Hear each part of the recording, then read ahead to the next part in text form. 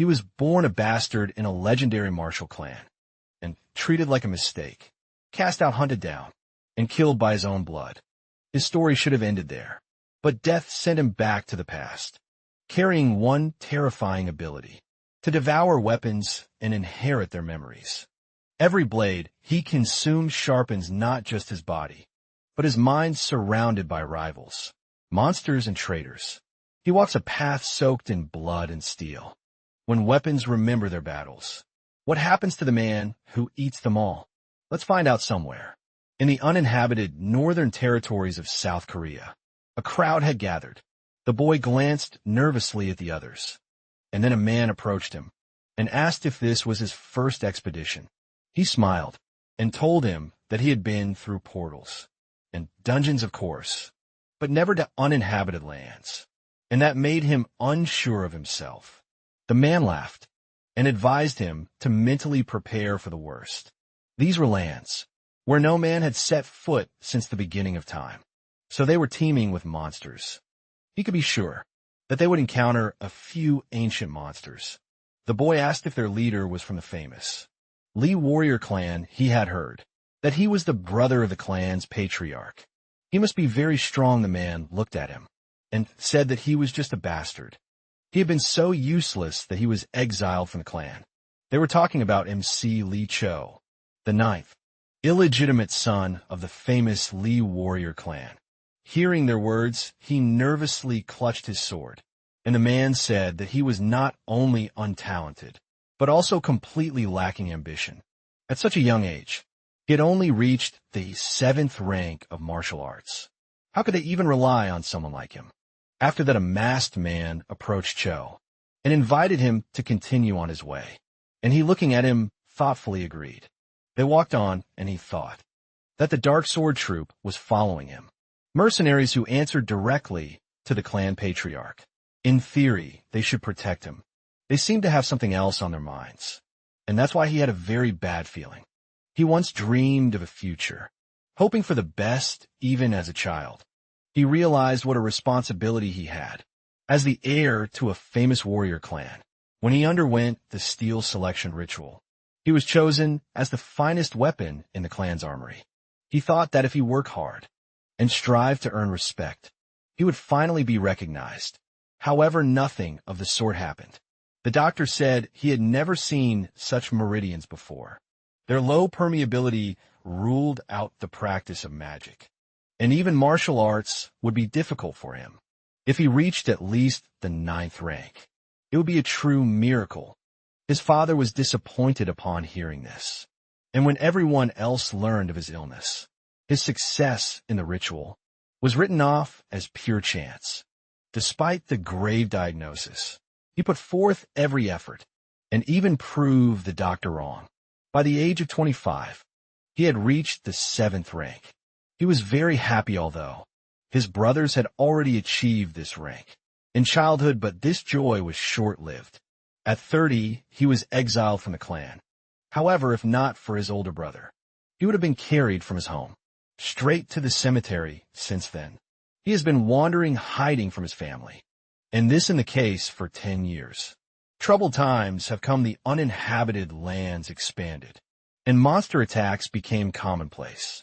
A crowd of homeless people was sitting in a tunnel. The wind picked up a newspaper, and it flew straight into the face of MC was sitting nearby. He read the news and learned that his father, a bodhisattva of the martial arts world, Patriarch Lee Tai-shan of the famous Lee family, had died, and then the Dark Sword Squad came to him. Joel cautiously inquired how they found him, and one of the mercenaries handed him a letter, saying that they brought him an order. MC sighed, thinking that they did not want to answer his questions and read the order. He was tasked with conducting reconnaissance of the uninhabited Zone B1, a task entrusted to him by Patriarch Lee Gunsong. Joel thought that this family would never leave him alone. His third brother inherited power. What about his older brother? The mercenaries said that they were expecting him at the site in an hour, and he asked them to wait. What about his older brother? They ignored his question, and he asked what the point of this mission was.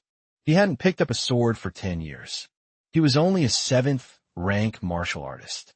One of the mercenaries turned to him and asked if he was refusing to follow orders. He put his hand on the sword, and MC thought that refusing to follow the patriarch's orders without a good reason was punishable by death, and so he agreed immediately after that. The two disappeared, and he clutched the letter in his hand and hissed curses through his teeth. And that's how he ended up here in this forest. The guy noticed something ahead and was surprised to note that there was an abandoned estate here. But where did this come from? One of the mercenaries said they would go inside, and they drawing their swords. Headed there as soon as they were inside. They saw a huge skull of some kind of monster, and a pile of human skeletons scattered next to it. The guys were very surprised by this sight, and suddenly the mercenaries' eyes sparkled unkindly. One of them gave a signal to the others, and they immediately rushed towards the swordsman. Before they could even understand anything, they were killed Cho, and the others became very worried. One of them exclaimed what they were doing, and the mercenary attacking them answered with a smile that they knew they were sentenced. He pounced on the guy and told him to consider it an honor, that the great Li clan was using him for their purposes. But before he could reach him, MC pierced his chest with a sword and then asked who ordered his murder. The mercenary obediently answered him that it was the patriarch. He ordered them to bring them here and painlessly execute everyone. He clenched his sword in his fist, crushing it, and then said with a smile that, of course, it would be painless only if they didn't resist, seeing that his wounds were healing. Chill was very surprised, and then the guy pounced on him from behind, wishing him death, but the mercenary was faster. He dealt with the guy with a swing of his sword and wanted to hit Chill, but he managed to fall to the ground in time. After that, the mercenary looked at him and said that it was pitiful to look at him. He expected more from him, even if he was only half Li. After that, he pounced on him, kneeing him in the chest with all his might, and he was thrown back at high speed. He hit his back on the monster's skull, causing blood to spurt from his mouth, and he gritted his teeth thinking that he couldn't. He shouldn't die like this. He looked around for a sword. A suitable weapon was sticking out of the skull, just right. He thought that this sword could slay a huge monster. Even if it had been lying here for a long time, it would still suit him. He grabbed the sword, but as soon as he pulled the blade out of the skull, it began to crumble into fine dust, and he stared at this sight in shock. The mercenary approached him and said that even from an idiot, he did not expect such uselessness of themes. He would honor him with an honorable death, only by the right of being Li. After these words, he swung the sword, wounding Chill in the back, and in his thoughts he turned to the heavens, saying that they were so cruel. From this blow, he immediately fell face down on the ground, and wondered, is this really how he will die? His whole life was a struggle, and then an endless escape. He fell and got up so many times. If only he could turn back time. Meanwhile, the strange sword almost completely crumbled and enveloped him in this black dust. And as soon as MC closed his eyes, he heard his father's voice. The patriarch asked, "Is this Yu Zhong's child?" What happened to her? His subordinate answered him that they found her already dead. MC opened his eyes slightly, and realizing that it was indeed his father, he was very surprised because he was dead. The patriarch looked at his son. MC was confused by the fact that he was so young, and so was the butler Choi. He called the two of them and held out his hands to them, but for some reason, instead of his own, he saw the hands of a baby. Looking at them closer, he realized that they were his hands, and this made him very surprised. He started waving his hands in panic and thought, what happened? He was killed. Is he already in heaven, or is he imagining it all? His father told the butler that while he is little, let him bear the name Young. He should assign him a nanny and guard from the Dark Sword Squad, and let him undergo the ritual of steel. With the 8th child, the butler clarified meaning immediately, but he's not ready yet, and his 8th daughter is only a couple of months older than him. Tahong looked at the baby and told him it didn't matter, and this made MC uneasy after that. They left, and he sighed with relief. He hadn't seen his father in so long. and had become unaccustomed to the oppressiveness of his presence. And yet what's going on here? This is too real to be a simple memory. And what they talked about really happened. He doesn't want to believe it. But if this is really so, has he really returned to the past? A few months after returning to the past, an important day arrived in the Lee clan. The ritual of steel weapons. Choose a clan representative. And this shows what talents they are endowed with. His father was once chosen by dozens of swords, and he became the best swordsman of his time. And his older brother was chosen by swords, scrolls, and a staff, and he became a famous battle mage. Now he will undergo this ritual. His nanny, Manga, dressed him up and said that he was so handsome. Today he is in a new place and doesn't even cry. He seemed so grown up, she took him in her arms and said with a smile that she was sure he would have an outstanding result. He has a great future ahead of him. He smiled and thought that the nanny was like a mother to him. But the hatred of one of the brothers led to her dismissal. That day, even despite the heavy rain, she was eager to return. So much did she not want to leave him. She was the only person who worried about him and was always by his side, but he would not allow them to be separated anymore. He touched her face, and when she hugged him, he thought with a smile that he would protect her at any cost. After that, a servant approached them and announced that everything was ready. And Gawa looked at Young, suggesting that he go. Soon after, the servant came to the patriarch and informed him that everything was ready for the ritual, and he, turning to the crowd of maids, said that they needed to go. After that, they all went out to the stadium, where a crowd of people had already gathered. The clan representatives glanced at the children, carried out by the nannies, and Young received special attention, as he was an illegitimate son brought in secret. Baek-yuan, the clan matriarch, frowned slightly at him, and Lee Tai-hong, the patriarch's advisor, smiled. The heirs behaved with restraint.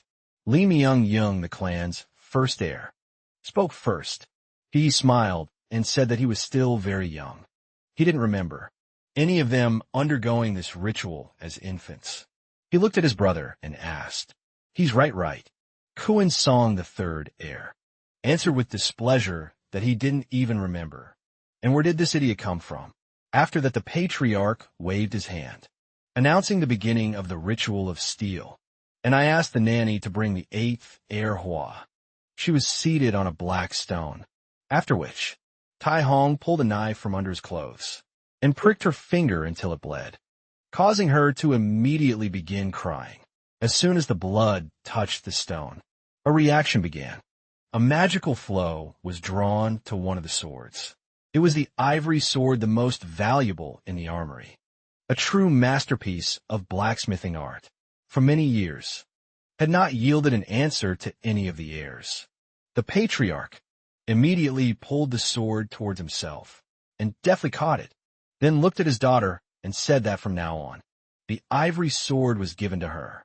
The servants were very happy and congratulated Hwa-yeon. She had given the Lord another talented child.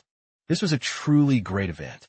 She smiled and thanked them, and as soon as it was Young's turn, her face immediately took on a serious look.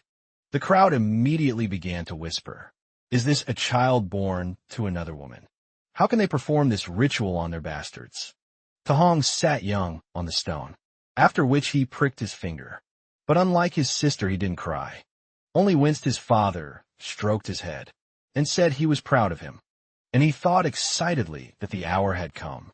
In the past, he had been chosen by a heavenly ranked sword. A pure echo, his blood fell on the stone, and he wondered if everything would be the same as in his past life. A few minutes ago, while everyone was whispering about this bastard, Yan's face only darkened, and Tai-hong noticed the cold fury in her eyes. The fruit of his brother's secret affair. Nothing surprising, he felt sorry for this boy. A difficult fate awaited him as a bastard. He would have a very hard time in this family. At that moment, the chief elder, Lee Cho-young, approached him and said that he saw that he had become very interested in this illegitimate child. Ta-hong looked up at him and greeted him nervously, thinking that he didn't know what was going on in his mind, so he had to be careful. The old man asked if the Lord had brought this child.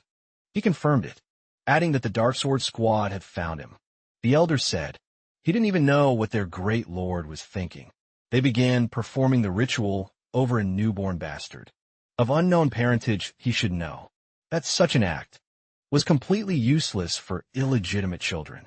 Taehong clenched his fist angrily and asked what he had said. Shul Yung apologized to him insincerely, of course, and said that too many knew the story of how he, also an illegitimate son, was not chosen by any weapon. A bastard is still a bastard. He slammed his cane on the floor and said that a bastard should also know his place. Taehong couldn't stand it anymore. He raised his voice at the elder and told him not to forget himself. He wouldn't tolerate this. The old man wasn't listening anymore. He stared at the ritual site with wide eyes, and Taehong glanced over as well. A very bright flash erupted below, and the old man asked in shock, "How is this even possible?"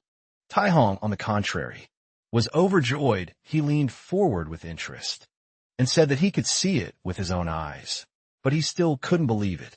All the weapons lit up, and they all chose MC. The blood spirit spear, the fused sword, the divine crossbow of the sensitive dragon relic. All of them reacted to his blood. Someone exclaimed that it was impossible. Even weapons that already had owners reacted to him. Even Myung-jong's sword lit up, and he asked in surprise, "How is this possible?" He turned to his brother with a smile and asked, "Isn't this a miracle?" Their younger brother must have incredible talent. He agreed with him without any interest, while the crowd began to ask each other in confusion what had happened. Illegitimate children cannot have talent, but the ritual of steel does not fail. Taehong ordered everyone to be silent, and silence immediately fell. He said that according to the law of their clan, all the weapons that Young chose are given to him. However, the situation is unusual, so he will listen to their suggestions. His brother raised his hand and said that he had an option. He smiled and continued, saying that such is the law of the clan. But giving this child all the weapons would destroy the very meaning of the ritual of steel. This ritual should last generation after generation. Perhaps they will let him choose his own weapon. Taehong liked his proposal and, snapping his fingers, he took all the weapons. Then his son sat him down on the floor and, laying out all the weapons in front of him, told him to choose MC. Was surprised. He didn't understand why everything had gone differently than before. But for him, it was very good. He wouldn't miss his chance. After that, he confidently crawled forward.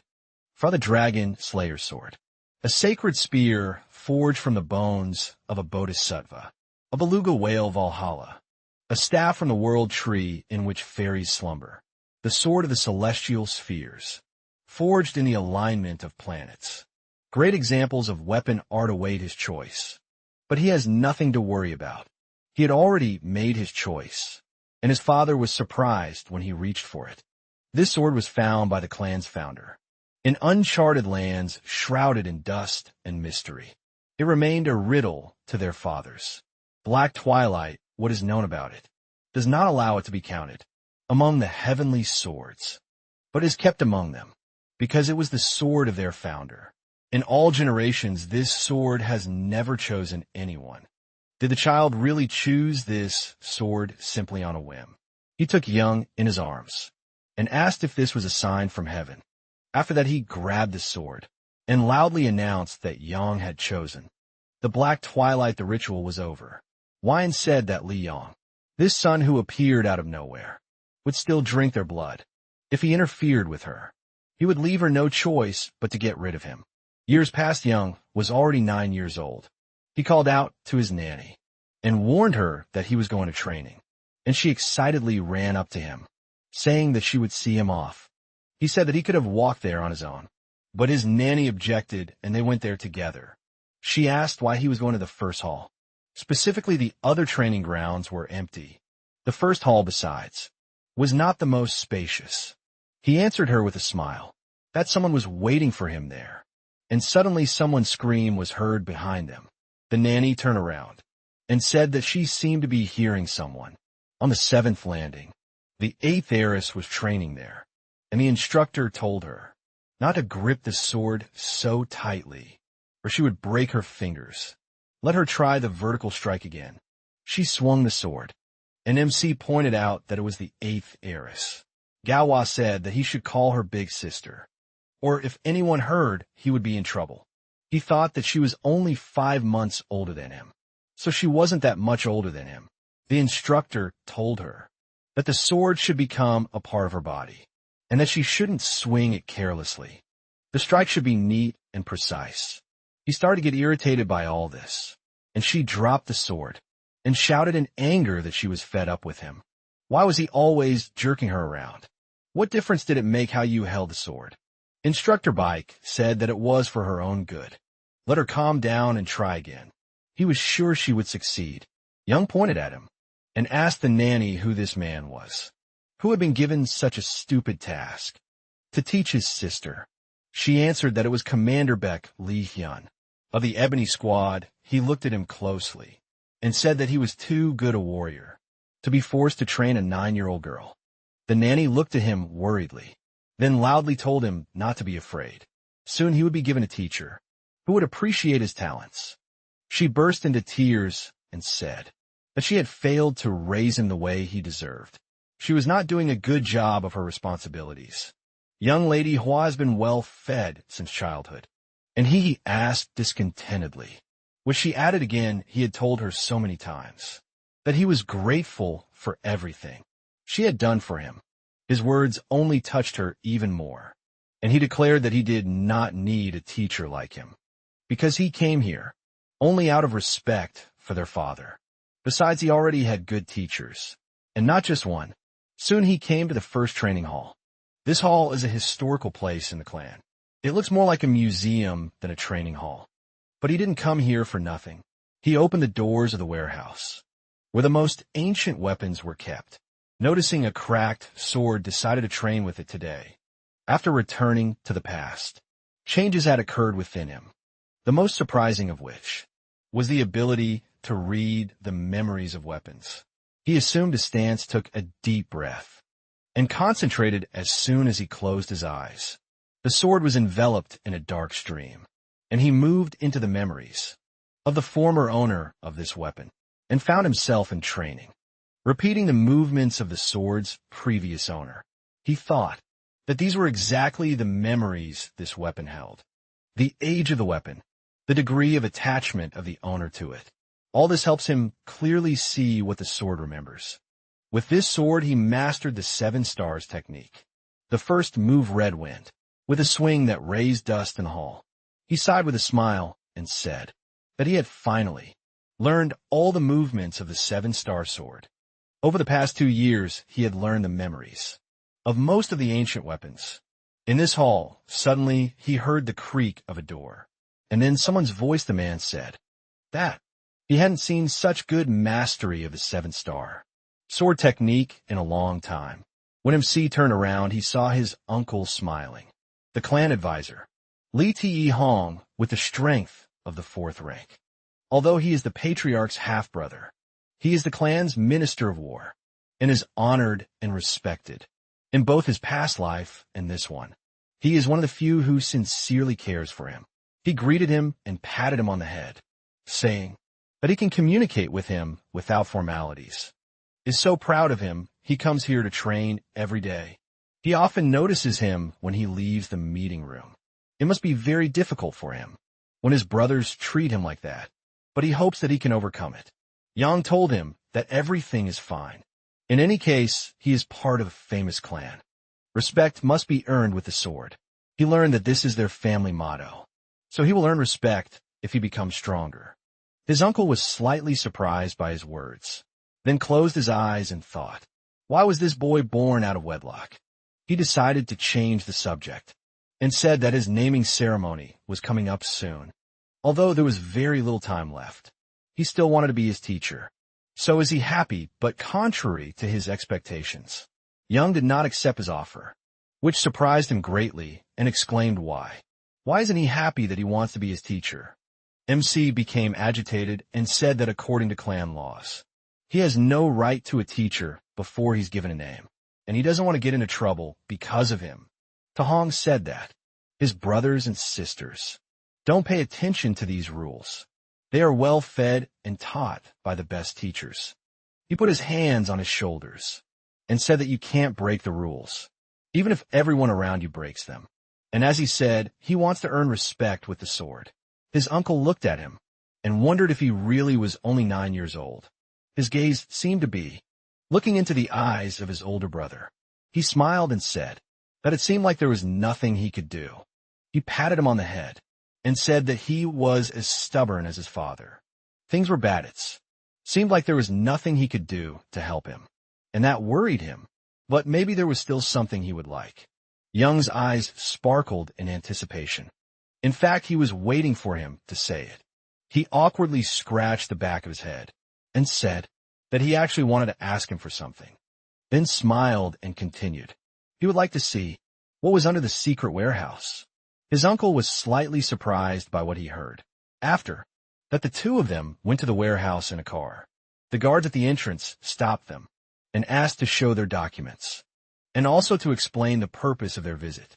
Tai Hong introduced himself and said that the purpose was to audit the warehouse, after which he handed him his documents. He pointed to Young sitting in the back seat and said that the youngest heir of the clan was with him and that he wanted him to see how the adults worked. The guards allowed him passage, and as soon as they were inside, MC began to look out the window with admiration and thought that he should act as if he was interested in everything he asked. Is this the secret warehouse?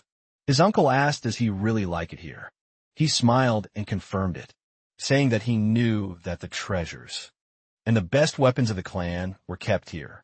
After that, he glanced out the window and thought that he was looking for something specific.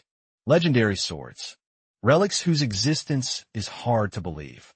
If someone is looking for such things, they will tell them that they are definitely in the Lee Weapons warehouse. When they were inside the building, Young couldn't stop looking around with admiration, and his uncle pressed the elevator button, saying that there were weapons stored in the basement of the warehouse that needed to be isolated for various reasons. Young's eyes sparkled, and he said that he heard that there were weapons of a monstrous rank there that devour their owner. His uncle smiled and remarked that he knew a lot. You take a weapon in your hands, and it devours your heart and body to the bones. Words made him uneasy, and he asked if he was scared. He immediately began to deny it, and Taeyun told him not to be afraid. He couldn't go there anyway. He would go to the upper floors on business, and he could look around here for now.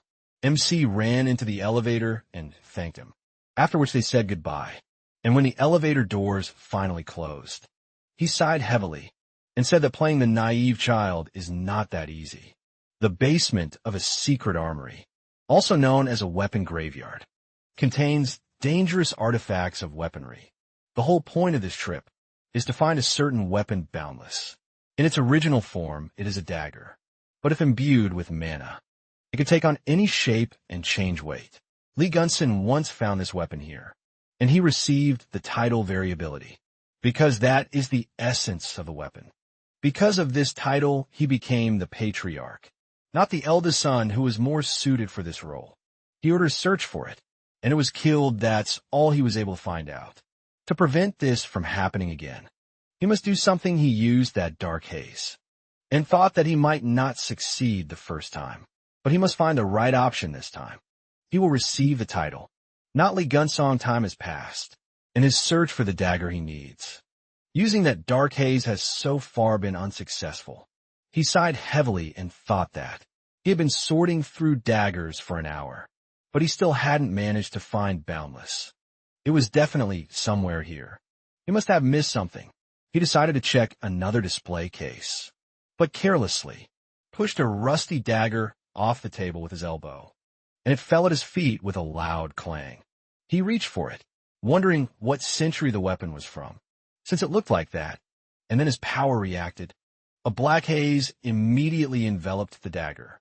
Young didn't understand what was happening, and when he blinked, he saw that he was in a completely different place, in the middle of a pile of dead people. He looked around and thought Are these the memories of this dagger? They are not like anything he had seen before. So realistic, as if he was really here. Suddenly he felt someone's presence behind him. He immediately turned and stared at the huge creature that appeared in front of him. It was something terrifying, something that made his blood run cold. An ancient monster that had once emerged from a blue portal. It had devoured entire civilizations long ago. It was an apocalyptic-level monster. His legs trembled in fear, and he backed away, thinking it would kill him. How could he even hope to defeat it? He realized he needed to run, but his legs wouldn't hold him up, and he was terrified. He heard footsteps behind him. It was a man. MC glanced at him, wondering where this man had come from, and he immediately rushed forward, pushing off a pile of bones. He leaped high into the air, towering over the monster. He then swung his sword and sliced the creature in half with his demon slash technique. Immediately after, the ancient monster's body exploded, its fragments flying around, and Young was covered in a rain of blood. He was shocked that this man was able to cut him with one blow.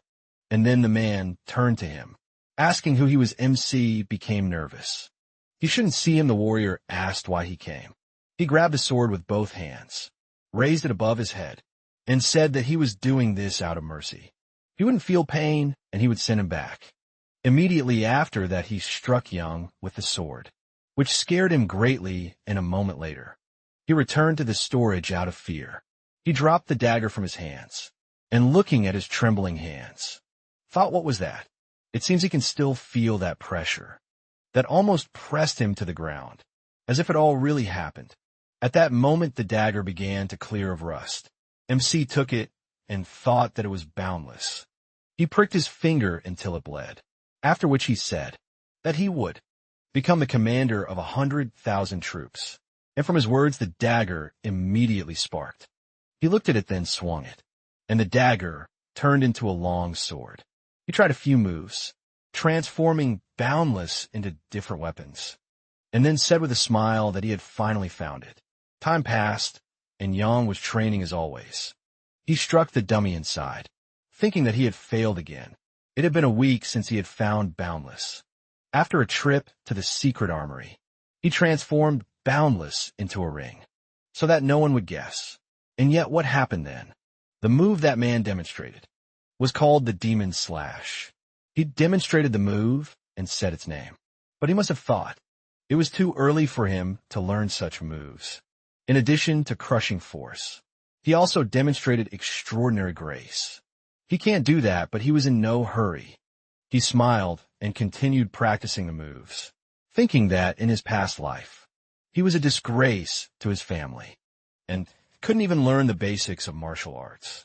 This is only one move so far, but this is his first time touching the ancient martial arts.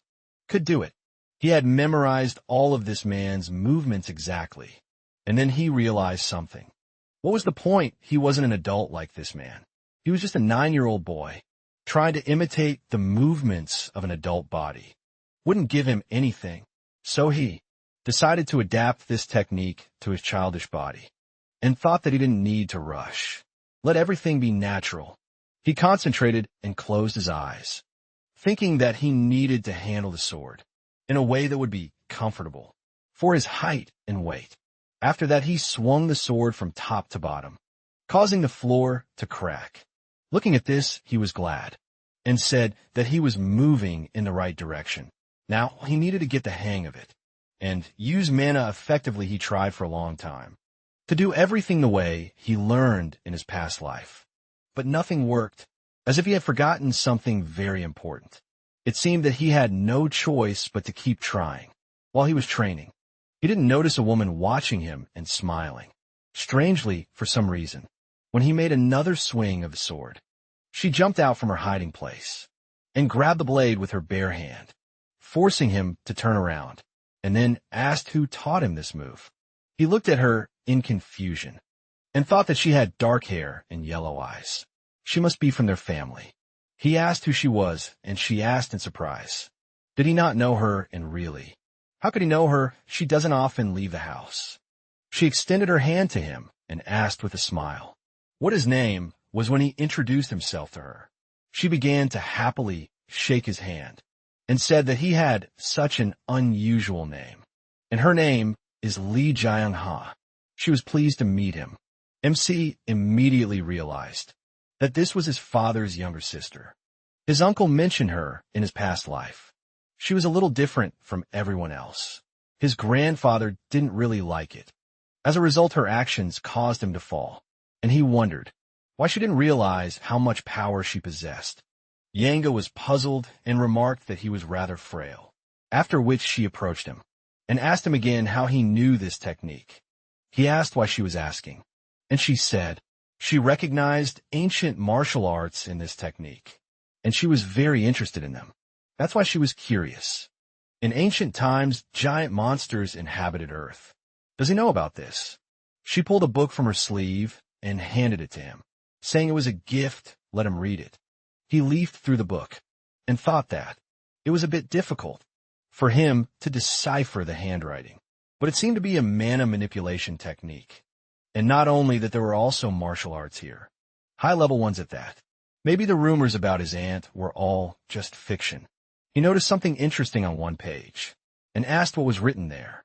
She immediately smiled and told him that it was an ancient technique for mana control through energy channels.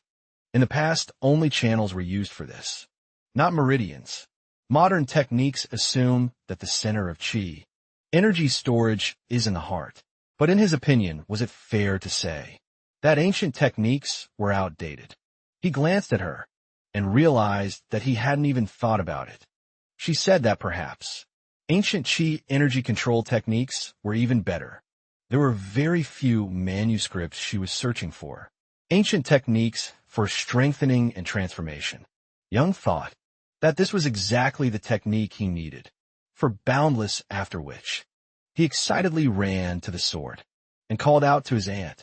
As soon as he took the weapon in his hands, he concentrated and directed the mana to distribute from the heart throughout his body. He needed to prevent it from returning to the heart. Let the mana remain in the channels. This was what he lacked to understand this man's technique. After that, he swung the sword, thinking that now everything would work out for him. And it really did. The blow was very strong. He looked at the broken floor and was very happy. And then his aunt excitedly grabbed his shoulders and exclaimed, "Was that an amplification technique?"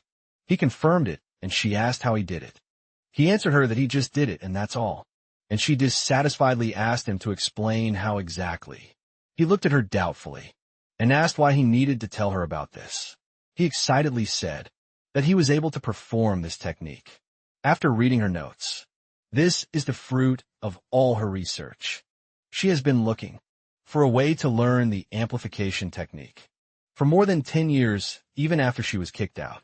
What should she do to get him to tell her about it? He thought for a moment and then asked her to promise him 3 things first. Let her not talk about him with anyone, without his permission, even with her father and uncle. She asked the reason, and he answered her that he does not like it when people talk about him. Behind his back, she looked down and said that it sounded so familiar to her. He noticed that she said it so sadly. Secondly, she can't lie to him. They have to trust each other, and he won't lie to her either. She touched her temple in confusion, then agreed and asked what next. After that, he told her his 3rd condition. A year passed while he was training with weapons. An excited nanny ran up to him, waving a letter. He asked what happened, and she, catching her breath after running, handed him the letter. Gionia became curious about what was in it, and MC thought that he finally received it.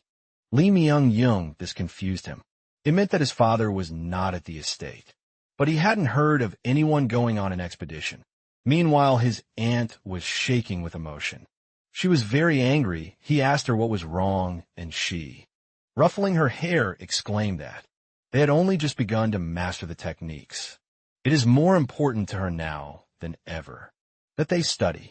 He would be staying at the ceremony for a long time. He didn't need to go there. He remained silent and thought that it had been a year since they made a deal and were researching mana management techniques. Together, modern techniques suggest that the heart is the center of energy accumulation. while ancient techniques suggest that energy accumulation should be carried out evenly throughout all channels, and they invented a method that takes the best of both techniques.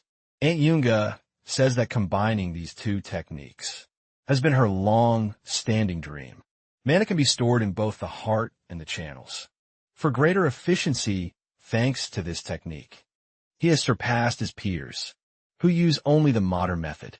He was distracted from his thoughts by his aunt's plaintive voice, asking him not to go there, as studying mana techniques was much more fun.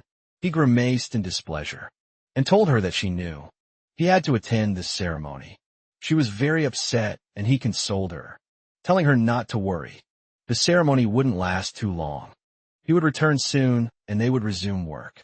She looked at him with a puzzled expression and said that he would have training after all. He confidently said that he would combine training and studying mana techniques. After that, he went to class with the Aetheris. They both climbed into the capsules, and their teacher, a member of the Blood Tiger Squad, Jang Wook, said that first they would have to withstand an onslaught of magical attacks for half an hour. Sparks appeared around Young, and the teacher thought. He noticed again that he had changed. He was sure that the bastard would not pass this test, since he had not been provided with any training. But right now, he was repelling magical attacks using mana control.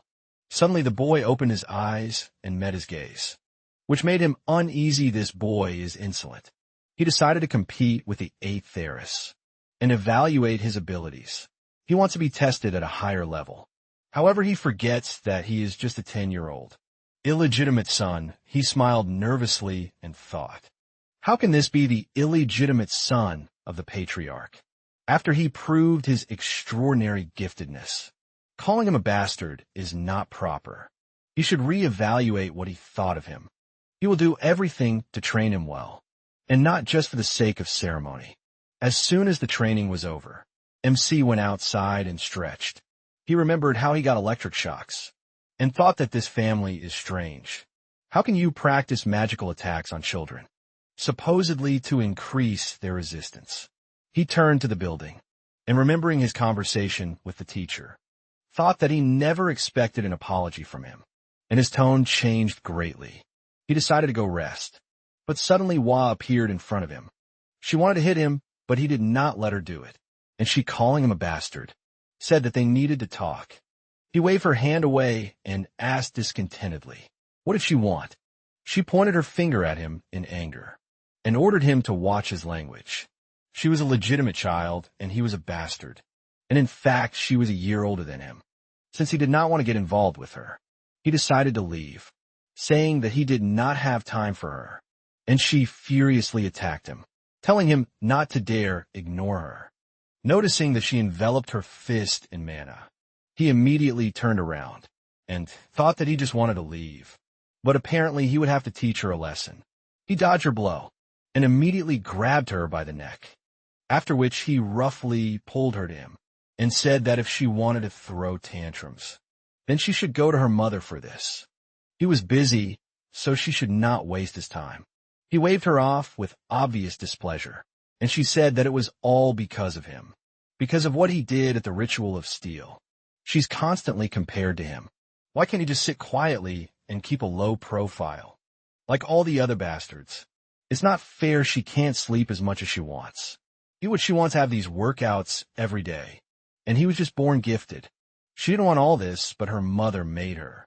Realizing she'd said too much, she immediately shut her mouth, and Young said that it was probably convenient for her to blame her mistakes on someone else. That's right, he's a bastard, just like she says, and he can't afford that luxury. If she doesn't like getting up early, then she shouldn't sleep. If meager food doesn't help her, then she should give up eating altogether. If she hates him so much, then she should do everything to become better. Maybe then he'll apologize to her. Those are the rules of this family. He headed for the exit, and she, clenching her fist, quietly called him an arrogant idiot. After which, she screamed that she would tear him to shreds. At the ceremony, did he understand everything? She will make him apologize, so let him not forget his promise. He turned to her with a smile and said that maybe this day will come. Time passed. Hua went to the 7th training hall and decided to visit her mother. Noticing her, the maid excitedly greeted her, and she asked them all to leave her alone with her daughter when she entered the training hall and saw her furiously swinging her sword at a target. She asked what she was doing. Hearing her voice, her daughter immediately turned to her excitedly and lowered her head nervously, answering that she was training Why.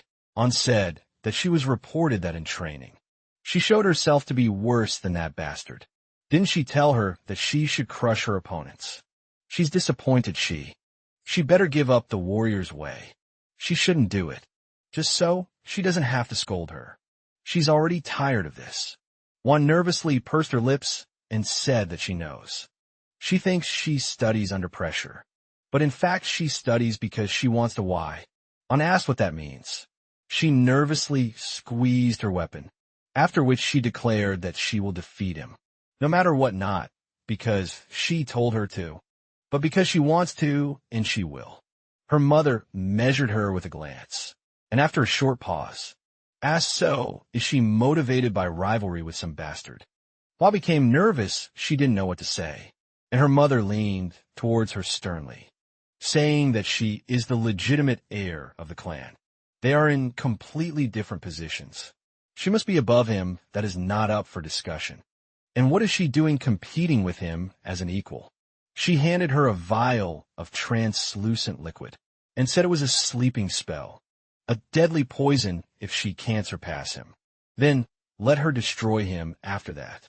She placed the bottle in her hands and left, saying at the end that this is the custom in this family. Time passed. Nanny checked the website with Young's training results, and shocked said that it was impossible. He had first rank in mana technique, weapons, and the written exam. He smiled and asked if she wasn't worried about him now. She was very happy and hugged him, saying that he achieved everything himself. He did so while he told her not to say that. After all, she had helped him so much. At that moment, loud, rapid footsteps were heard outside, and they both exchanged surprised glances, after which Kyung-ah burst into the room, happily, telling her nephew that it was time for training. He told her that he had actually just come from there, and she said that training with techniques helps relieve fatigue. He looked at her doubtfully and said that he had never heard of such a thing, and she looked away hesitantly, saying that it was probably true. He sighed heavily and said that he wanted to show her something anyway. She looked at him in confusion at first, then realized what he was talking about, and exclaimed in surprise. He got his first star. Typically, the study of mana techniques is divided into 3 stages. The iron body stage, in which a person strengthens their physical form. The Qigong stage, in which Mona is transformed. And the stage of supernormal abilities, when the level of mastery of mana techniques allows one to demonstrate things inaccessible to an ordinary person. But the method developed by his aunt is different. Even at the first stage, one can achieve supernormal abilities. So she divides the stages of studying mana techniques into stars. She checked his energy and said that it was definitely 1 star. And how did he master directing energy through the channels so quickly? She thought they still needed a year to work on it. He told her that he learned it during their training. Whenever he thought about it, he shuddered. He tried to maintain control of his heart and the channels at the same time, which almost ruined his balance. It turned out that it was unnecessary. Mana is like water. It has a natural fluidity. He realized that. Their bodies were designed as vessels for mana. Kyanga looked at her hand, thinking about it, and then said with a smile that she thought she could do it too. Maybe not as fast as him, but still. He sighed with a smile, thinking that it was good that she understood this. And suddenly she hugged him very tightly and thanked him for his help. She squeezed him so hard that she almost broke his ribs, and then said that now they would move on to achieving 2 stars. He asked exhaustedly. So quickly she said that he got 1 star. But he understands that this is not the same as passing the iron body stage. He agreed with her, and she asked what he does best. He thought about it and wanted to say that it was fencing, but his aunt also said that she didn't think so. He looked at her in surprise and said that she had never seen him at fencing training. She answered him that in fact she had seen everything. When she was especially bored, she would look in on him, and she believes that he has an ability much more outstanding than swordsmanship. Mana techniques are his strong point. He looked at her in surprise, and she said that he has an incredible talent for mana techniques. Everything else is incomparable. She has never managed to teach this to anyone yet. They didn't succeed and just gave up. He looked at his hands and thought, a talent for mana control. They laughed at him in his past life for being such a complete zero. She pointed a finger at him and said that's why. She didn't think it would take him any more effort to earn a second star. If he can do this, the naming ceremony will be a cakewalk for him. After that, she happily turned around and said that from now on, she would be teaching him real techniques. So he should pay attention. He agreed with a smile, then stood up and asked what the box next to her was. She glanced at it, then patted it with her hand, and something flew past Yang's face at high speed, wounding his cheek. His aunt, who had just thrown a metal core at him, said with a smile that she brought it for training. He must learn to control mana while moving. Controlling it while standing still is useless. She tossed 3 metal cores in her hand, and with an eerie look, suggested that her nephew quickly begin. The understanding of what was about to happen made MC feel uneasy. Soon after it was time for more training. He and Hua came to the arena, and Li Junquan, the leader of the Blood Tiger Troop, approached them. He said that he would teach them the martial arts of the honorable. Li clan first. Let them choose a weapon and approach it. They had 1 minute, so let them not hesitate. They both immediately descended from the arena and ran to the weapon racks. While they were choosing weapons, Yang noticed Hua glancing at him. He turned sharply to her and asked irritably why she was looking at him like that. Did she want to tell him something? She became flustered and told him that she did not want to say anything, after which she whispered, he will choose a sword right. He sighed and told her that this was not so, after which he took a spear and several swords. And she said with surprise that he took a sword at every training session, seeing his set of weapons. The instructor gave him a displeased look and asked what that meant. MC replied that he himself had told them to choose a weapon. Yun Quan explained that he had told them to choose the weapon they used the most, and he had replied that that was the weapon he used. The man remained silent, then turned around and said that he thought he was smart, but he was a fool, and what a fool he was. He stopped in the center of the arena, pulled a spear from his back, and told them to remember everything he said. He said that he would teach them the clan's martial arts, but it would not be stances and techniques. The clan has secret knowledge of techniques. Called enlightenment, they already know the basics. So it's time to teach them the secret techniques. There is a sixth sense hidden in their blood. It needs to be awakened, and that's what he will do. He assumed a fighting stance and advised them to awaken their sixth sense. As soon as possible, Hua felt uneasy. She asked Yang what he was going to do, and he advised her to prepare, if she didn't want him to kill her with one blow. Before he could finish speaking, the instructor rushed past him at high speed, but he noticed it at the last moment. A strike followed immediately afterward. Zhang Quan knocked him away with his spear, and he looked at him nervously, and he smirked and asked, so did he manage to block it? MC landed and wondered if they would have to go through this again. In his past life, he couldn't handle this training, but this time everything would be different. Pushing off the ground, he rushed towards the teacher, but it was no use. Days passed. The training continued, but each time they both suffered defeat. Yung Quan swung his spear, knocking Young away, and at that moment, Hua decided to attack him from behind, and for some reason screamed loudly. The man immediately turned to her and struck her with a spear. MC meanwhile landed and looking at them, thought that they had been training like this for a month, but this is training that leaves them with broken bones and internal injuries. This is not what should happen to a 10-year-old. But he is not going to whine. He is starting to master his training. Time passed was suddenly opened her eyes and stood up, asking if she lost consciousness again. Young confirmed this, adding that this had happened 22nd time. He for one had only lost consciousness 16 times. She exclaimed, irritably, that she should have been more careful, and Young Kwon glanced at them, thinking that the 8th heiress had high endurance. He sometimes used force even beyond measure, but she never received serious injury. And this illegitimate son, he sensed something special in him from the first day. At first he took him for a fool, because he brought several types of weapons at once. As it turned out, he is equally proficient in them. A month has passed, and it seems that he is finally starting to understand something. It's quite interesting he approached them, and said that the lesson is not over yet. Let them return to their starting positions. Another fight began. They were both already exhausted.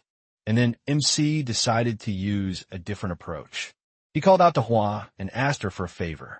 On his signal, she should hold him with a block. She asked why she should do it, and he told her that if she does not want to, then she does not have to. He just had the idea to fight back against him, at least once since she also wanted to do it. She could not refuse and asked if he was sure. He nodded to her, after which she rushed to the instructor, shouting that he would owe her. He ran after her and thought that at his level, he did not have the slightest chance of defeating him. But there were two of them, and at least he could take advantage of that. Young Kwon spun his spear and suggested that teamwork wasn't a bad idea, but only if they could succeed. Young lunged forward. The instructor dodged his blow and immediately countered, and MC decided to parry. The man smiled and ran toward him, and while he parried the teacher's blows, he signaled to Hua she had been nearby the whole time, waiting for the right moment. When she lunged at him in midair, Young retreated and tossed the spear aside, then picked up his sword, and thought there was only one way to properly counter. The strongest attack Boundless had given him was the slicing demon. He ran toward Zhang Quan, who at that moment threw the 8th air away. Noticing this, the man was slightly surprised, then immediately braced himself for his strike. But MC wasn't going to hit him with the sword. He let go and clenched his fists. Then he struck, thinking that it would definitely work. He grinned and looked up at his hand, which he had managed to grab, and asked did he actually block his blow. But the joy was short-lived. His body was immediately struck by severe pain. His back hit the wall, which cracked, and the instructor said that it took 37 days. Let him accept. His congratulations finally awakened his sixth sense. However, he still has a lot to learn. He caught Hua and tossed her to him, then walked away with a smile, saying that the lesson was over for today. Hua was very angry that their plan didn't work. While they were arguing, Jun Quan looked at the bruise on his palm and thought that he used mana, but this guy still broke through the block. He has a rule not to use mana, but this time he had it, even if only a little. He's a smart boy and understands combat tactics. His older brothers should be wary of him. On the 47th day, Hua also achieved the goal of awakening the sixth sense. And at that point, teacher Li Jun Guan finished working with them. Young had time to rest and reflect on the knowledge he gained. And then one evening, his older brother Myung Young came to him. He was the patriarch's first son, received the title of Double Star, and holds rank 2 in both martial arts and magic. People feared and respected him, but for him, he was his only beloved brother. They decided to talk over a cup of tea. Young Young apologized to him for not being able to pay attention to him earlier. He was very busy. MC said everything was fine, and his brother smiled, asking if he was seeing him for the first time, but immediately recognized who he was. He replied that he was only his half-brother, but he couldn't help but know what his older brother looked like.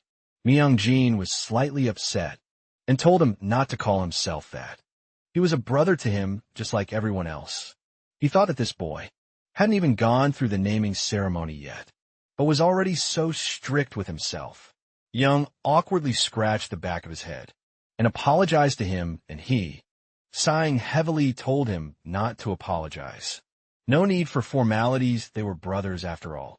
MC agreed with a smile, and he thought that he had always been this kind. Myung said that in honor of their first meeting, he brought him a gift he bought in France. When he studied at a magic college there, it seems that it will be more useful to him than to her. He took a vial from his inside pocket and said that it was a miracle medicine called Nectar of the Gods. Yang was very surprised by such a gift. It was the most expensive healing potion. French magicians can only produce half a liter a year. He took it and said that it was so expensive, and he was so grateful. Myung was very surprised by his words, and after a short pause, said that he was so different from the others. All their brothers and sisters saw him only as a rival. He wasn't used to this, but he was glad he wasn't like them. MC said he was wrong, which slightly took his brother by surprise. He said he couldn't say he didn't see him as a rival. Still, he realizes that they are the heirs of the Lee clan and can't help but compete. So don't let him think that he is just as cute. Little brother who knows. Maybe he will grow up to be his strongest rival. He hopes they will have a fair competition. Brother laughed, then patted him on the head and said that he agreed. He will wait for that day. Young smiled back and thought that this was his older brother, who truly cared about him. This time, he would protect him from them. In a few days, it was time for the second stage of the naming ceremony of the venerable Lee clan. Jiachengdu Island. On this island, the color of the soil changes, depending on the concentration of mana in the air. Since ancient times, this is where the Lee clan ceremonies have been held. While they were sailing to the island, the man decided to explain to them what awaited them there. They must survive on this island, together for 3 weeks. This will prove their resilience. Pointed to the bracelets and badges, and said that these items would help track their location, so it was undesirable to take them off. After 3 weeks, they would be picked up from here. They put on the bracelets, and he dropped them off on the shore and left, wishing them luck when they were alone. Paul looked at Young and said that she wanted to tell him something.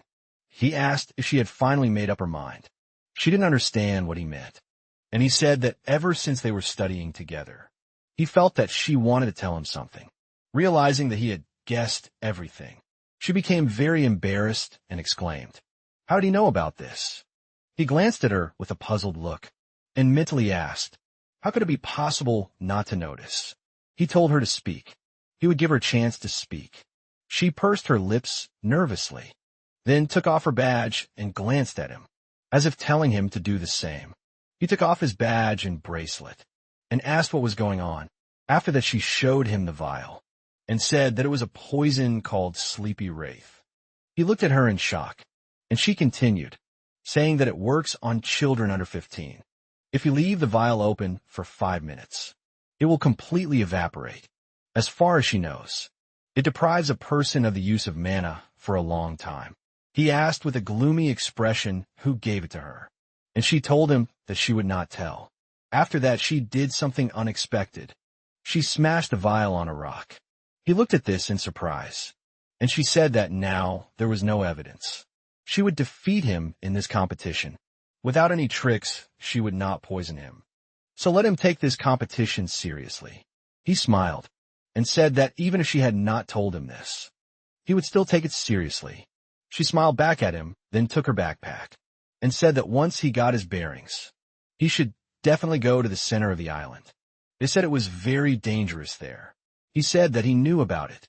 Was she worried about him? She immediately started getting angry and denying everything, saying that she was only worried that he wouldn't die. Before she could settle the score with him, suddenly a loud roar was heard. She immediately calmed down and looked towards the forest, saying that they had to go already. Just hope he didn't die on the way. She said goodbye to him and walked along the shore, and he, looking after her, thought that he wasn't going to wander along the shore. He was heading to the very heart of the island. Time passed, it turns out. They were being watched from a special room. Someone looked at the screen and said that Eighth was doing great. As expected, she had already completed the first task to hunt. She had killed quite a lot of creatures, and this was her first real fight. The elder stroked his beard and said it was natural They should remember who awakened her sixth sense. She is destined for success. 47 days right.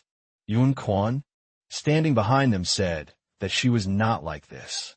At the beginning of her training, he expected to achieve her enlightenment. In less than 2 months after that, he thought she was a gifted girl, but nothing out of the ordinary. However, someone motivated her to achieve her goal much earlier. Now, they decided to observe the ninth. The elder looked at the screen puzzled and asked what the hell this boy was doing. Yun Quan suggested that he was looking for a safe place to spend the night, and disapproving voices immediately spread throughout the room. Someone said he was scurrying like a rat, in search of comfort, and this was supposedly the heir to the venerable Li clan. Myung sternly told them to stop. This is a dangerous environment, and finding a safe place in it is a far-sighted decision. He does not deserve blame. One of the observers coughed awkwardly into his fist, hesitantly agreeing with him, and the man next to him laughed nervously and told the heir to ignore it. It's just that their expectations are inflated, thanks to the success of the eighth heiress. The elder said that in a venerable clan, mediocrity is a grave sin. He's right. The others agreed with him. The heirs of a respected clan have no right to be like mere mortals. Myung-jun clenched his fist and thought that the child was being mocked. For who he was born to, their family had fallen very low. Or maybe it hadn't fallen at all, but had always been like this. He looked up at the screen and wondered what he was up to. He was heading straight for the center of the island. He glanced sideways at his uncle, and seeing how nervous he was, realized he wasn't the only one thinking about this. What was he up to? MC, meanwhile, had found a small cave, and this place seemed suitable for his hideout. First he lit some medicinal herbs inside, then covered the entrance with leaves. The onlookers noticed he was hiding well. Suddenly the elder's eyes widened in surprise, and he saw Yang remove the tracking devices, and then cover them with a leaf, blocking their entire view. The elder excitedly told him to stop, as if he would hear him, and when the connection was lost, Zhang Quan's loud laughter rang out. In the ensuing silence, he couldn't help but laugh, saying he was as unpredictable as ever, while Myung and Tae Huang sighed heavily and clutched their heads. MC, meanwhile, thought they shouldn't see this hidden from prying eyes. He took out Boundless and said with a smile that now he could do whatever he wanted. He got a better grip on the dagger and decided it was time to get down to business. And that business turned out to be cooking. Only something seemed off with his dish. He looked with disgust at the boiling, thick liquid in the cauldron, and thought that it looked like it would be ready soon. What a disgusting thing. Who would have thought that this was tea, made from manna leaves in his past life? He didn't have enough gold for even the most basic elixir. It's good that he learned a thing or two from his herbalist stand. This island has a huge abundance of mana plants, so he should definitely use this opportunity to increase his energy potential. So she said, so he will have to drink this tea for the mana. He looked into the cauldron, preparing to drink this disgusting thing, and got to work by late afternoon. He had finished this tea. It was terribly difficult for him. He sat down on the floor, looking exhausted, and thought that this was simply hellish disgusting, and so began a 3-week battle for survival. The 18th day of the naming ceremony. Myung Jong's office. Yu Jong-hoon entered the office and asked Master, "May I come?" Myung Jong, filling out paperwork, glanced at the door and motioned for him to pass. Jong-hoon passed and apologized for disturbing them. Myung Jong smiled and said his expression showed he brought bad news. The deputy captain of the Azure Squads, reporting directly to Myung Jong, placed his hand on his chest and said that a large group had crossed the northern border of the Republic of Korea. He expected them to start causing trouble in populated areas, but so far they had taken no action. The problem was that the Li clan's mana stone mines were only 2 days' walk away. Myung-jin considered this. These wanderers usually terrorized remote, guarded settlements. Then he said, these hygienists would never have set foot on Li clan lands. Without a specific plan, Zhang Yun added, the appearance of wanderers can be deceiving. There must be some power behind them. My engine tapped the document and said he had been informed that the Nine Dragons faction was gathering forces in the northern borderlands. Nine Dragons, a large faction that rules the Central Plain. They often provoke the Li clan by invading their lands. Man Yung thought it seems there was a leak about their father being absent from the estate. What better time to attack them now? And he asked if their scouts already know about this. Johann replied since. He had ordered the situation to be closely monitored. They knew about it before the scouts. Johann rose from the table and said, all right. You should share the information and work together. They need to learn more. He walked to the window and added, he had a feeling this was no simple bandit raid. He looked out the window and wished he were wrong. Meanwhile, a magical symbol appeared on the ground in the forest, generating energy that created a rift in space. Nishiyama Shugo emerged from it and, looking at the moon, said that 2 nights were more than enough, since the task was to kill just one idiot. Meanwhile, a dragon-like monster, a 7th-ranked Draco, advanced. The protagonist, breathing heavily, held his sword out before him, and then Draco opened its mouth and unleashed a powerful stream of fire. The protagonist dodged sharply, sighing loudly, then concentrated his energy and ran forward toward the monster, swinging his weapon and then with a loud cry, delivering blows that cleaved the demon. He struck the monster down and then, sighing, said that Draco was truly a powerful creature if he had encountered it in the first days. After arriving on the island, he would have killed it with a single blow. He reflected that for 19 days, he had been searching for Draco's lair in the very center of Jiak Chengdu Island. But staying here too long is a waste of time. He then sheathed his sword, then turned to the side, and thought that he had come here for a reason. He walked forward and thought again. He crouched down behind a tree and thought that he knew it. He looked at the rank 8 monsters, lizardmen. He thought that something strange had been happening. Since yesterday, he kept encountering lizardmen, although they usually lived closer to the coastline, and when he tried to engage them in battle, they simply fled. Lizardmen did not have developed intelligence, which meant that in this case, someone was controlling them. If so, then he abruptly charged, pointing his sword forward. The lizard men began to scream loudly and run in the opposite direction. MC rushed after them and said that he thought so. Then he decapitated one of the monsters and thought that once could be written off as an accident. But not anymore. He defeated a few more monsters and thought he should keep an eye on them.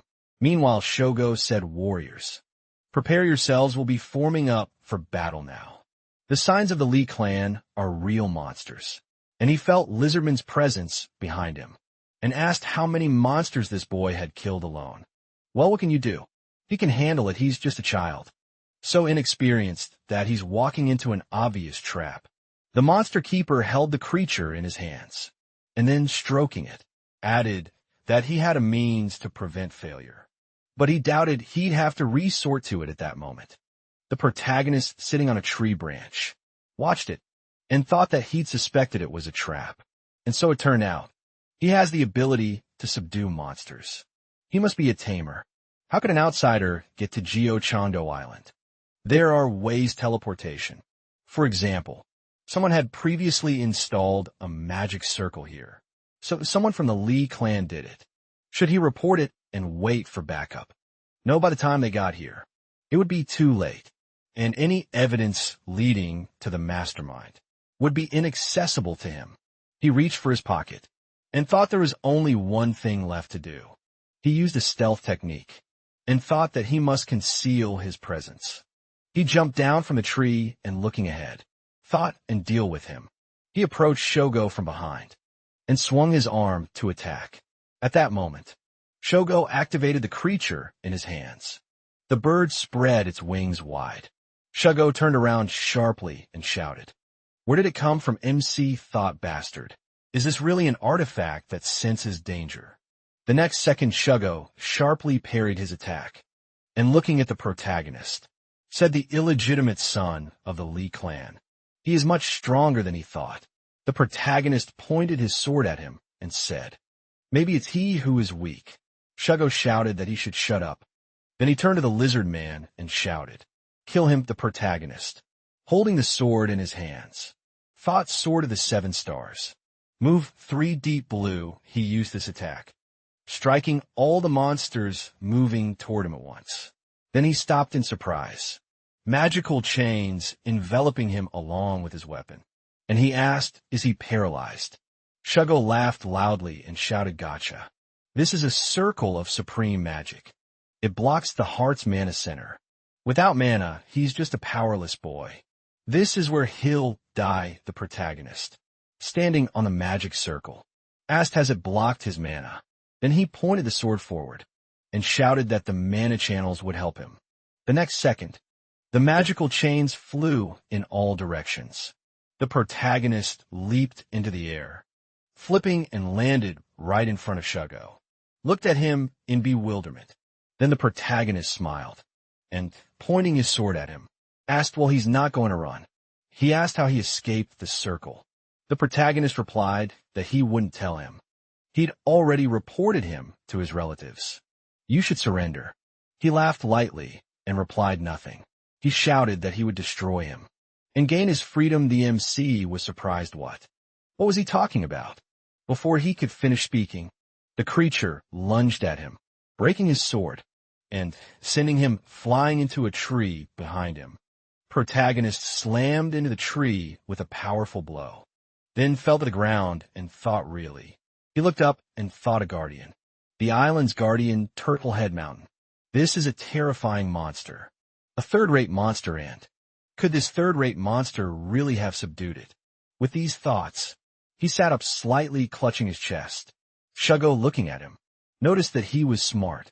He hasn't completely subjugated its will, but it can certainly cope with a simple order to kill him. It would be better for him not to resist and accept his fate with these words. He threw several talismans at him, and the protagonist thought, he needs to calm down and think. He doesn't have it under complete control, so all he needs to do is kill him. He took the item from his pocket and thought that to survive, he must do this. He made this elixir for an emergency. He didn't think this would happen so soon. This elixir gives a great boost of strength, but the side effects are too dangerous. A mana booster with these thoughts. He swallowed the item, and then mana spread through his body. He thought about one more thing. Aunt Zhang taught him a technique for when his life is in danger. Here is his entire body glowed, as did the sword in his hands. He looked forward and used the heaven-denying technique. Energy scattered in all directions, and the turtle headed for the turtle. The protagonist jumped to the side, skidding to a stop on the ground. He thought Turtlehead Mountain was unharmed, but at least he was able to stop it. This is how he would kill it. He swung his weapon again, but the next second, Turtlehead Mountain concentrated energy in its mouth, and protagonist thought this is its most dangerous move. A roar that freezes the blood. He is immobilized by waves of mana curse. Then he felt energy in his chest, and looking at it, thought his dark energy resisting the terrifying roar. Forward, he abruptly ran forward, and then swung his sword and clenched his teeth. He used boundless moves, first cutting through demons. He attacked Turtlehead Mountain in the neck and then jumped to the side. Turtlehead Mountain then sent a powerful pulse of energy forward, causing MC to cough up clots of blood. Kneeling down, he thought he didn't have time. He'd be drained of strength for a long time, due to the mana booster and the heaven-denying technique. Only 10 seconds left he had to find a shortener. He grabbed his jacket and ran forward. He thought 10-4. He stopped abruptly and focused his attention on the thread. He ran forward and thought 3. Then he caught up with Shugo, who turned around and shouted in surprise, what? How is he the protagonist? Thought 1. Then he pointed his sword at his opponent and thought, he won't be able to reach it barely.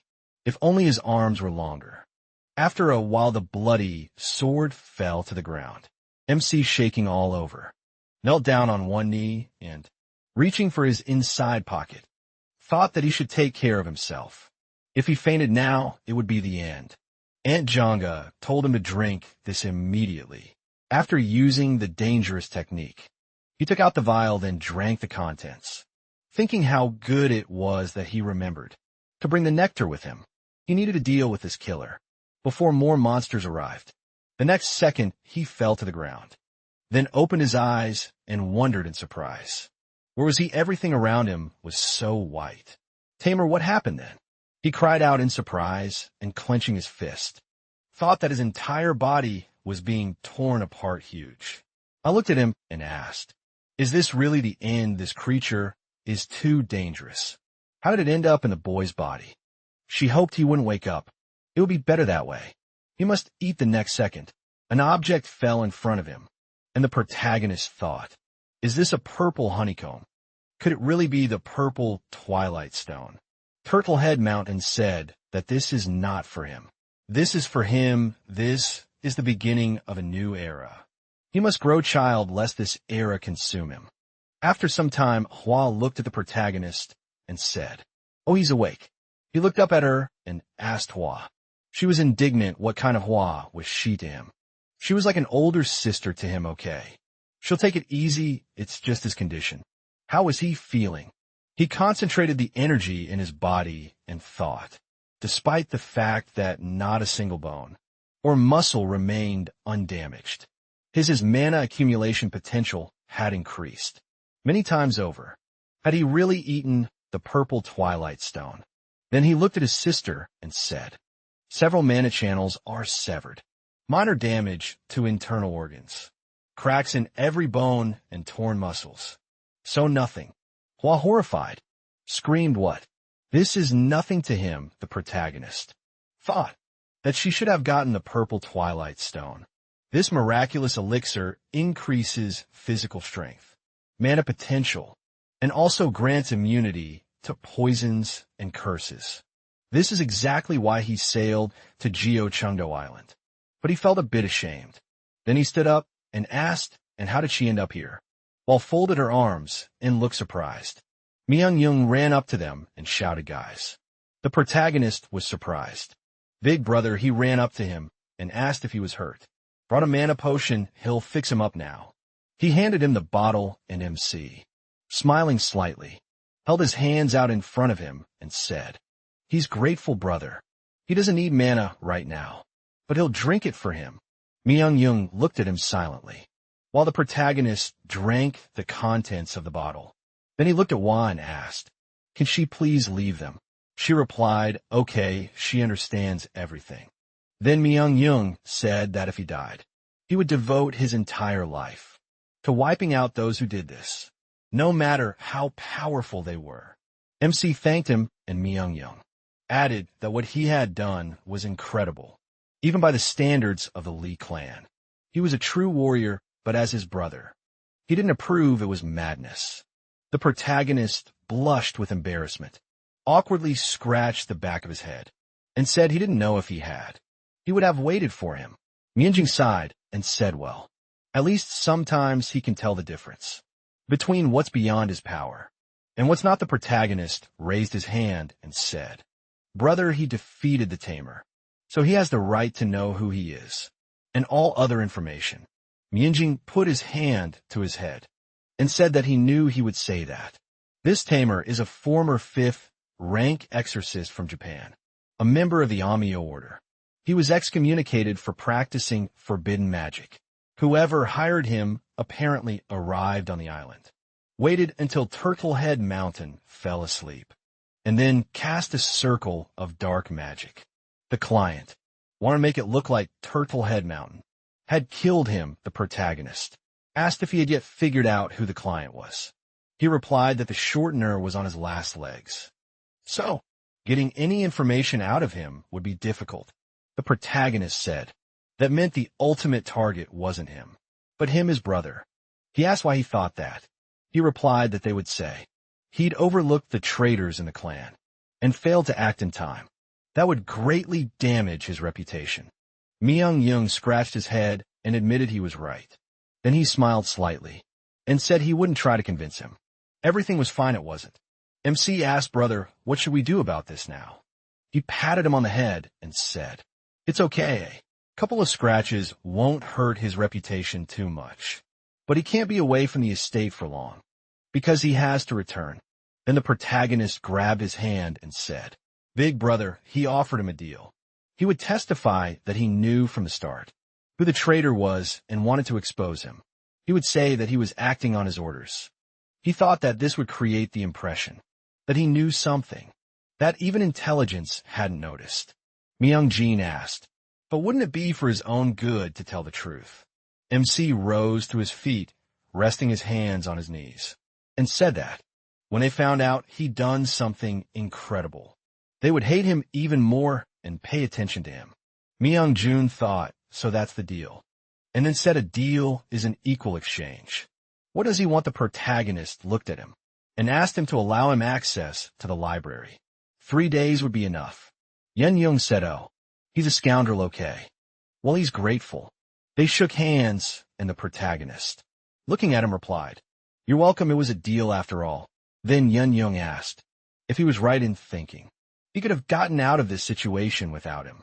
I patted him on the shoulder, and the MC answered uncertainly well.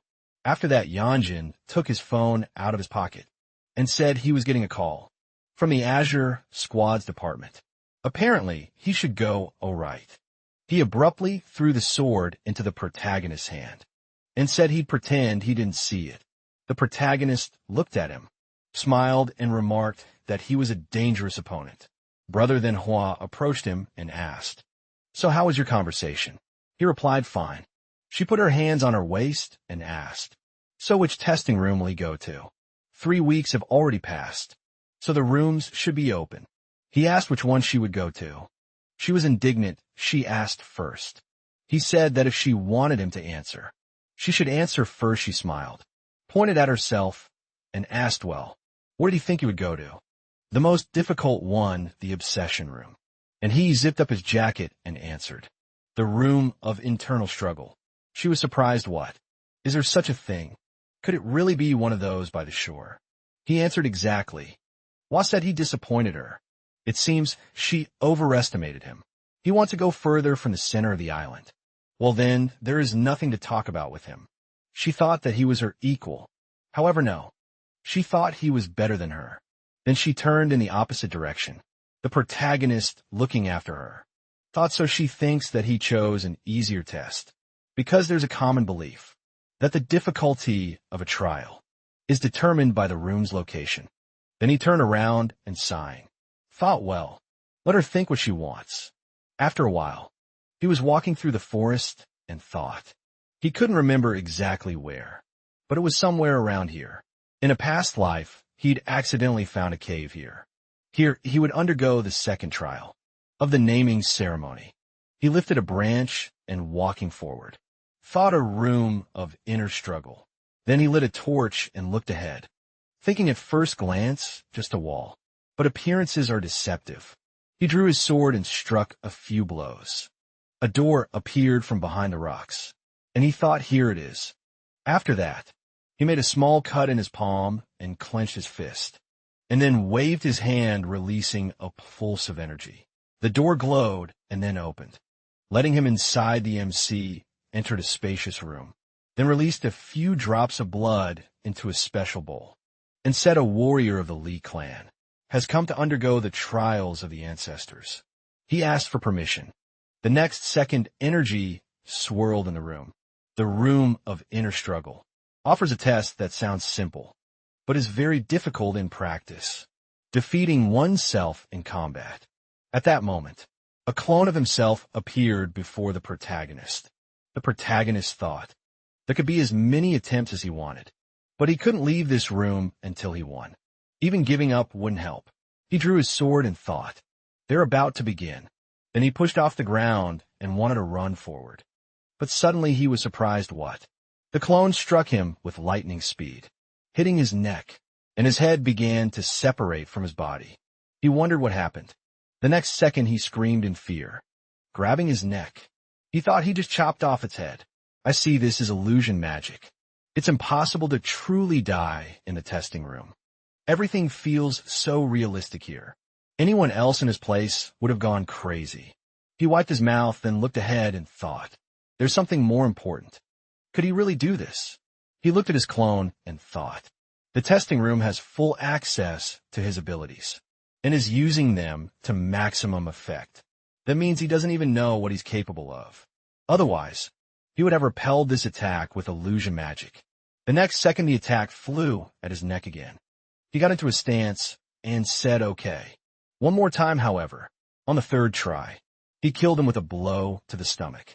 Fifth try, he finally parried the blow with his sword, but it broke his neck. 10th try, instant death. 13th try, 18th try, 20th try, 23rd try. The fight continued, and the protagonist flew to the side, skidding to a stop on the floor. He wondered if this was the 75th or 80th try. He didn't know. It seemed he understood now. He could learn everything. His greatest strength was freedom of choice, complete unpredictability. He grabbed his sword and thought, an unlimited ability to adapt.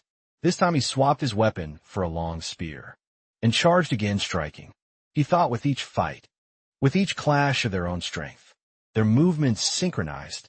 The clone flew to the side, then changed his weapon to his sword, and plunged it into the protagonist's stomach.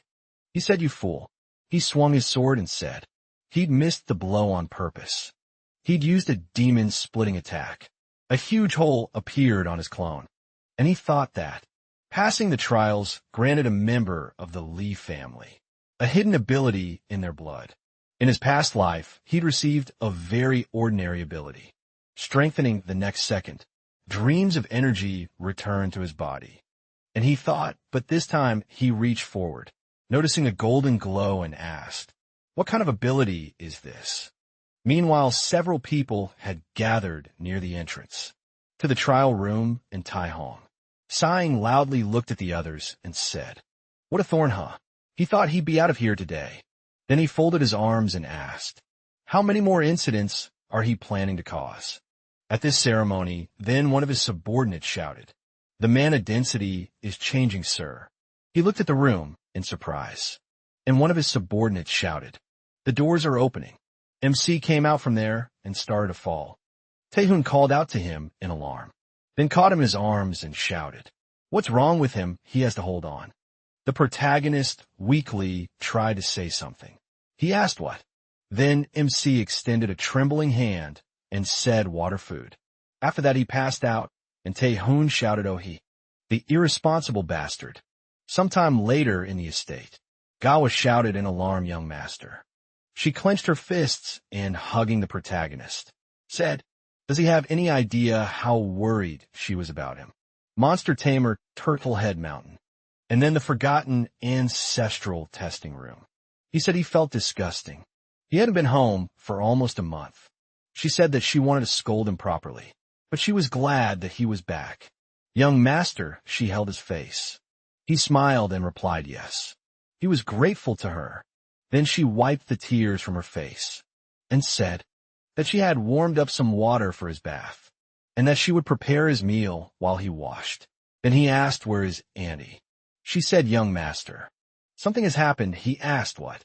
After a while, Yonga laughed lightly and asked, dear nephew, is he back yet? The protagonist laughed and asked, did she think he wouldn't come back? She stood behind the bars and, apologizing, said that she was glad he had returned safe and sound. He should. Tell her how. He had increased his mana energy potential so much. He hasn't even mastered what he had before the test. He needs to sit down. They need him. Before she could finish speaking, he said, Annie. She placed her handcuffed hands to her head and, laughing lightly, told him not to worry. She was fine. MC thought. He hadn't expected her to suffer so much. Because of him, after all, she'd been thrown into prison not long before. Several people had held her, and she'd screamed, was it them? She knew it was them. She'd caused a scene in the tower, yelling at the elders and her older brother. She'd screamed again, the same thing again. He always does this in the present tense. She'd said, I'm sorry, baby.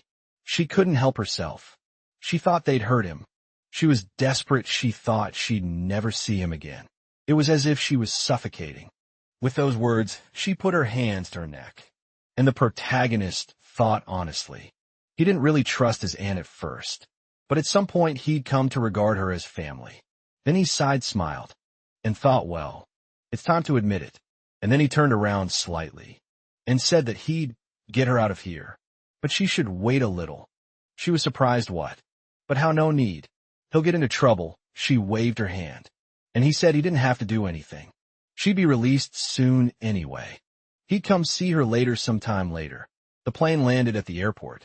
Taeshan got off, and Hwayeon said, "He's back." He came down the stairs and asked, "Have you been gone long?" She lowered her gaze and said that it wasn't so. Her lord, a bath and dinner are waiting for him at home. He said okay. MC looked at him and thought that. He thought he'd become much stronger after the naming ceremony. But in his father's presence, all that strength faded. There was a huge difference between them. Then their gazes met, and the protagonist wondered.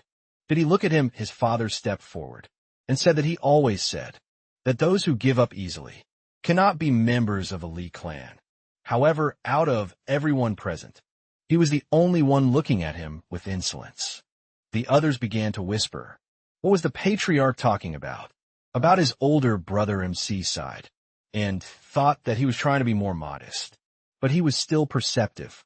Sometime later, in the Lee clan's dining hall, the protagonist stood near the wall and thought that the Lee clan rarely hosted such sumptuous feasts. This man, it seemed, had once become the youngest master of magic, master of the Amyo ministry, or minister at that moment. Choi approached him and apologized. He bowed and said that the Lord wanted to see him. MC was surprised. Father.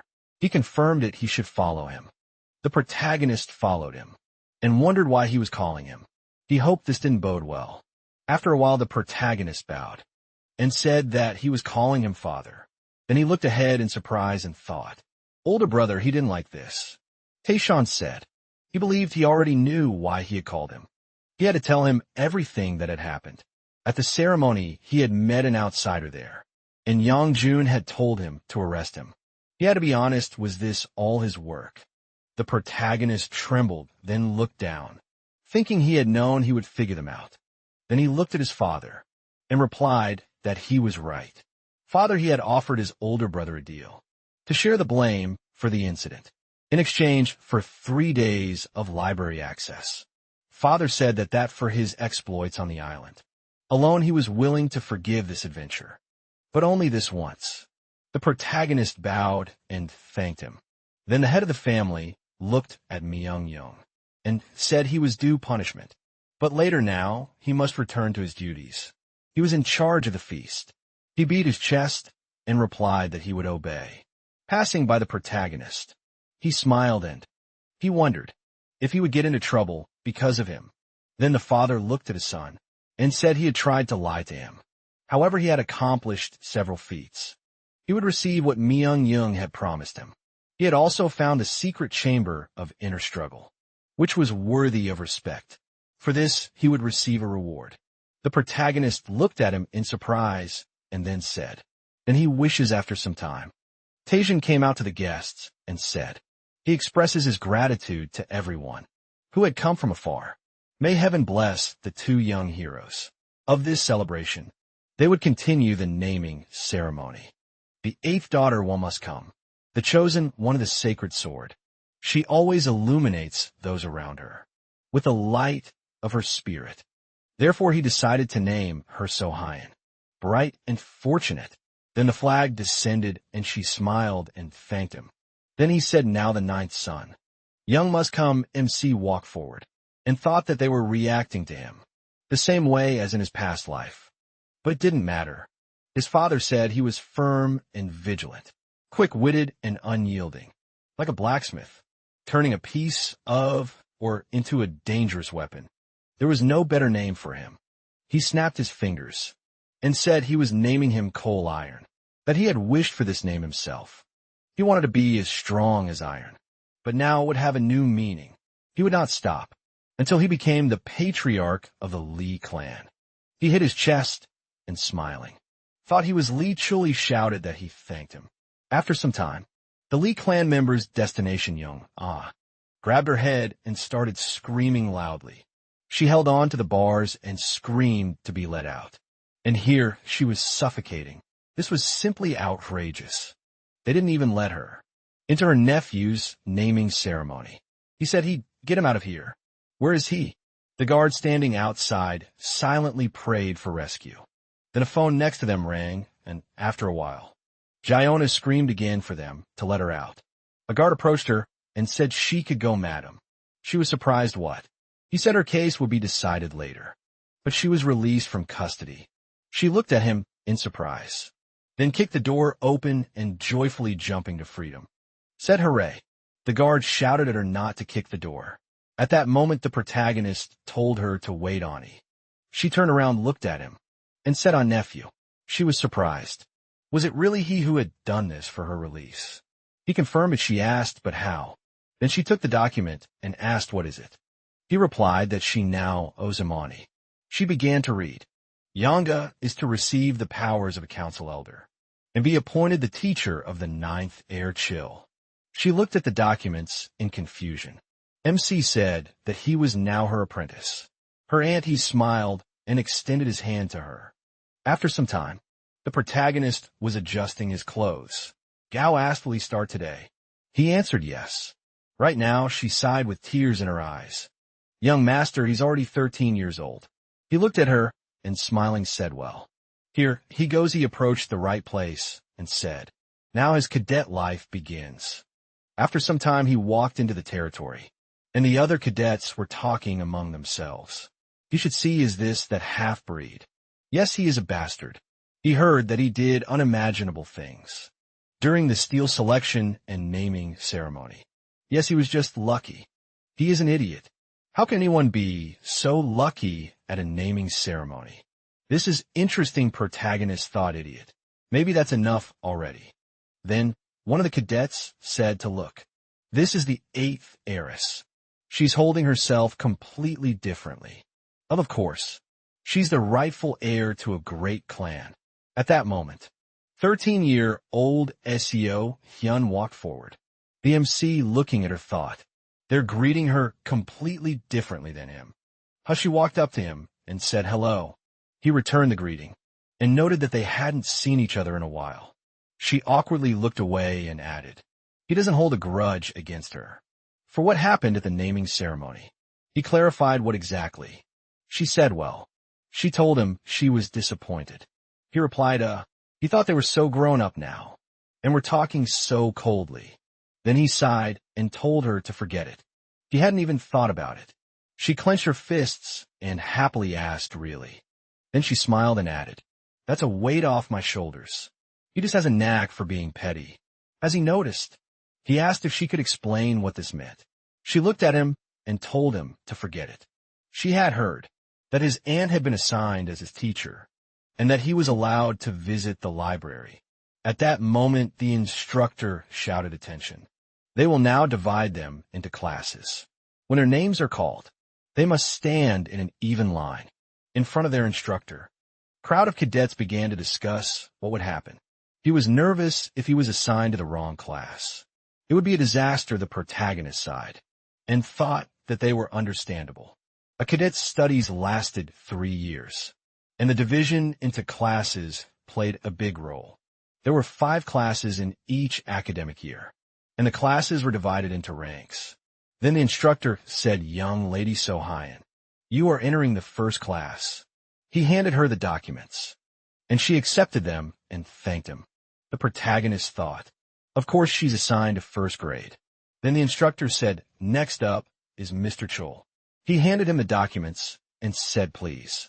The protagonist thanked him, and on the way back, he looked at the documents and thought that his displeasure was written all over his face. He suspected this would happen, but he didn't think they would act so openly. 5th grade, which is called the dump, if we're the mediocre, the losers, and the ignoramuses are assigned. Cadets from the Lee clan are admitted, based on how well they did at the naming ceremony, and their results are evaluated by a council of elders and a coalition of influential relatives. On Miss Bake's side, they probably think they're putting obstacles in his way, but it's a plus for him less work. Then the teacher approached him and said, "Young master, you must pass. The 5th grade is meeting there." He replied that he understood and he was going. Then he noticed Cillian looking at him, and he thought, what's with that expression? It looked like she was ready to intervene. If he didn't do anything himself. He waved his hand and thought that everything was fine. Actually, he had something else on his mind. Sometime later, he was standing with the other cadets, and they were discussing damn 5th grade. Will he even get a pass? So what was he going to tell his father now? He shouldn't be in this garbage class. It's the Lee family's idiots, who are raising the standards for everyone. MC thought pathetic, and these are the Lee clan cadets. At that moment, Kim Han approached him and asked the young heir, "Is it him?" The protagonist confirmed it. He put his hand to his chest and, sighing, said that he guessed, but he really wants to meet him. Smiled and, introducing himself, said that he is the son of a blacksmith who works for their esteemed clan. It is an honor to be in the same class with him. The young heir MC thought Kim Han. He doesn't remember such a thing in his past life. Then he asked why he wanted to meet him. He awkwardly scratched the back of his head and replied that people from the clan were talking about him, the young heir, and he admired him. The protagonist thought he wasn't lying, and then sighed and said that it was nice to meet him. And what did he think about being assigned to the 5th grade? Kim Han smiled and said that it seemed like that meant that this was as far as his skills went right. However, who knows what the future holds? With these words, he clenched his fist, and the protagonist, smiling, looked at him and said that he was a good match. He was surprised, huh? Then several more cadets approached him, smiled, and said, "Nice to meet you." They proposed friendship. At the head of them was Choi In-ha, 15 years old. He said that they should work hard together. If he had any questions, he shouldn't be shy. Then Lee Young-ho clapped his hands and said that since they had met, they should begin. He's a 5th grade instructor. His name is Young-ho. They got a new batch of newbies arriving today, and they need to get to know each other better. Before class starts, he was a 5th rank warrior, also a 5th grade instructor. MC looked at him and thought, I remember him. He's just as energetic and optimistic. In his past life, he even gave him private lessons. Well, he was falling behind. Then he said, they're moving on In-ha. He needs to explain the rest to the newbies. He smiled and said, yes, teacher. He welcomes the newcomers. It's embarrassing to admit, but he's already his 2nd year, and he's been the class representative for 2 years. They've been standing for quite a while now. If anyone wants to sit down, please do. Now, they need to elect a new class representative. Even though they're cadets, they're facing real combat missions. Therefore, the class representative is something like a squad leader.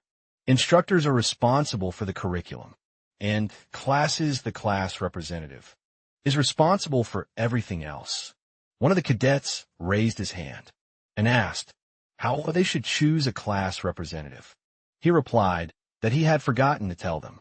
He didn't know about the others, but in their class, the custom was to hold the competition first and then choose a class representative.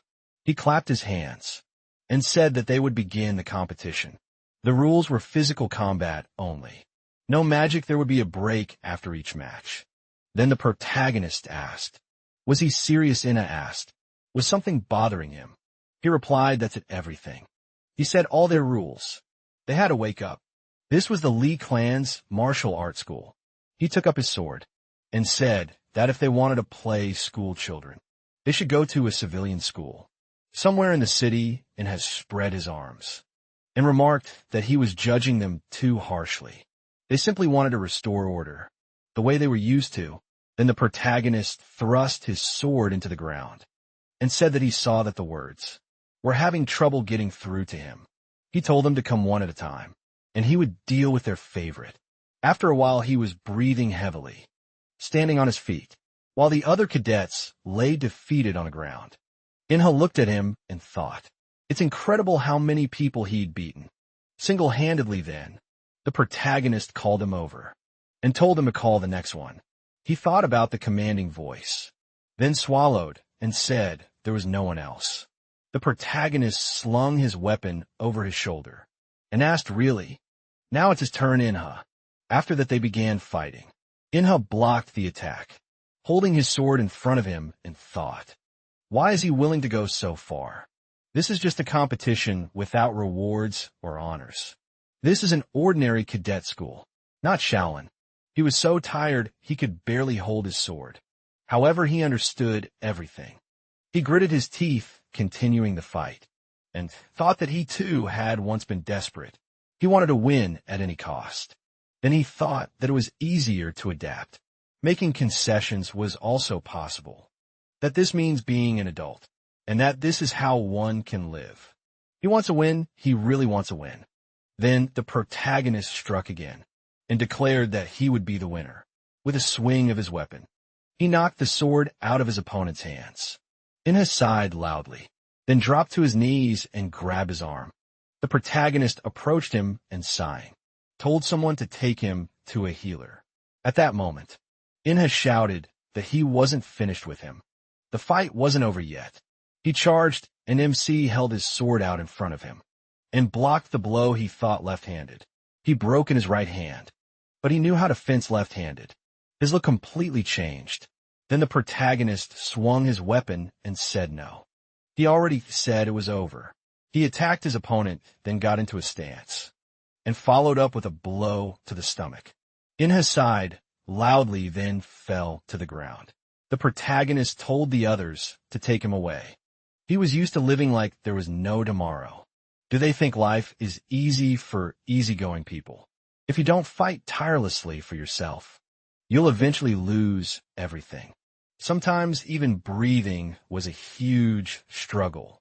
To protect yourself and everything you hold dear, you must fight tirelessly. Who among them has a life like this? At that moment, the others looked at him, and he said that this is a real fight. With these words, he clenched his fist. After a while, Jumho approached him and said that this was too much. For had cracked bones, 3 had internal injuries. The protagonist, breathing heavily, said that if they wanted to survive in the Lee clan, this should be a trifle for them. He responded, but not all children are the same. Then the protagonist raised his voice. Even the students already understood what he meant. Did he really need to explain it to him? He walked forward and added that people like him were very few in the Lee clan. He was kind, but he works with the Lee clan cadets. If a cadet strays from the right path, he must bring them back even if they don't like it. It's not his wish, but his duty. Then Young Ho clenched his fist. After a while, the protagonist entered the training grounds, waved his hand, and thought that his whole body ached. Then he looked at the other cadets and thought that he really had overdone it yesterday. Some were glaring, but no one was looking away. If they behaved the same way as yesterday, hiding their eyes, it would mean they would definitely amount to nothing. This all gives him hope. Then he walked forward. Whispers began among the cadets. And here, he is the idiot upstart. Then Kim Han approached him and, smiling, said, "Young master." Here he is the protagonist. Noticing him, said that he was early. He smiled and, scratching the back of his head, confirmed this. Didn't want to be late after defeating him. The protagonist answered, but they were just cadets. It wouldn't have been a big deal if he had been late. He laughed awkwardly in response and then asked, "Young master, can he ask him one strange question?" He folded his arms and answered well. Of course. He asked what he should do to become as strong as him. The protagonist replied that he would tell him right away. He wasn't at the level to teach anyone. However, he could answer that he had good eyesight and reflexes. He was surprised what? He said that yesterday he dodged his feints 3 times.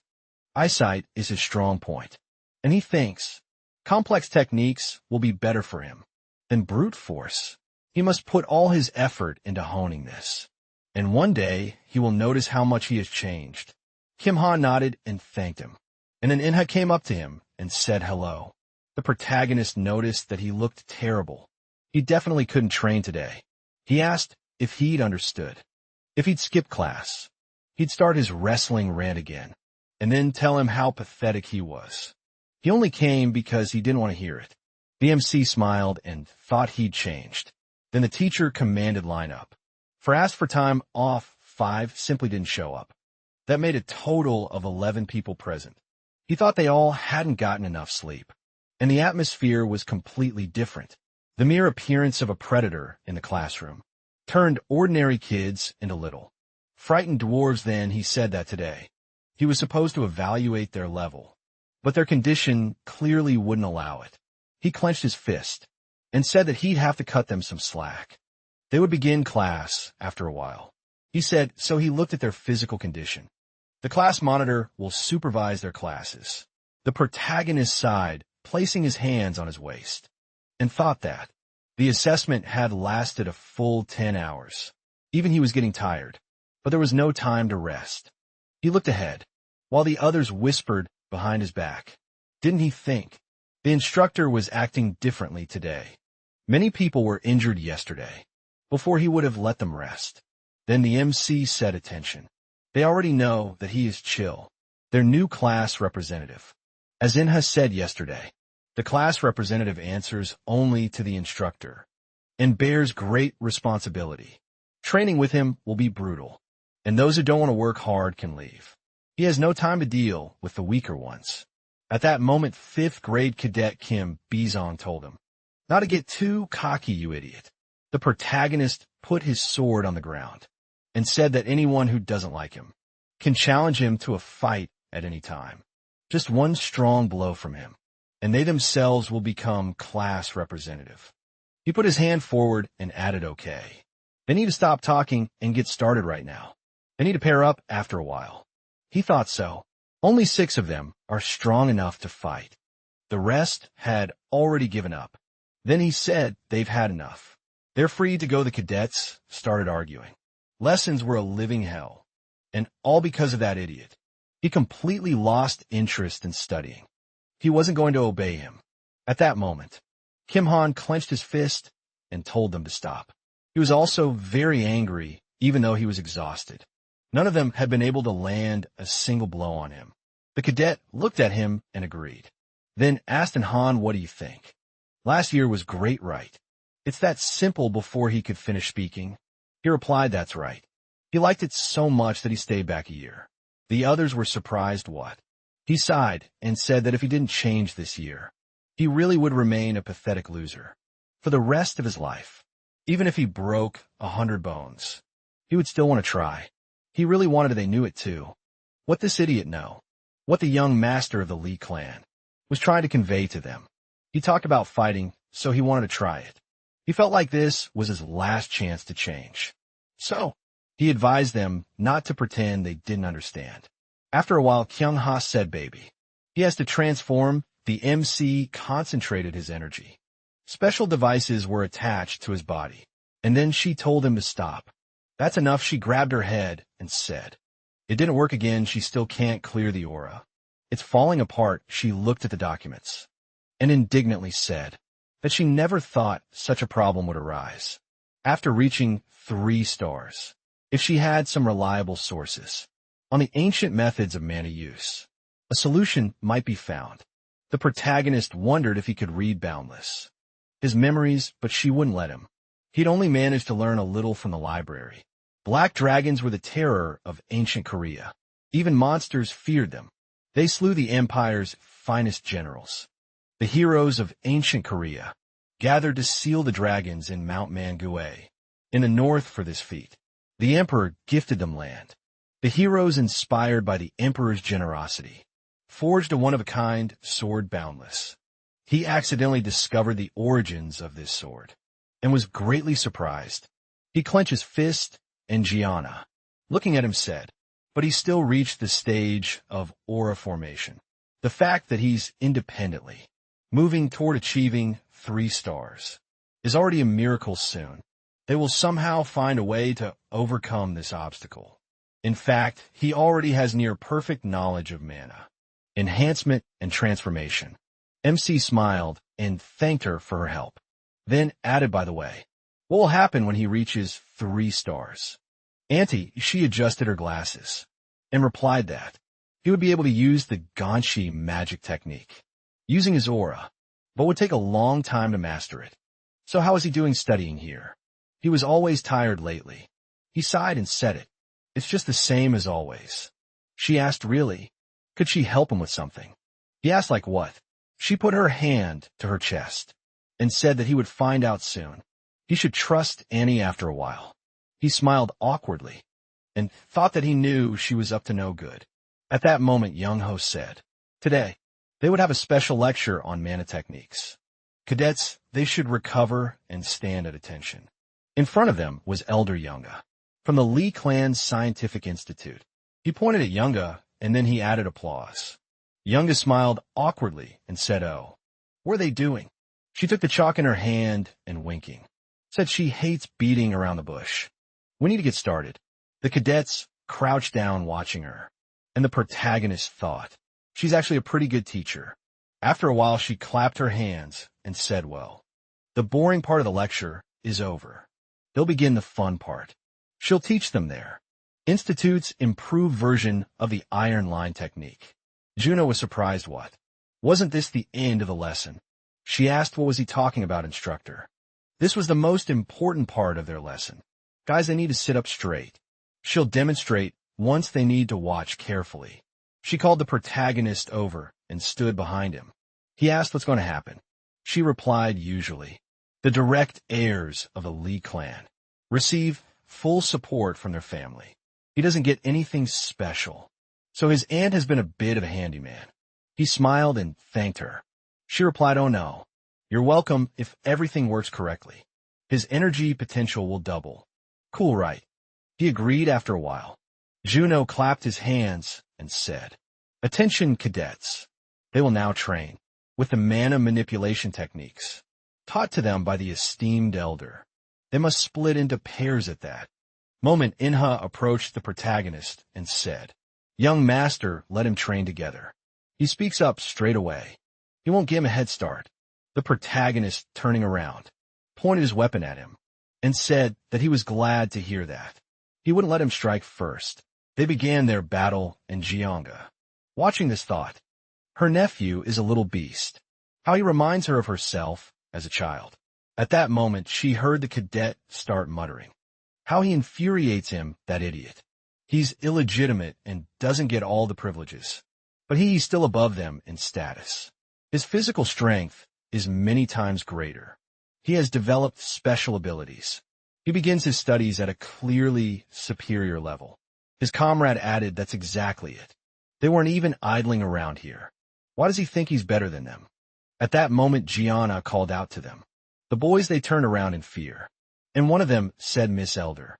They didn't know she was here. She said, were they talking about her nephew just now? No, about her students. She leaned toward one of them, and they bowed.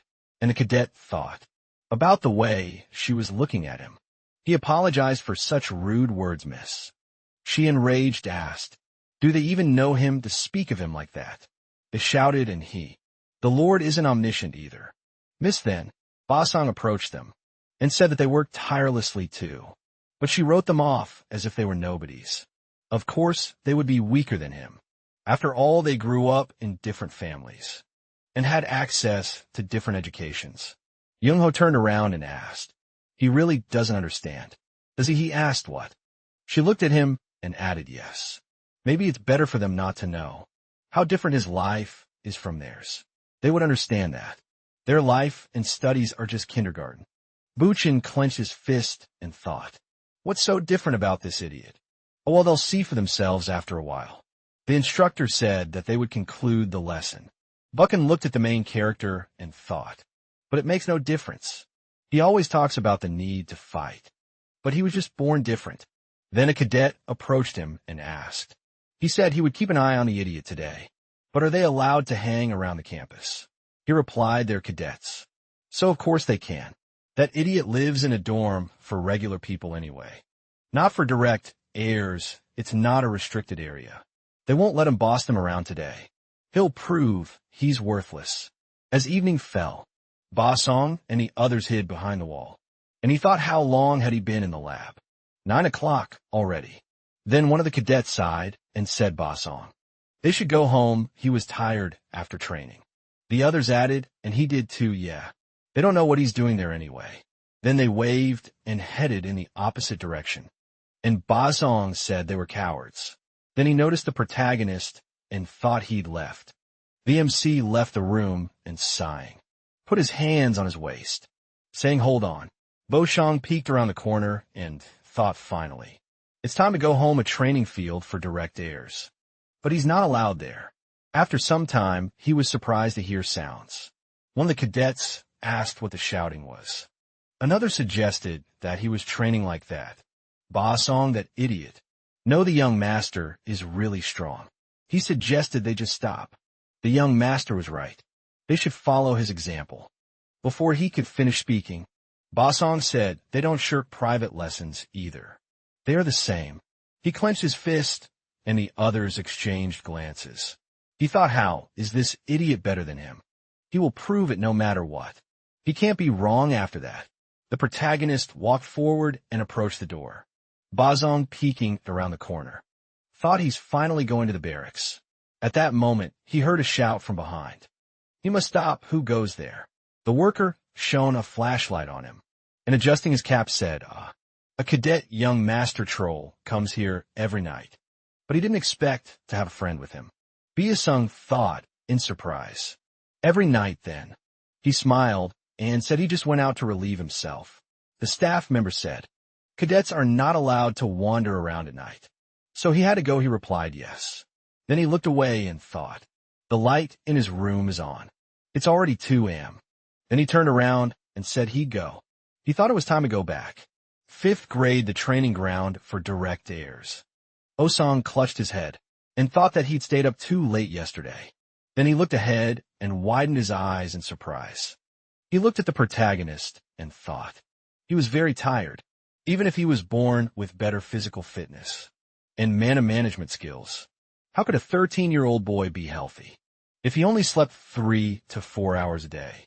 He came to the barracks, watched TV, played video games, and rested. He often went out for independent training. But he had good food, sunshine, and entertainment. With these thoughts, he approached the MC, who looked at him and asked what happened. He asked if he wasn't tired. The protagonist said that he and the others had been watching him yesterday. He confirmed this young master. He received support by birthright. He was born different from them. The protagonist said that he, too, had been living since early childhood. However, he honestly admitted that he had allowed himself a little more sleep. Of course, he was tired.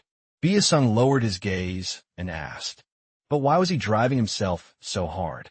The protagonist came closer and, placing a hand on his shoulder, asked he understands this. Doesn't he? He clenched his teeth and thought, damn. After a while, the subordinate approached Taejin and called him master. His order is finalized then. Taejin extended his hand and told him to give him this. He looked at the documents and said that this was not enough.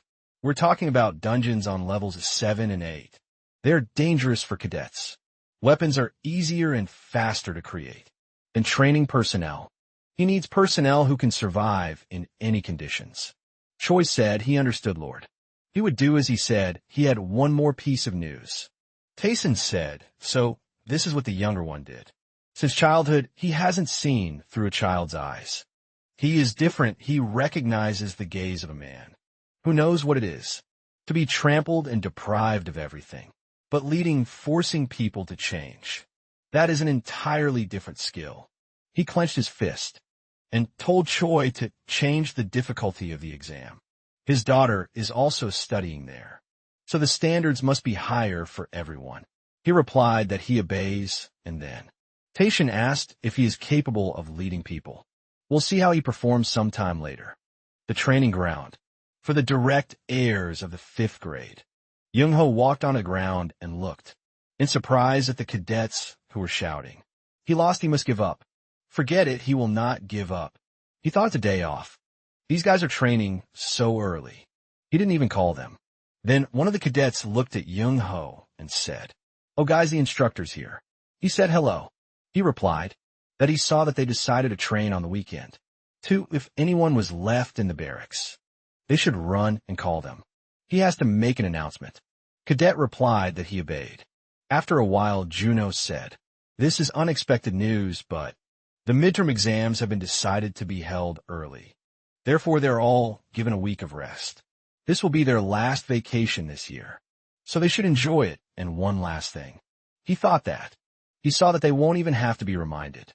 That at least, a minimum level of training, must be maintained during this time. He smiled and said that he thinks they can handle it. That's all at ease. MC thought a sudden rest before the exam. Will the exam be earlier? Is that normal? Then he looked at the cadets and asked, what are they waiting for? Kim Han smiled and said him. Inha asked what he will do during the vacation. He answered, but it's everyone's decision. Why are they asking him? They looked at him in surprise.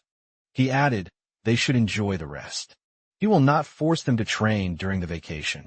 They started whispering he couldn't believe. The young master was saying such a thing. He thought he would make them train to the point of exhaustion. He would say they weren't planning on resting anyway. Were they have to train? The protagonist folded his arms and asked guys, who do they take him for? They weren't going to start arguing over who was boss. Again, like on the first day, where they had to rest as much as they wanted. That was also important. He knew that even if he told them to rest, they still wouldn't slack off too much. They had to spend their time wisely. They would see each other after the holidays. The others started shouting happily after a while. Young has lab. She said she heard they were on holidays. And instead of resting, he decided to distract his aunt. She has a lot of work, he sighed and replied, Aunt. When he arrived, she was watching stupid videos on her smartphone. She was indignant stupid. Hammond finally acknowledged. The chairman is cured of leukemia. The protagonist asked seriously, is this worth her time? Should he tell her? The exams were moved on father's orders. She confirmed it. She had said so on official orders. The protagonist considered this. In that case, the exam would be very difficult. He needed to make a breakthrough in mana control. Apparently, to do that, he needed to access the next boundless memory. If that hadn't happened yet, he was missing something important. He thought shaping it into a sword would help. But it didn't. There was nothing he could do but think. Then he accidentally knocked over a stack of papers, sending them flying in all directions. Yanga was outraged. What was he doing? Be careful, she told him not to knock anything over. Then the MC reached for one of the documents and asked what it said. The main difference between ancient and modern martial arts was the goals. There's a theory that in ancient times, martial arts were primarily designed to fight monsters. Protagonist thought, what's the purpose? Isn't it the same with the demon slicer? In its original form, this technique possesses incredible power. Gianna took a bite of her cookie and asked Baby. What happened? He replied, Ani. He understands everything. He'll tell you later. He needs to train urgently. He ran out of the office and she shouted. He's a scoundrel. After some time, MC concentrated his energy in his sword and thought about imagining an opponent. He closed his eyes and thought. A gigantic monster many times stronger than him. It's enormous. He needs a technique with great effectiveness. A simple strike that's impossible to dodge. Aesthetic but ineffective techniques won't do. That's the clear purpose of the Demon Slayer technique. To kill monsters with these thoughts. He pushed off the ground and swung for a strike. Then used the Demon Slayer attack. He struck the imaginary monster. The smoke scattered in all directions. And he said he understood. He asked, so what will it show him this time? The next second, he found himself in another dimension. He hid behind a pillar and wondered where he was. The training grounds. This setting was not like in his first memory. He peeked around the corner and thought. This man, he saw him. Incredible attack speed. What is this? Every time his weapon changes. His aura changes too. It's not he who does this. But boundless, then the guy said. And the captain changed his approach again. He shouldn't be peeking, the warrior replied. That. He shouldn't be peeking at other people's training. He said that he has been training constantly since he received this sword. Has he already come up with a name? For the new techniques, he replied in the negative. These are still very raw developments. Not techniques. Guy extended his hand to him and offered to help. 10,000 changes. How it does that sound to him?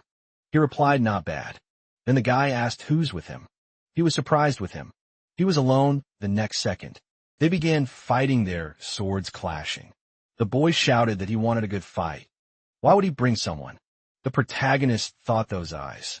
Those hair yellow and black. The hallmark of the Lee clan. After some time, MC was driving in the car and thinking, this landscape is no different from the future or the past. A barrier separating the safe and dangerous zones. A long time ago, not far from the Pacific Ocean, a giant crack, a blue hole formed. This is an unknown space that has not even been officially properly explored, and monsters appeared from there. For a long time, humanity fought them and tried to reclaim their territory. However, there were lands that were not developed. People called these areas unknown or danger zones. The guy asked, they say, a barrier separates the safe and dangerous zones, right? MC looked at him, and he said that the closer he is to the danger zones, the more desolate the landscape becomes. Chill said, but they're still inside the barrier. In settlements near the danger zones, the level of development lags. He thought he even lived there for a short time, to hide in his past life. The teacher ordered everyone not to relax. The place they are entering is an unknown dungeon. In the danger zone, the bus stopped and the guys went outside. Young-ho ordered everyone to gather. They will set up camp here. They will check the supplies and then begin the tests. The escort warriors will only guard their camp. From now on, they will have to take everything upon themselves. He punched his chest and said not to worry. He will give them as much support as he can. Let them show what they have already prepared. The student shouted loudly, yes. MC turned around and said, from now on, he is taking command. But let them know, the exam has definitely become more difficult. Because of him, this is the last chance if anyone wants to leave. It is better now and quickly. He thought right. And what will happen now is not a typical assessment of young guys. A forest of spiders with human faces. This is a tricky dungeon where cobwebs are spread everywhere so that monsters can locate the test subject. In order to take a photo of a spider with a human face inside the dungeon, obviously, this is a test from his father. Inha said there's no point in trying to test them now. None of the 5th grade cadets will be more convincing. Kim Han said that's right. Young master, they trust him. Cho looked at them in surprise and said with a smile, he sees everyone is enthusiastic. Ba Sung said, slightly embarrassed. It's because he created this atmosphere himself. Young Master Chill said. Then he believes no one will give up. Well, they'll check the communications and supplies.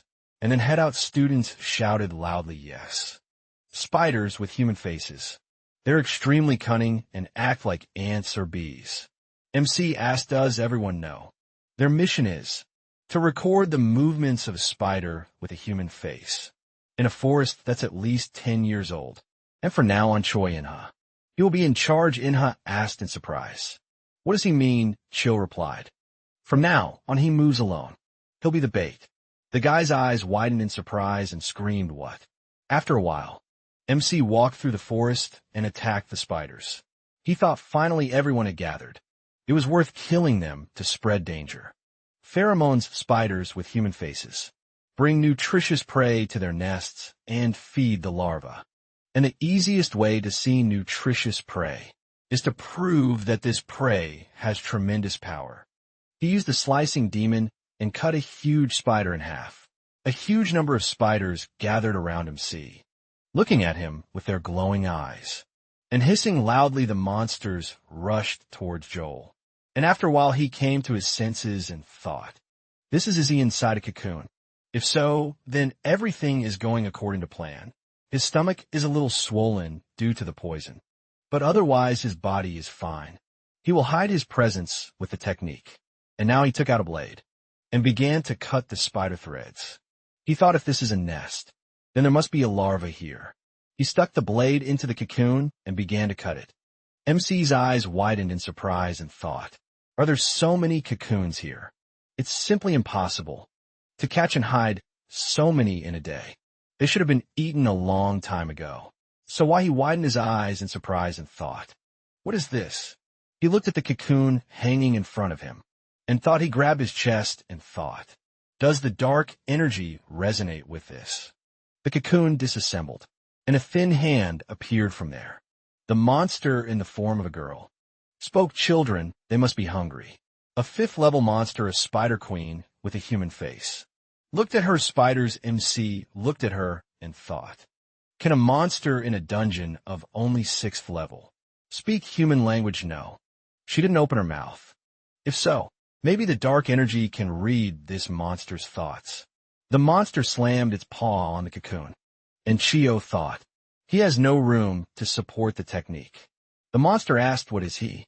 What woke her up? It is inside him. Why human? Let him give it to him. MC grabbed his blade and thought, a piercing sound that only a high-level predator can make. But this has no effect on him. The monster asked with displeasure, how dare he suppress her mana? Insolent. She flashed her bright eyes, after which there was an explosion. The spider looked around and screamed, her forest, what is he doing? Joel smirked and said, these are magical explosive projectiles. Luckily, there's a lot of stuff here that can be burned. At his signal, they simply exploded brightly. Han shouted, they are starting. The first group is moving out. There is about half an hour left to go to the nest. Young Ho shouted, this is the base camp. Young Master, they have detected 5th level magic power in the nest. Looks like MC replied, he can handle it. First of all, let him support the cadets. The monster said irritably, human. How dare he? Children forward. She waved her hand and ordered the spiders to protect her forest, and she will deal with him herself. He thinks he can defeat her, a child of the human race. He trusts his comrades who are running to the nest. I wonder if they can even get here. He can't do anything to her. MC ordered not to underestimate him. Spider asked what? MC covered his body with mana and put his blade forward. Ina ran forward and spoke. Each group continues to detonate their projectiles. To lure his spiders, group number 1 secures the escape route for the young master. Bo Shang said to wait a moment. But something happened in the nest. Will they be able to break through like this? Ina shouted. The young master instructed them. They are acting according to plan. He thought, young master, please let him wait a little longer. At that moment, explosions were happening in the spider's nest. And the spider was screaming, why? Why isn't he dying? Why is he still standing? Those eyes. What the hell is he staring at? MC looked at the spider and thought, a hidden flow of numerous powers. Eyes that can see such things. Demonic eyes with this power. He could see the flow of magical energy and avoid fatal injuries. But the gap in power is so great that it is impossible to completely dodge. Fortunately, the queen has just hatched, so she does not properly control her body. He took out a potion and began to pour it on his wounds. Chio thought there's only one chance. He used Manhwa and infinite change, chi projection and lightning. A large flow of mana was directed towards the monster and inflicted wounds. MC thought it was shallow. The spider said, it hurts, it hurts. She screamed many times that she was in pain. Jill thought as he thought. It would not be possible to cut such thick skin in one go. The monster said that she would accept him as a servant. She would take out what was inside him and restore this body in him. She would make him suffer for eternity. She put her hands forward and began to attack Chio with her threads. One of the threads got into MC's hair, and subjugation occurred. He grabbed his head and screamed loudly. And the spider laughed. She said, that's an arrogant face. She grabbed her face and screamed, what's going on? This. She screamed loudly and many cuts appeared on her body. MC looked at her and said, they must be careful. Spiders and insects are vulnerable to fire. The guys ran into the lair and asked for forgiveness. They had been making their way to it for a long time. MC hugged Han and said that he thought they would have to go through some special training when they returned. Han burst into tears and said, oh my God, even in this situation he's saying something like that. MC said, okay, suggesting they quickly leave the nest. The boys shouted yes after a while. The students in the classroom were whispering. The 5th grade class of the first year was somehow late, even though he'd been told. They'd returned half an hour ago. They hadn't abandoned their mission. Like the 4th grade class. This is a special 6th level dungeon, right? As far as we know, something strange happened at that moment. Young-ho entered the classroom and apologized for being late. They had several injured people who needed to be taken to the hospital. He approached the counter and suggested they begin their report right away. The 5th grade's assignment was to photograph an adult spider with a human face in the forest. During the assignment, an unusual phenomenon occurred, and they needed to gather information and prepare. The 5th grade entered the dungeon, divided into 4 groups, and fired 132 magical explosive projectiles. The teacher asked them to wait. Did he hear correctly? They used the projectiles. Young-ho said yes. That's right. Besides, 52 projectiles were expended during the encounter with the monsters, bringing the total number of ammunition used to 184. The teacher shouted, did the 5th grade plan to burn the dungeon to the ground? The original mission was to photograph anomalous phenomena, and he thinks he succeeded. Is he trying to pass off this bombardment as a successful mission? Young-ho lowered his head and said, but the mission is complete. The teacher shouted, where's the footage? Let him show it at that moment. BMC entered the room and apologized for being late. The video equipment was broken, and it took some time to fix it. Here's the video. He handed it to Young-ho, and So-him whispered, why would he detonate shells in the dungeon? And there was no need to climb into the nest. Shul replied, was the most reliable way to get the materials. That can't be true after a while. The teacher said after watching the video, he must admit it was all true. Using shells was like carrying a can of oil into a burning house. Does he really think that's the right plan? BMC replied, he just acted most efficiently. He thinks a standard approach would have allowed them to cope. The teacher said yes. Chill replied, he will complete the task at any cost. The martial arts world is a place where the result speaks for itself. The teacher thought it wasn't an accident, even though it looked like one, but it was all part of the plan. The boy knew exactly what he was doing and what the outcome would be. The teacher started talking. The young master's plan was so radical that it was hard to even compare it to anything. They were having a hard time giving a grade. However, since they managed to avoid casualties, everything was fine. The grade for this quarter out of the entire year, only the 5th grade received a perfect score. After some time, a voice was heard in the Lee clan. The family head's office, 32 people were killed. 78 were injured. There were no problems. Since the contract had a liability waiver, Tyson asked what further measures were being taken regarding those injured during this evaluation. Choi said they guaranteed full payment of medical expenses for those with serious injuries, as well as for those who would not be able to recover and lead a normal life. Tyson asked him to please keep him informed. He did a great job. Choi replied, yes, good. And this is the information he received about each dungeon. He pressed a button on the remote control, and Tyson said that this was strange. The Forest of Spiders, this is a dangerous dungeon. Choi replied, yes. It's located at the northern tip of Gangwon province, and it's small. They were told that this was all that could be recovered. From the video, however, it appears to have been edited. Taejin took a sip from his mug and said, he's an interesting kid. What does he think? Choi straightened his shirt and replied, it's a great achievement to have mastered such a complex task with his mind. However, he was concerned that he hadn't used the usual strategy. Taejin said he had noticed that too. Choi asked what Taejin said. Going beyond the norm, being unconventional. These things show the boy's courage, and he can create something new because he is well trained in standard strategies. The fact that not only the cadets, but even the instructor, followed this plan without objection proves the youngest son's leadership qualities. No one else knows what really happened. He ordered the difficulty of the assessment level to be increased, not just this one, but all of them. Troy said it would be done. Taeshan folded his hands on the table and said, little by little, the other kids We'll start paying attention to the youngest too.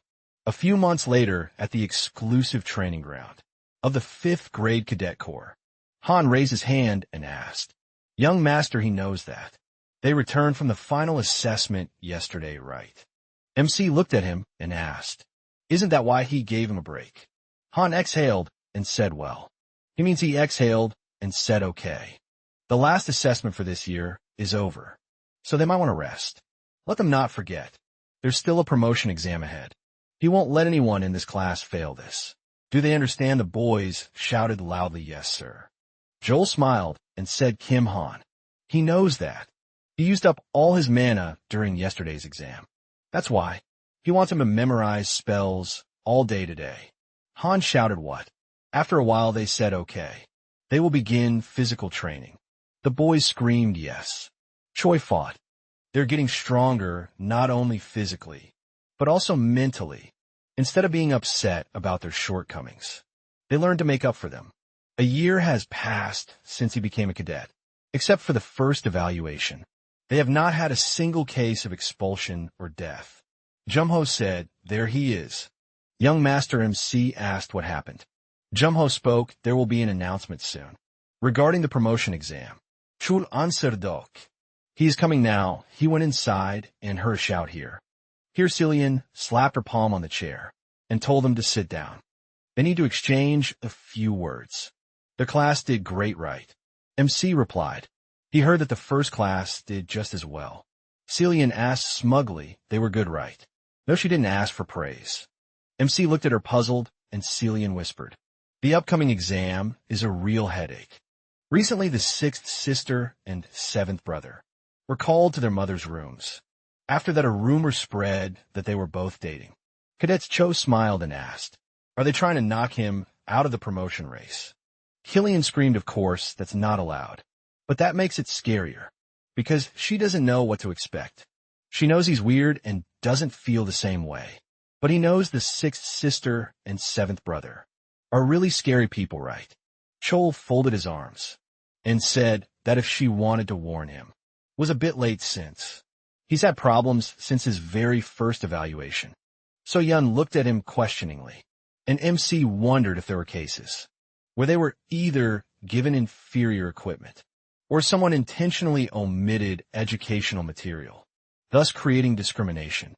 He also heard that someone recently approached Biasung. So Hein frowned and said that she had already told the cadets in her class everything this time. They are going to compete with him fairly and win. She's going to get a higher grade than him and make him call her big sister. MC wondered why she was so fixated on this. At that moment, the teacher asked, "Is everyone here?" The teacher said that this year's evaluations have already been completed. As of today, therefore, he will tell them the details and schedule for the cadets' promotions. This year, the result of their promotion will be determined after combining the results of their evaluations throughout the year and the exam results. And this exam will be held at the Y7 gate, located about 3 kilometers north of Kaesong. MC thought at the gate. He expected the promotion exam to be different, but the gate, the teacher said, that nameplates will be located inside the gate. The cadets will also have a nameplate. Losing this will be equivalent to failing the exam. In death, there are no other rules. All they will need to do is collect as many nameplates as possible. You can't win this exam just by fighting well. The emphasis is on the ability to capture. Chill thought this is what they're planning, right? Get nameplates, steal them, and survive. If he loses, he's dead. The number of nameplates determines the exam score. Be considered dead. The trap, even if someone steals a nameplate, no one outside will know. MC imagined someone taking a nameplate from another, and thought so. All they have to do is steal someone else's nameplate, or get a hidden one besides. This is an individual competition that second years also participate in. Someone must be involved in this. The exam takes place behind the gate, isolated from the outside world. Whatever happens to the despised bastard, there will be no evidence left. This is the perfect opportunity they can't miss. But it's also a perfect opportunity for him. After a while, a voice was heard in the office. "What is she doing?" the girl answered. "Is he watching his youngest work?" straining himself too much. Lee Jae-hak, the seventh child of the Lee clan, said she was crazy, the sixth child of the Lee clan. Lee Seola folded her arms and asked, "Is this how he treats his older sister?" She spread her arms and said, "Compared to him, the eighth is much better. She's as cute as a bunny." Sola licked her lips and said that it makes her want to wring her neck. What does he think? Jae-hak sat down on the chair and asked again. About what? Sola asked again. What do you mean about what? About mother's orders. Jae-hak exhaled and replied. He thinks this is a great opportunity to test him. Sela tossed the blade and said, she doesn't like him. He, being a terrible bastard, has the title of direct descendant, and he behaves inappropriately. Therefore, as an older sister, she should teach him a few lessons. After all this brat does is ride on their spineless older brother. She is obliged to show the idiot his place. The cadet rank promotion exam is an exam for promotion to the next class. Now, it will take place as part of the hunt for nameplates. In the gates, Han said, the gates are stable, but they are well guarded. MC replied, it's probably for people's peace of mind. Perhaps this is a precautionary measure, due to experiments and investigations. He thought, moreover, there are fewer people here than he thought. They behave so brazenly because they think he doesn't notice anything. Or is this the general level of cadets? It doesn't matter. Chill frowned and asked, so, is everyone ready? Ina answered, of course. MC answered, okay then. Let's go. The guys happily cried out yes. At that moment, Seola said, there are a lot of treats in his office. Jae-hak said, these are for guests. Let her not eat them all. Seola took treats from the box and said, yes, yes. He hasn't heard from them yet. She was busy, but she went there and told them herself. Jae-hak said not much time had passed since the instructor reported that all the second years had come inside. Seola said, just the thought of bastards and small fry climbing through trash heaps makes her excited. Mom said she'll reward them if they do well, right? They need to decide in advance what to ask her for. Jae-hak wondered if everything would go smoothly. He was sure everything would go according to plan. But he remembered Myung-young's words, that the younger one was no match for him. He thought about what his older brother had told him back then at the time. He laughed it off, but something was still bothering him. At that moment, his phone vibrated, and Seola asked what. Are they done yet? Jae-hak frowned, looking at the phone screen. Seola grabbed it and screamed. So there are 21 people expelled, 15 people out. The entire 5th grade of the first year survived. She squeezed the phone in anger, and then it cracked. She screamed, this is ridiculous. He means they couldn't knock out one bastard. Jae-hak smirked and thought, they lost. This is a total fiasco.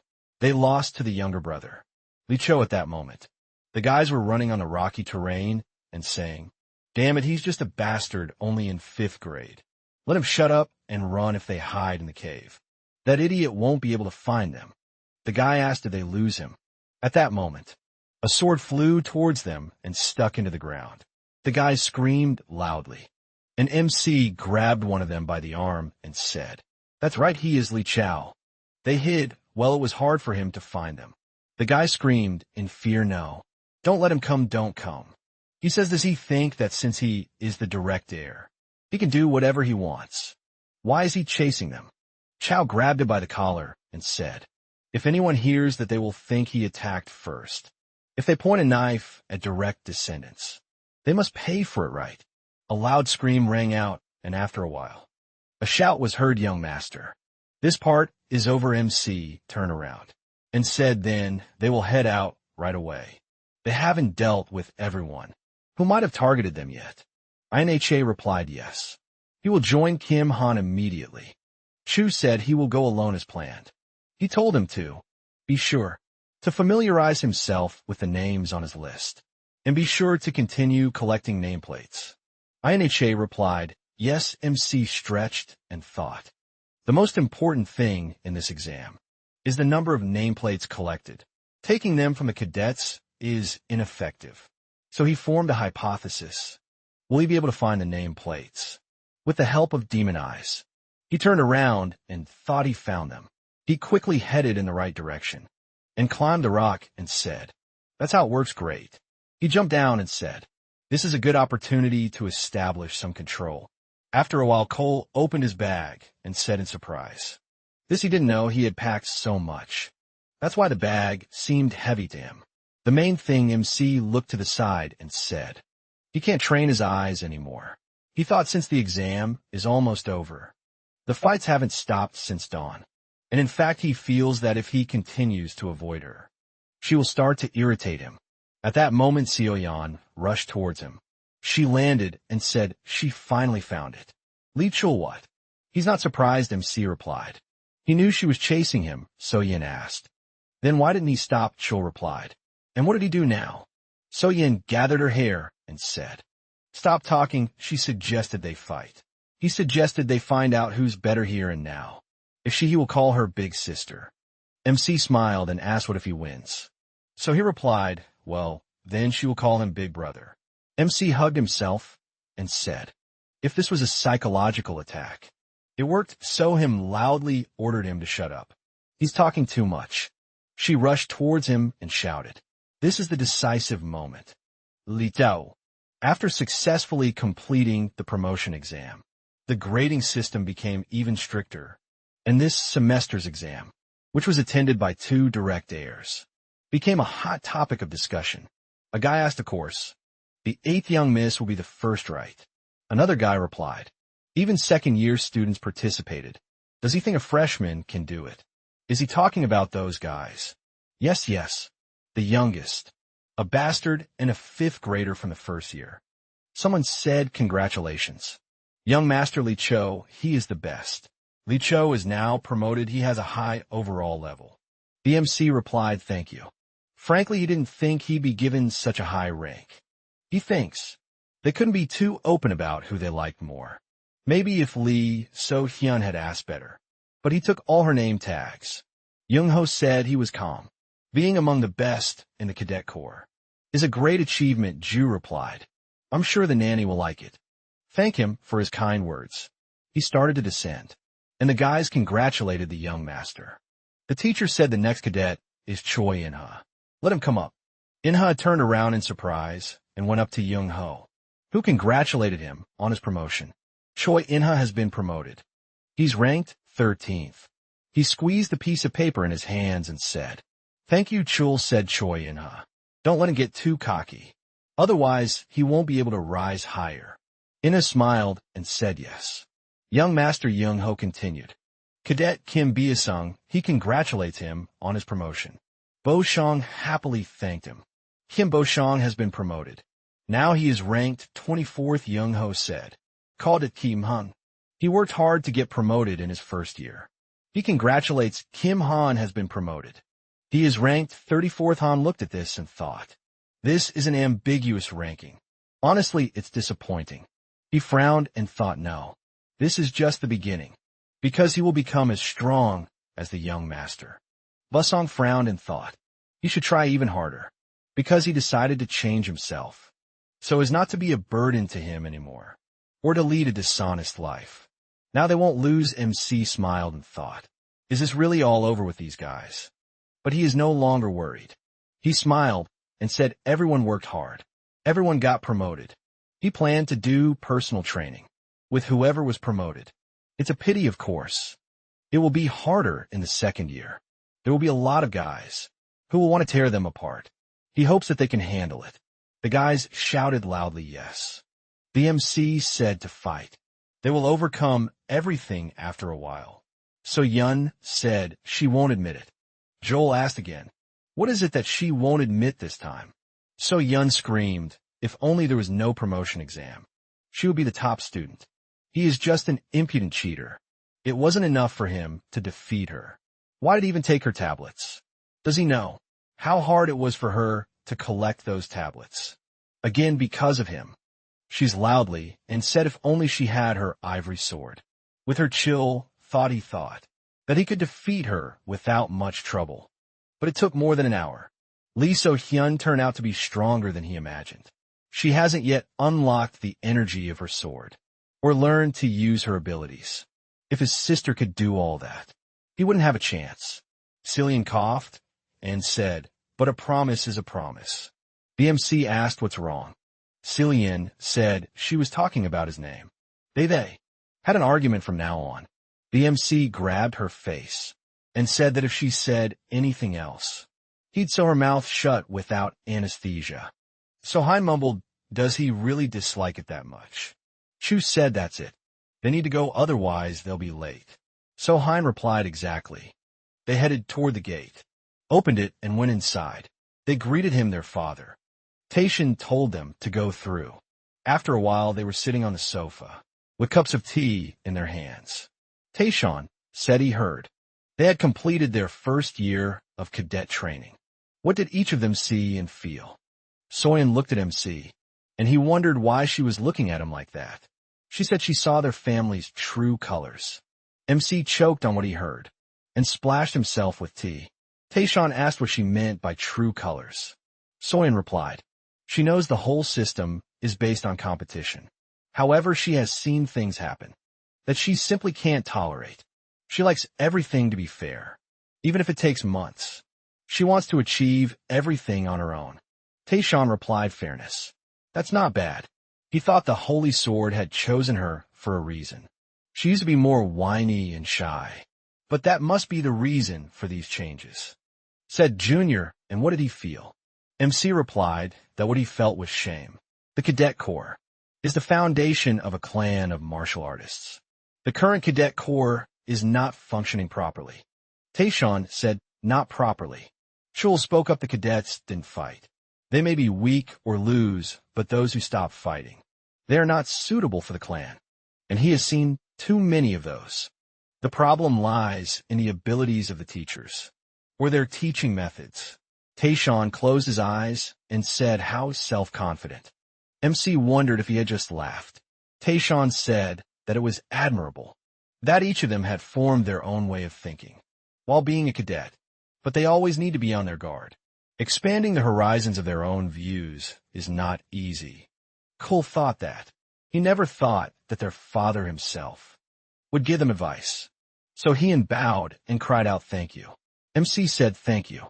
He'll keep that in mind in the future. Taishan said he'd heard about their work as a cadet this year. The first-year exam may have been different in level and tasks from the clan officer exam, but the content was the same. They understood it was a test he set for them, and they fulfilled their duties conscientiously, called them over to reward them. MC frowned and thought, is this their father, who's always strict with rewards and punishments? Something happened. Xiaoyan raised her hand and said in that case she wants dragon scale armor. Taishin replied, ok. He'd reported to the armory, so she could pick it up tomorrow. Sohain said thank you. And what does his son want? MC replied he wants to be allowed to climb the mountain of heavenly power. Taison's eyes widened in surprise, and Sohain turned around abruptly. After a while, MC sat on the floor and said, an encyclopedia of herbs and iron cauldron. Even medical instruments, okay. It seems he packed everything he would need. Heavenly Power Mountain is a sacred mountain. Many things that can help make powerful elixirs grow there on the Red-Blue Island. He could only make weak medicines. But now he thought about it. It really allowed him to go to Heavenly Power Mountain. Thanks to this, he will be able to pass the Warrior's Test earlier. The Warrior's Test is the final test for the children of the Lee clan, after which they are recognized as warriors. The place they must visit before passing the test is Heavenly Power Mountain. Moreover, this mountain was a place he simply had to visit. One day, there was a knock on the door, and he said yes. Let them come in. Gawa entered the room and asked for forgiveness. Young master, he received a message. Joel asked again a message. What kind? She replied. The seventh master invited him. After a while, Jack said they hadn't seen each other in a long time. This is the first time since Chuseok this year.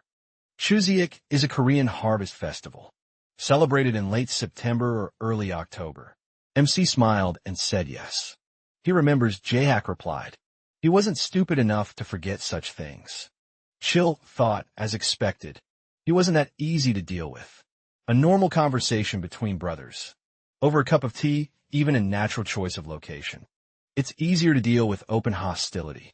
Then with unpredictable kindness, Jayhawk extended his hand and told him to try it. His only hobby is tea, so he'll be great. MC smiled and said thank you. Does he always treat guests to tea? Jayhawk said it depends on who his guest is. The tea in their cups is from a foreign plantation. He visited 2 years ago. He looked at MC and thought, even after a few sips, he's in no hurry to get to the main point. He knows perfectly well how to keep the situation under control. As expected, this isn't just some pathetic brat with little talent for martial arts. Enough probing, he put down the cup and said, the reason he called him is because of what happened at the exam. Does he know that? This incident was planned by him and the sixth one. MC replied yes. He knows Jay. Hook said, then their conversation will pass quickly. This incident wasn't his intention. Chul smiled and thought so that's how it turned out. Lee Ji-yuk, he's better known as a politician, administrator, and business figure than as a military man.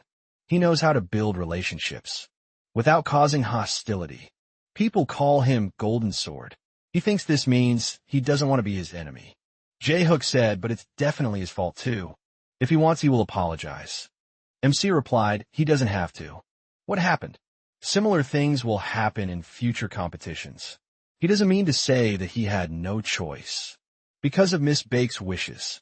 Does he? Jahuk asked if he considered him an enemy. Chill replied that he couldn't think of someone who touched his people and openly plotted against him as anything other than an enemy. Jahuk wondered what he should do. Should he just crush him now to avoid trouble later, or? He asked what he wanted him to do. MC told him to show a little sincerity. This time it wasn't just him who suffered. Jahak thought, what an insolent jerk. He doesn't accept apologies, but demands compensation. But he likes that he extended his hand and said okay. He will send a decent amount of elixir to the 5th grade students, and he will also give him a decent reward. Chio said that since he, his brother, had made so many concessions, he wouldn't bring this up again. They shook hands and J-Hook said, he thinks he will be the brother. He will understand the most. MC replied, he's not so sure about that. He stood up and said, then it's time for him to go. J-Hook folded his arms across his chest and said he has a little advice. Let him be careful with the 6th. Like him, she doesn't really like him. MC said it doesn't matter. He walked toward the exit and said he won't be in the house for the next year. After some time in the office, Sola asked Mom why I ordered not to call her mother. She didn't raise her to be such a loser. Sola grabbed her by the hem of her dress and screamed, Mom, she can explain everything. She didn't use the mission as an excuse to run away. Bayan ordered her to shut up. She released her mana and said, what she did was run away. Something that a descendant of the Lee clan should never do if she were her real child. She wouldn't have tolerated it. Sola asked, can't she take responsibility for this now? This jerk, can't she crush him right now? Leon said she really doesn't understand. If it were possible, she wouldn't have pressed her so hard. Sola asked again what Leon said. That bastard is going to the mountain of heavenly power for a year. Maybe she could have at least fixed something that. But she blew it with this incident. She set up all her direct descendants. She turned around and said that if she showed her such a pathetic sight again, she wouldn't get off with a simple hit. At the entrance, she ran into Jayhawk, and Solo was lying on the floor and screaming. Terrible idiot, she will definitely kill him. Jayhawk thought Mother is very cruel. After this, Lee Sola will be obsessed with the idea of making amends. Well, Lee Sola and Lee Cho, they will show who is more valuable. He is looking forward to the future. A year later on the day when that guy returns, MC walked to the car and got inside. He clenched his fist and thought why.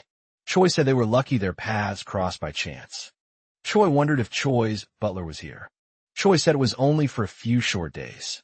Be with him, young master. Please don't let him feel pressured. MC nodded and asked what Choi replied.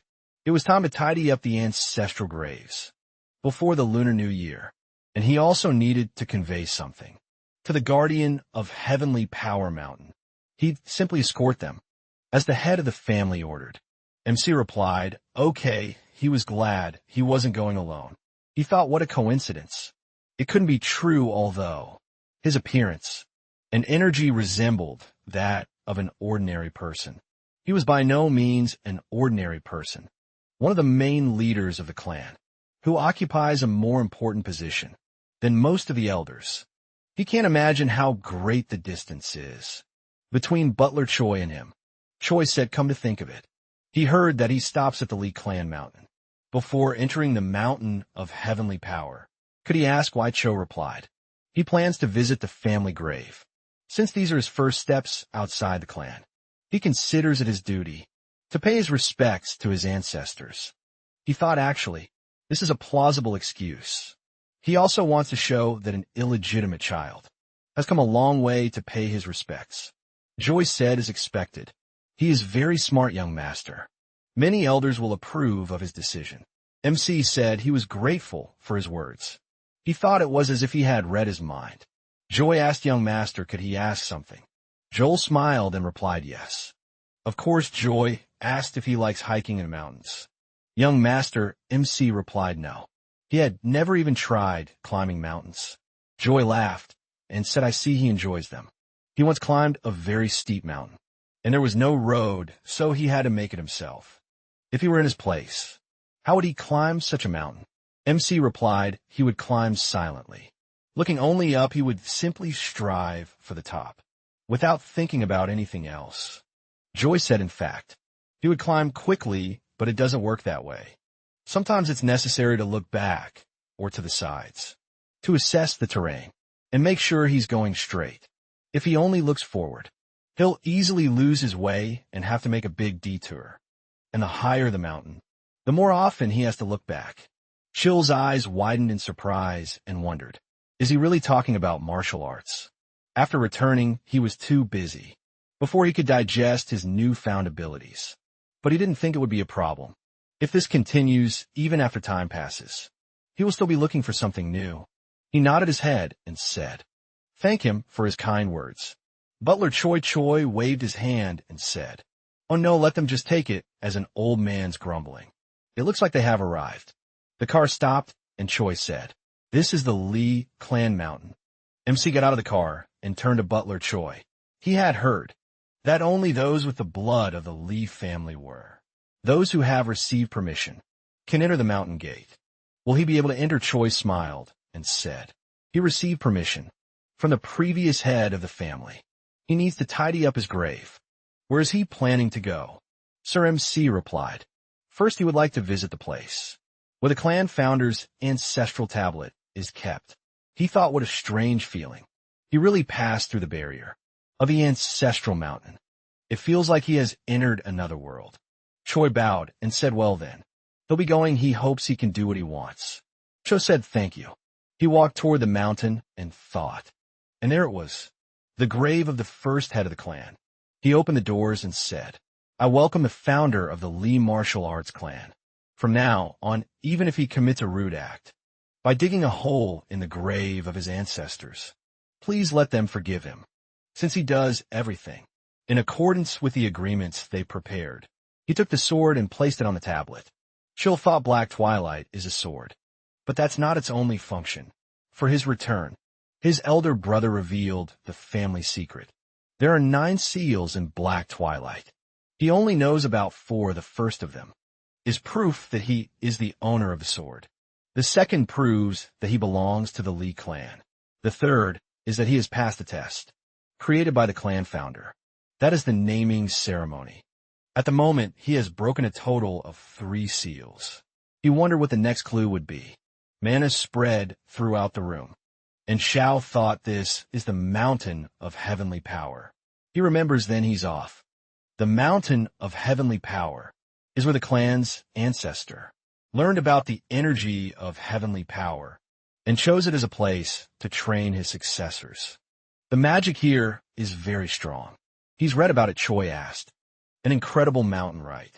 MC smiled and said it's completely different here than on the Clan Mountain or on the Red Blue Island.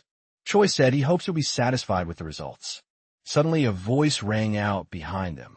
It's so noisy here again, the man said. He's fed up. They pounced again like a pack of stray dogs. MC looked at him and thought. When did he have time, he didn't feel anything. The guard shouted young Master Butler Choi. Let him step aside, he's strong. The man said this fool is so desperate to cause death. As long as he's kind, let him put his knife away right. The guard ordered everyone to line up. The man said seriously, these black hair boys. They stopped listening the moment they're given iron. He cut the boys' swords in an instant and scattered them. The man frowned in irritation and said, how dare he attack? He doesn't stand a chance. Let him humble himself. He turned around and said, immoral idiot, he also asks for a month's notice. If he showed up without a single bottle of booze, he's truly a corpse. Choi asked to be forgiven for that, but he was being excessive. The man interrupted him and asked what excessive. Since when has he become so insolent? MC asked. Butler Choi said. He was a little late with the introduction. This man is the mountain guardian, who guards the mountain of heavenly power. The mountain guardian raised his glasses and asked, is that him the guy Tyson brought in from the street? Choi replied, yes. This is the 9th son, Prince Lee Cho. He will climb the mountain. The man asked thoughtfully, did he notice how he moved? MC looked at him in surprise and thought. He never thought he would understand this. Cho replied, yes. That's right. The man sniffed him and said, his aura is similar to Tatian's, although his smell is a little strange. And he thinks his eyes are strange too. MC grabbed his face and thought. That's it. After a while, the guard laughed joyfully and said, Westerners' drinks are really interesting, although this woody aroma is unusual for him. The aftertaste is good, Choi said happily. I'm glad he liked it, MC thought, even though he doesn't know much about drinks. He knows this isn't cheap. The guard put the bottle on the table and said, okay, now he'll hear them out. Everyone must really dislike him, since they sent him here to train. MC replied, he asked for it himself. The mountain guardian asked again, is that really it? He really is the one, in whom all kinds of luck and fate are intertwined. Choi thought about the phenomenon that the demonic eyes showed him some time ago, and the personality of the mountain man that he heard about before returning. He is a goblin. Goblins can predict fate with their eyes, which have stars in them. The guardian smiled and said, so they gave him a year. What will he do during this time? MC thought everything said will reach his father too. He said after a while the guardian said, wow, he has seen a lot of weirdos. He told him where the training grounds were. He immediately headed there, and as soon as they finished treating the wounds, he gave them, let them leave together. Choi replied, thank you for letting him use his special healing water. The man said, so what brought him here? He doesn't think he came just to get him a drink. He doesn't like to beat around the bush. So let him get straight to the point. Choi closed his eyes and said, well. The master asked if he saw any celestial signs. The guard replied, no celestial signs. He did see that, but he couldn't say much. Choi asked surely. A goblin who was offered a drink wouldn't refuse the request. The guard shouted, idiot. This is his apology, Choi said. Brought more than 10 bottles of booze. The guard took a sip from the bottle and said, terrible. He knew it. There's still a long way to go. The gates of heaven have long since opened, and humanity has reached its peak. So troubled times are coming. Let him tell him not to worry, and to follow the natural course of things. Choi replied, yes. He will convey that to the master. The guard shouted, if only he had one back then in Shurome, he wouldn't have to deal with such unpleasant things. Shurome is Korean national wrestling, which is one of the oldest sports in Korea. He seems to really like this guy. Isn't he worried? Choi replied. He only serves the Lee clan's bloodline.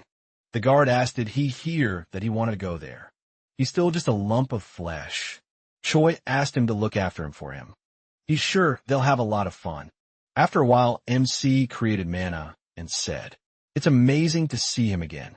The hollow in the tree is connected to the training grounds.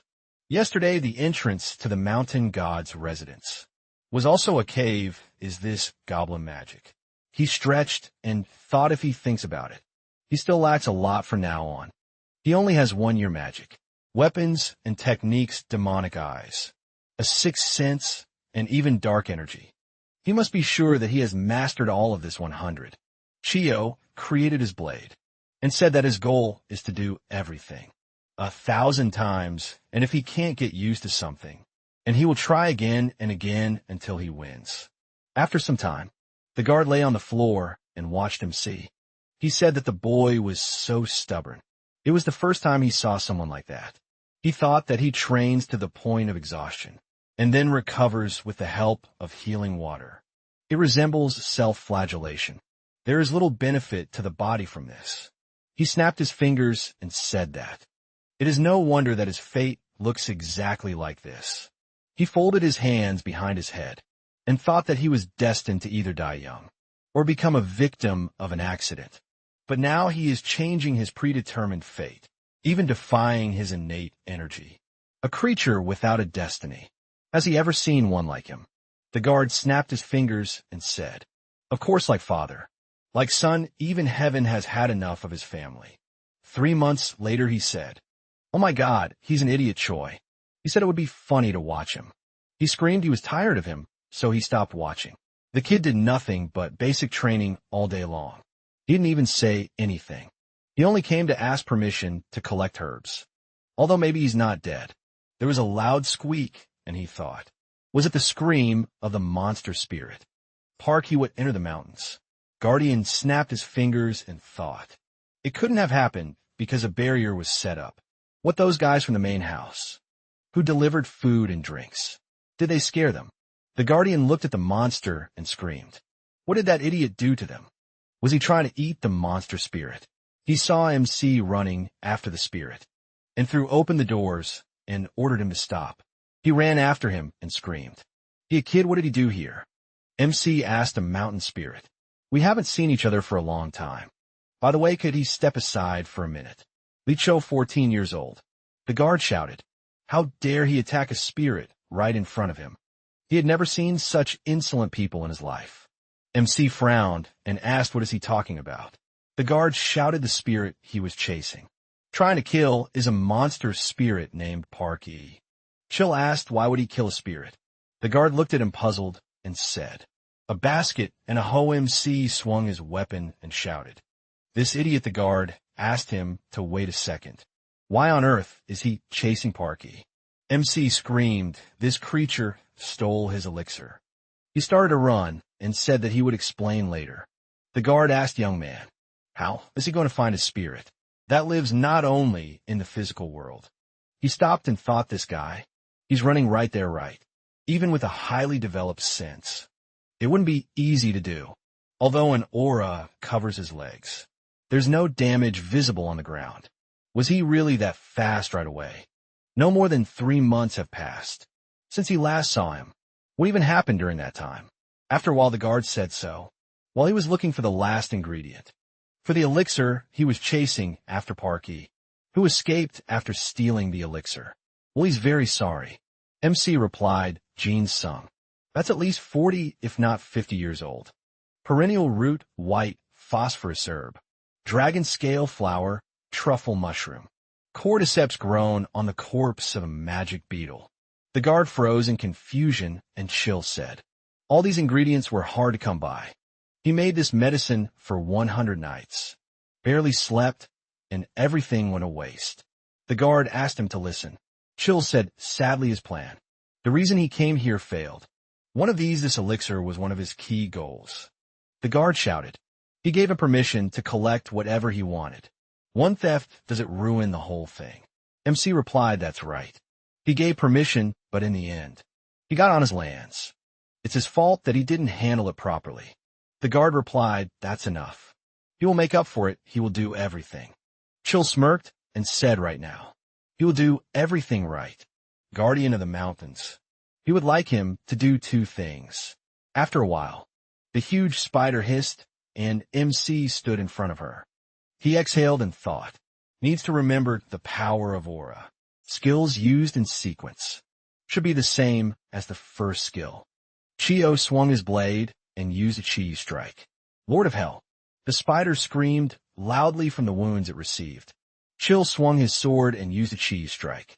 A wind-cutting force. He clicked his tongue loudly and thought, isn't this strong enough to finish her off? At that moment, a golden ticket fell from above, and the guard picked it up and said nightmare. He's a nanny now, why did he even agree? You're a teenager, doesn't he want to rest for a while? MC wiped his forehead and asked him to move on immediately. The guard ordered him to concentrate and try to remember the object he needed. He waved his hand, and the spirit of the teacher appeared on the platform. The guard thought, my God, his magic power is running out. How did he even know about training with illusions? It is what it is, he must get rid of this. The second request is to collect magic herbs, so that won't be difficult. Over the past 3 months, he has clearly become stronger, faster, and has improved his skills. He thinks it would be more accurate to say that he has become more durable. Not strong, that's right. Perhaps he will have to talk about this weapon someday. After a while, Chio was sitting in the lake and talking. He felt alive. He wouldn't have been able to stand it if it weren't for the healing water. It would be great if this existed somewhere else, besides the mountain, like in a main house or somewhere else. Suddenly MC's eyes widened in thought. Who is it? He didn't even feel it until this someone came so close. The guardian said, judging by his tired look, he thinks he is still human. Joel asked the guardian of the mountains. What brought him here? The guardian replied. He had a long day too, so why doesn't he rest? It seems like he has been here for a long time. But is he resting enough? MC said, yeah. Even too much, sometimes, the guardian replied. He means besides his coming here after training idiot. He has lived quite a long life. Right, but this is the first time he sees someone training so mindlessly. MC thought he didn't even notice how he brought food. He laughed and said okay. He thought he felt a little awkward. He stood up and said, he feels like his body has recovered, so perhaps he will go. The guard slapped his palm on the stone and said, wait a minute, let him sit back. He needs to discuss something. That thing he was waving, what is it called? MC asked, does he want to talk about it? The guard replied, yeah. What did he get? He promises that the conversation will remain only between them. He is not sure, but it may be related to its origin. Chill replied, this weapon is called the Limitless. He took it from the family warehouse. The guard said, he does not know how much he knows about it, but he saw something similar a long time ago. A long time ago, there lived a shaman who could communicate with spirits and read the stars, and he always carried something with him. For example, a stone that could freely change shape. The shaman could do all kinds of magic using only this, and he didn't pay anything for it. So he became the best shaman of his time. But one day the stone swallowed him. First, the shaman lost his sense of humor, and then became wild like a monster. Everything happened very suddenly. In less than a year, it wasn't easy, but some skilled people sealed it. MC asked what happened to the stone.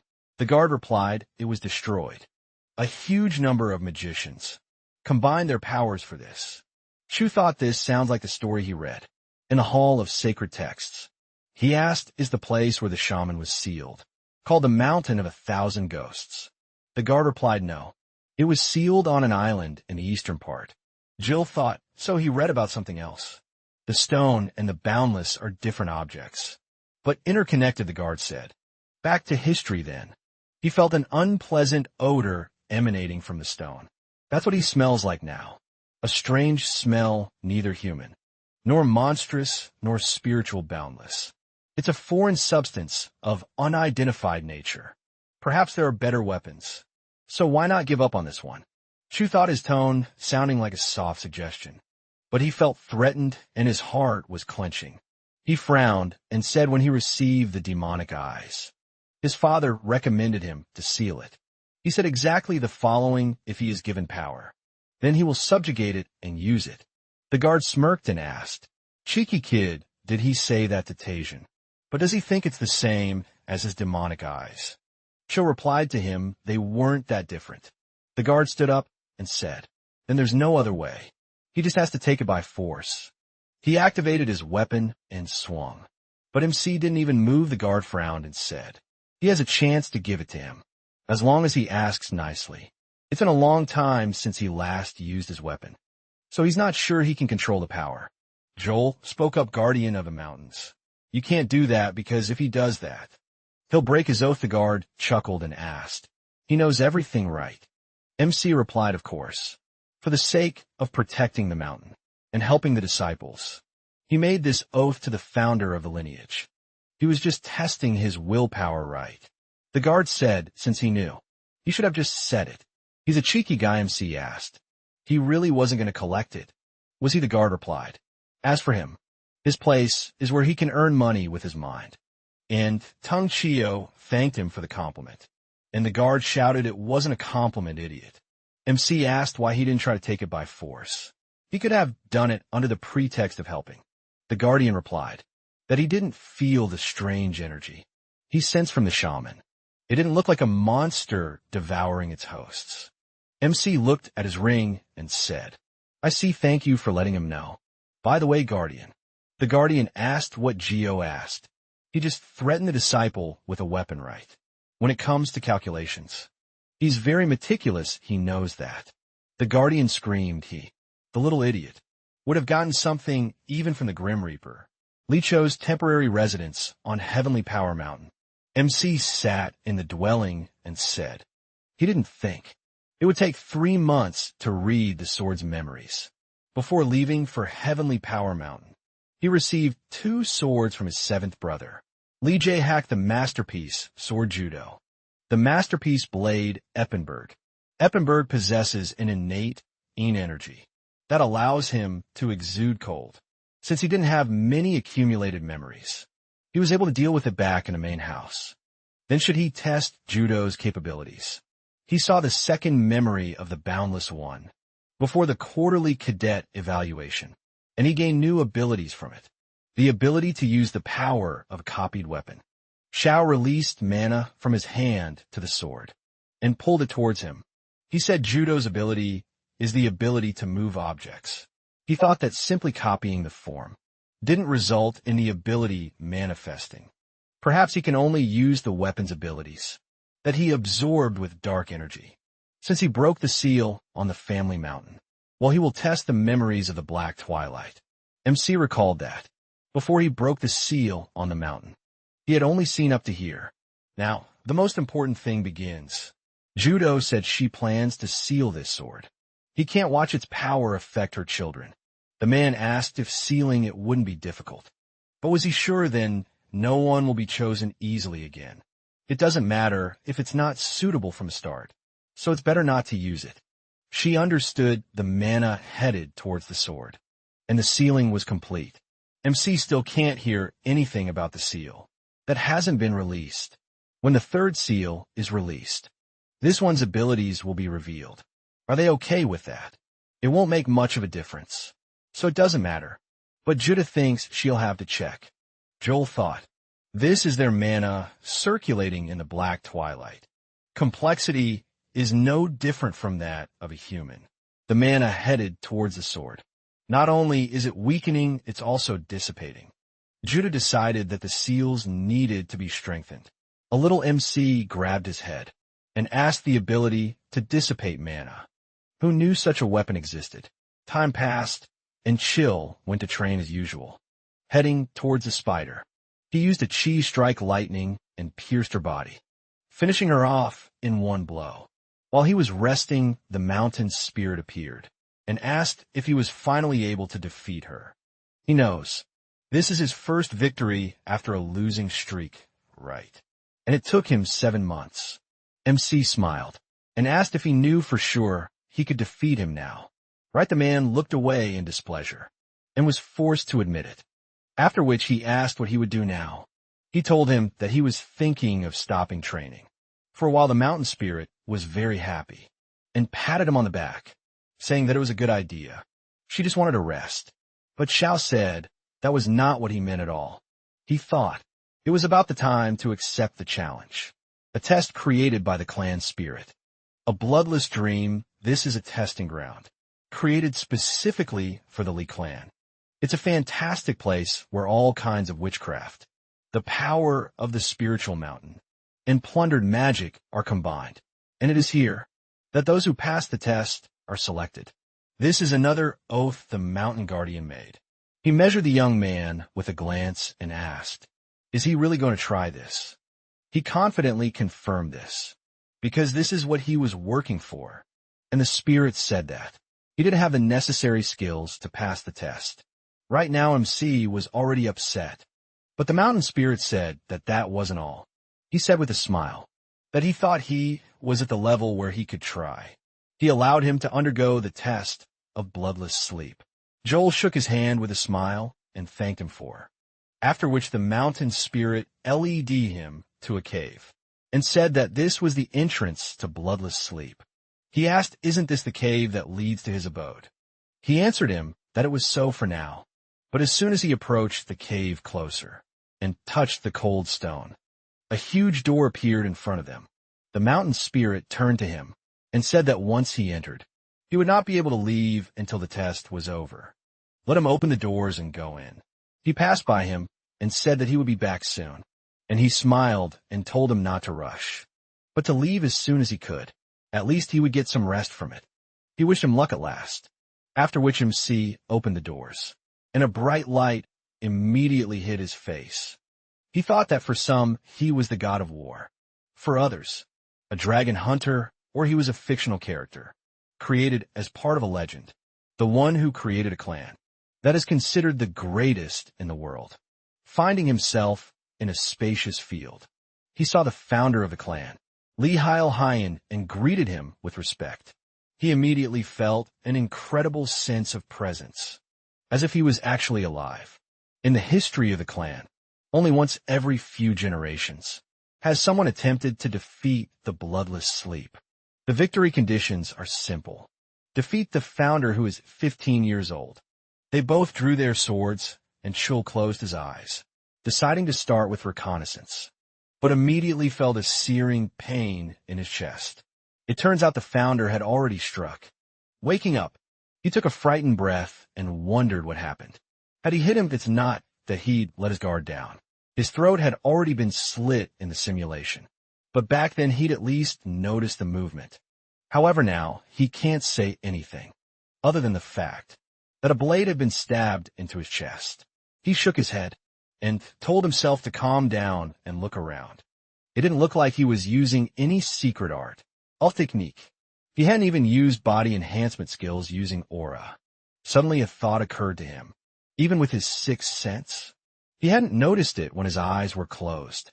Could it be a blow aimed at his weak spot? But is this possible to do something like that? We'll have to count all his moves. Realizing how strong he was, he nervously picked up his blade and stood up. Immediately after, Julian started moving towards him, and he, having prepared himself, chuckled nervously and said that he didn't know if he could beat him. Time passed. Butler Choi came to the clan head and told him that he had received a call from the mountain of heavenly power. Taishan wiped his sword and said that it looked like he had entered inside. The butler confirmed this and added that 10 months had already passed. The clan head said that he shouldn't have such a level of skill. This kid has never lost. Turtle Mountain Double Crown of the Blood Tiger Squad. If we talk about his victories and defeats, he didn't win every time, but he never lost completely. This means that he never hit a wall. Does he know why the survival rate in Bloodless Dreams is less than half? It's because people give up in front of the wall. Called Lee Hill Hyun Kid, who's never felt a challenge before, is met with an obstacle. What happens when he hits a real wall? MC meanwhile lay on the ground, trying to catch his breath after another death. He clutched his head and wondered with frustration if he really died from one hit. Again, he tricked his sixth sense. Frontal attack, followed by an attack from the side. An attack that perfectly hit his blind spot. So he's already figured out all his fighting patterns. He stood up and, looking at his trembling hands, realized he hadn't felt this way in a long time. Frustration, helplessness, the fear that you can never win. But he won't give in and he won't break. He took his dagger and, turning it into a sword, thought that no one in this world knows this feeling better than him. Those who have hit rock bottom can only rise up.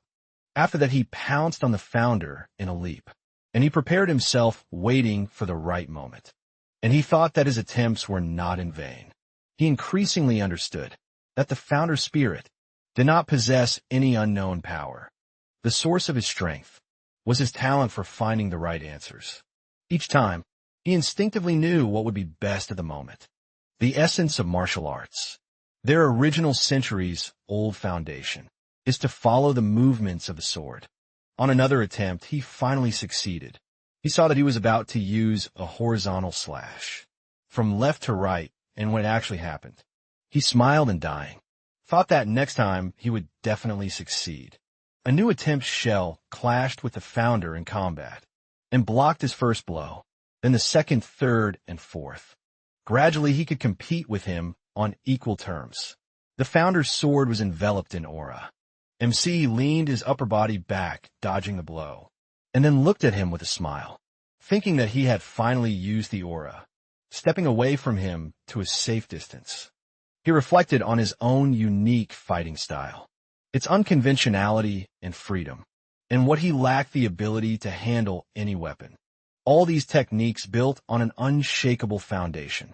Now he understands that the true purpose of bloodless sleep is to destroy the wall that is himself.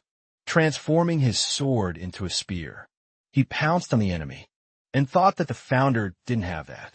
But he had strengths he didn't even know about. He remembered his aunt confidently, saying that his magical talent was incredible, and he pounced on the enemy. Thanking her, he used a strike of chi and wind power, and attacked the founder with all his might. Julian blocked the attack, but his aura couldn't withstand it, and his sword broke. Then Cho struck and broke the wall. Meanwhile, the mountain spirit was drinking in solitary confinement, and thought that a month had passed, since this guy had gone into a bloodless slumber.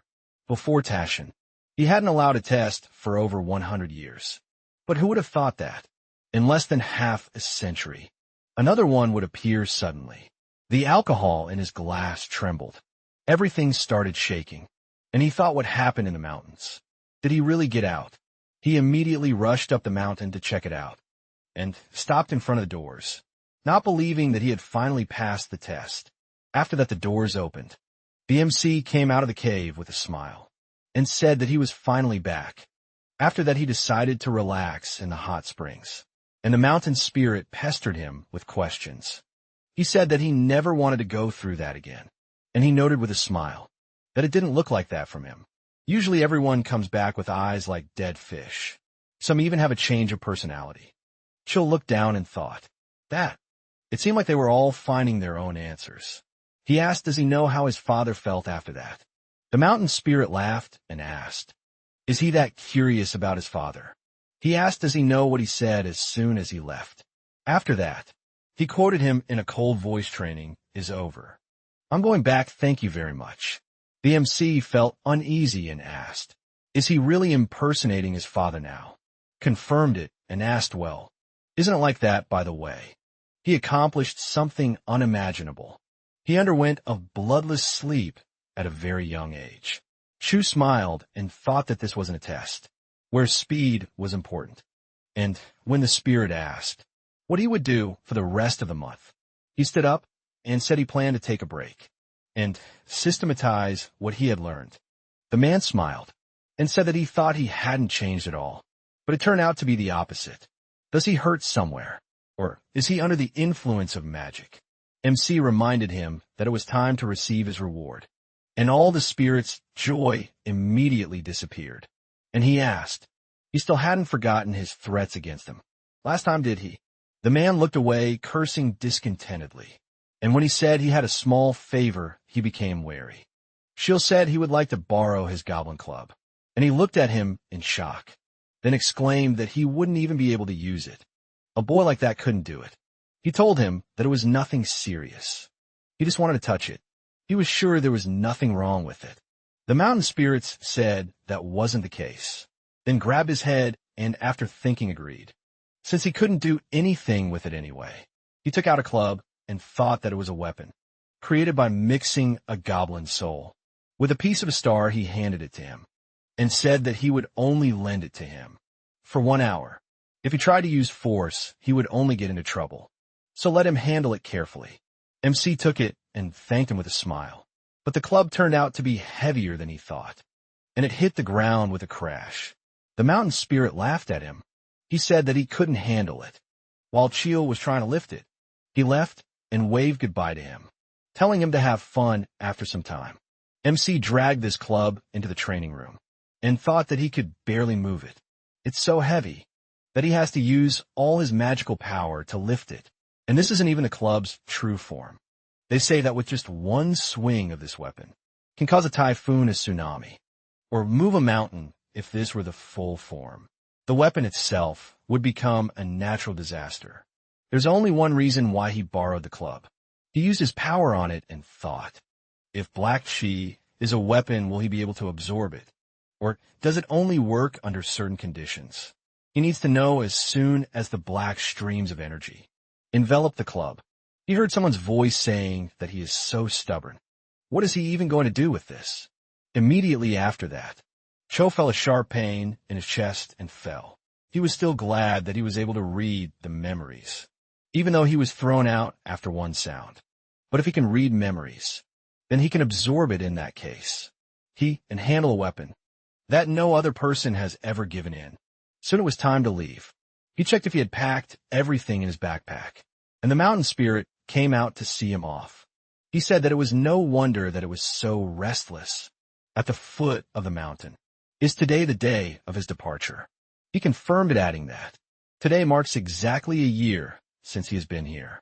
The mountain spirit took out a bag and asked, "What is this?" He answered that it is salt. He's going to sprinkle salt everywhere here. When he leaves, MC smiled and thanked him for everything. Next time he will come and say hello. He asked in response. He knows that he will not forgive him if he comes empty-handed, right when he drops by to see him. He should take a lot of drinks with him. He remained silent, thought that this was said by the person who was going to scatter salt. After he left, he asked, is he happy with his life? This question took him a little by surprise.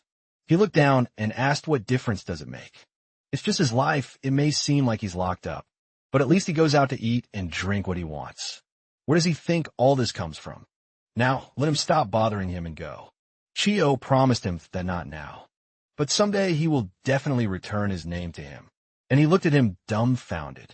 After that, MC left, and the mountain spirit, watching him go, remembered his words about needing to help him. When the time comes, he laughed and thought, how do you know about that anyway? This guy is strange. A long time ago, there lived a goblin who wandered through the 8 provinces of the country and caused all sorts of trouble. A man caught the goblin, beat him up, and then let him go. The goblin, unable to admit defeat, demanded a duel of serum. The loser, the goblin, again made 2 promises. First, he had to manage the mountain and help the students. Second, he had to create a bloodless dream and choose those who would pass the test in it. And this part of the story is known throughout the world.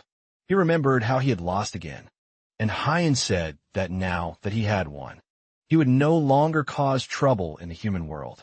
As a sign of this, he would take away his name. The name is the very essence. So his soul would be pledged to him, extended his hand to him, and said that this would not necessarily have a bad effect. If one day the child in whom his blood flows returned his name to him, only then would their contract be complete. The mountain spirit smiled and said that, of course, everything was not so bad. He turned to Hyen in his thoughts and asked, is this guy capable of handling such a task? He said that he would return his name because of this. He became furious and exclaimed. He said this, and now he just runs away, leaving him with empty hope. He headed home, deciding to sprinkle more salt. And closer to night, Joel got home. He got out of the car and thought that, because of the seal on the black twilight, he had to linger a little on the Lee clan mountain. At the main gate, the butler, Choi, met him and said that they hadn't seen each other for a long time. How was he doing? MC was slightly surprised by him, and since he was here, it meant that his father called him. The man confirmed this and invited him inside, saying that he would ask someone to carry his luggage to his room, so he went straight to the main building. They walked in complete silence, and when Chill was about to go to the gym to his father, the butler said that today he had to go somewhere else. They went along the road, straight to the training ground, which is intended exclusively for the family. And when MC arrived, he saw his father there, who apparently just finished training. He looked at him and thought that this was no longer surprising. He still can't even imagine what level he is at. He bowed to him and asked how he was doing, and Taishan said that it looked like he had made noticeable progress. He told him that it was true, but when he saw him, he immediately remembered how much he still lacked. His father smiled and asked, "Have you only learned flattery?" Then he was disappointed. MC looked at him in surprise. He had never heard him joke. The butler approached the head, informing him that tea was ready, thanked him, and invited his son to sit at the table. When the butler poured them tea, he asked him how it went without formality. Let him tell what he experienced there. If he intended to listen to a report, he would not have called him separately. Sheol clenched his fists and thought that, if he really wanted to hear everything, then he would tell. While his son vividly told him everything that happened, he thought that it was a strange feeling. For the first time, he heard from his own child. Not a report of achievements, but simply impressions of the training. When MC finished, he said that he thought he had not wasted his time. And he answered him with a smile, that he could not waste the time he had given him. And then his father asked, "Then why did he return so late today?"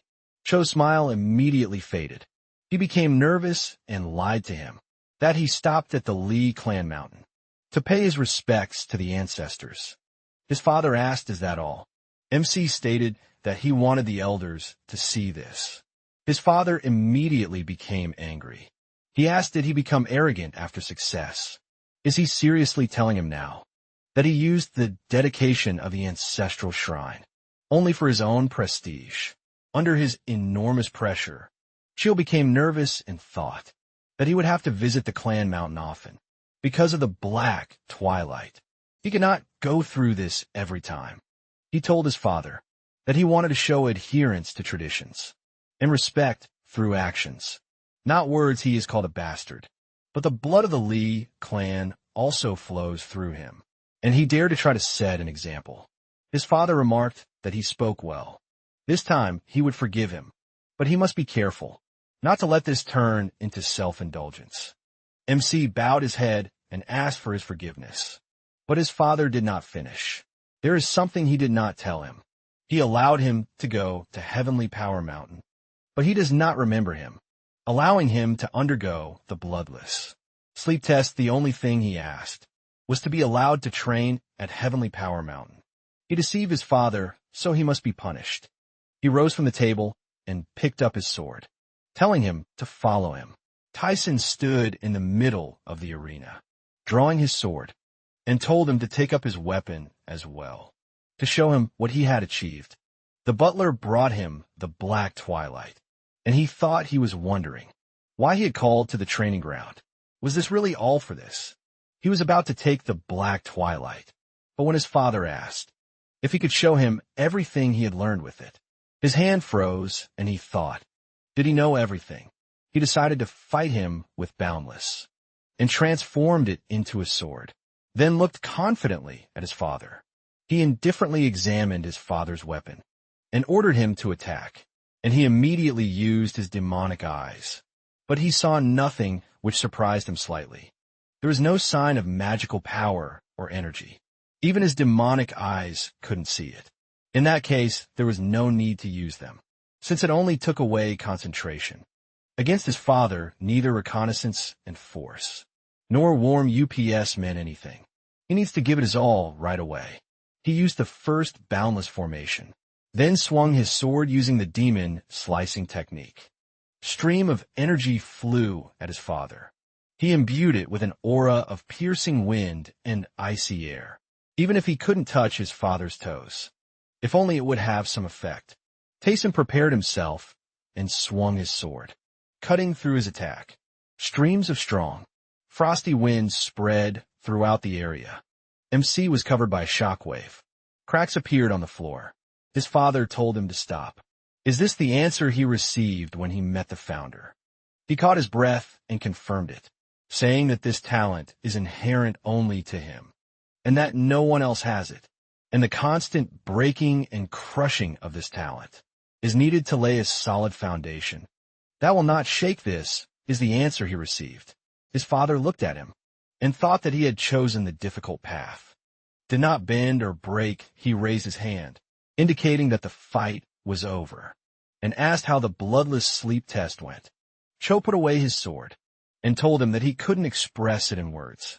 Tatian said that if he couldn't describe it, it meant that it hadn't become his yet. In fact, the attack he had just performed wasn't his best. He clenched his fist and told him that he knew it, and his father, glancing at him, stepped aside and said that if he had entered bloodless sleep on his own and couldn't show results, he would have punished him. MC excitedly apologized to him, and his father asked what he planned to do in the future. He said that there was something he wanted to ask him. He had to go through his 3rd year of training in the cadet corps, but as far as he knew, he had already surpassed the cadet level. Taishin told him to get down to business, and he, swallowing nervously, declared that he wanted to experience the world, so he was asking for permission to begin his warrior's journey. His father said he had expected something like this, so that was the reason for the trip to the mountain of heavenly power. He confirmed it and added that, however, he wanted to improve his level even more. Tyson looked down and said that the habit of trying to achieve multiple goals could one day turn against him, and he bowed to him, saying that he would keep that in mind. He understood that this was both advice and a warning. At the same time, his father, meanwhile, was thinking about the warrior's journey. Is the final test one must pass? As the direct heir to the Lee family, there, one must train and grow strong without counting on help, until you return to the family as an adult. However, there is no set test here. Instead, you must return with achievements that are recognized by everyone. But 15 is too early to leave.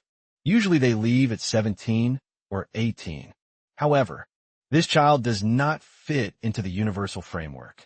He personally confirmed that he already possesses power, equivalent to that of a 5th-class warrior. And seeing this child, the other children will also be wary. He gave him his permission, and Chill was already happy. But his father had 2 conditions. The next day, MC went to the administrative part of the clan to meet his uncle. He came out of his office and waved at him with a smile, saying that he tried hard. He asked how he was doing, and he, grabbing his cheeks happily, said that he was always doing well. But he had grown so much he invited him to sit down, and then asked if he wanted something to drink.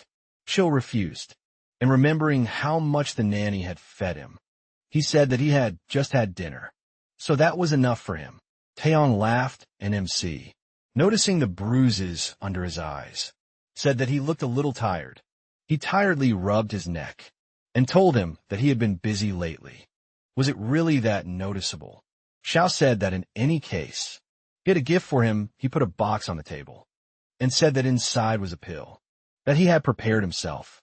It was not a super artifact, but it would give him a significant boost in vitality and magic power for several weeks. His uncle was delighted and said that he was the only one who thought about him, after which he opened the box and immediately smelled the scent of a pine forest.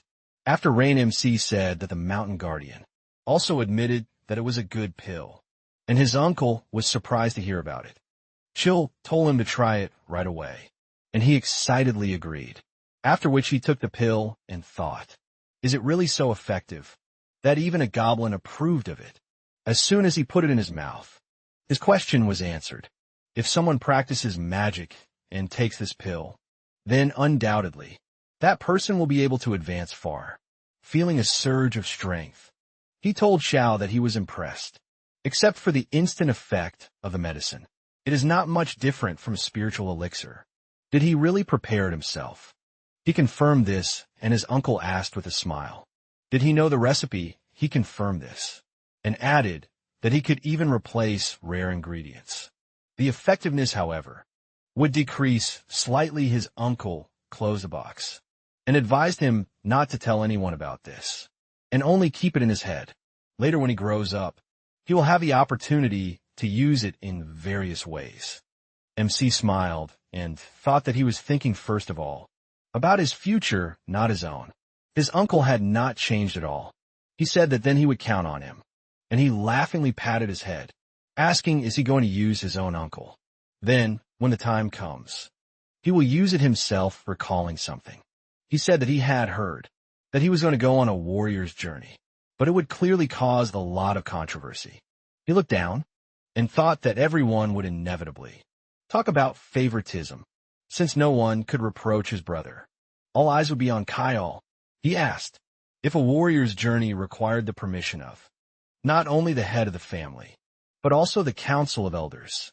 Besides, they didn't like him. Wouldn't it be better to abandon this idea? He answered that he had somewhat foreseen his concerns. This is why his father set the conditions. This is exactly why he came to him. He needed his help after talking with his uncle. He went to the training hall, opening the doors. He thought that he hadn't been here for a long time. After which, he went inside and decided to stretch a little, to relax, hearing footsteps. He immediately realized who it was, and his aunt burst into the training hall, joyfully calling out to him. But her joy quickly turned to anger. She grabbed him by the clothes and exclaimed that since he arrived, he should have come straight to his aunt. He nervously patted her hand to get her to let him go, and asked how he could come when she was always busy. She said that she knew he went to see her brother, and he replied that they were discussing business. She pouted resentfully and said that it hadn't been long since he returned, and he was already getting ready for a warrior's journey, but he had grown so much. She patted his head and said that his magic reserves had almost doubled. His magic system had become stronger. He said that he had also mastered all the aura skills he had learned beforehand, and she happily asked, "Is that true?" Then he now has 3 stars. He still has a lot to improve, but she has already prepared a gift for him. She finished the spells for the other aura levels, so they can try them right now. He apologized to her, saying he didn't think he could go with her right now, and she looked at him in surprise.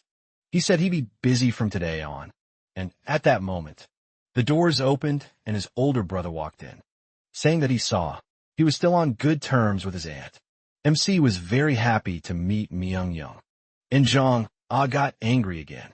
He started pointing at his shoulder and exclaimed that he told her he was busy, but he came to train the youngest.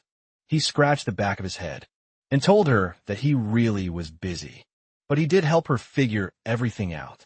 And Joel can't believe his busy older brother was helping her with something. After which, Myung-young told him that his materials were so rare that they helped him in his personal training. He laughed and told him that if that was true, and he was lucky, and asked how he was doing in general.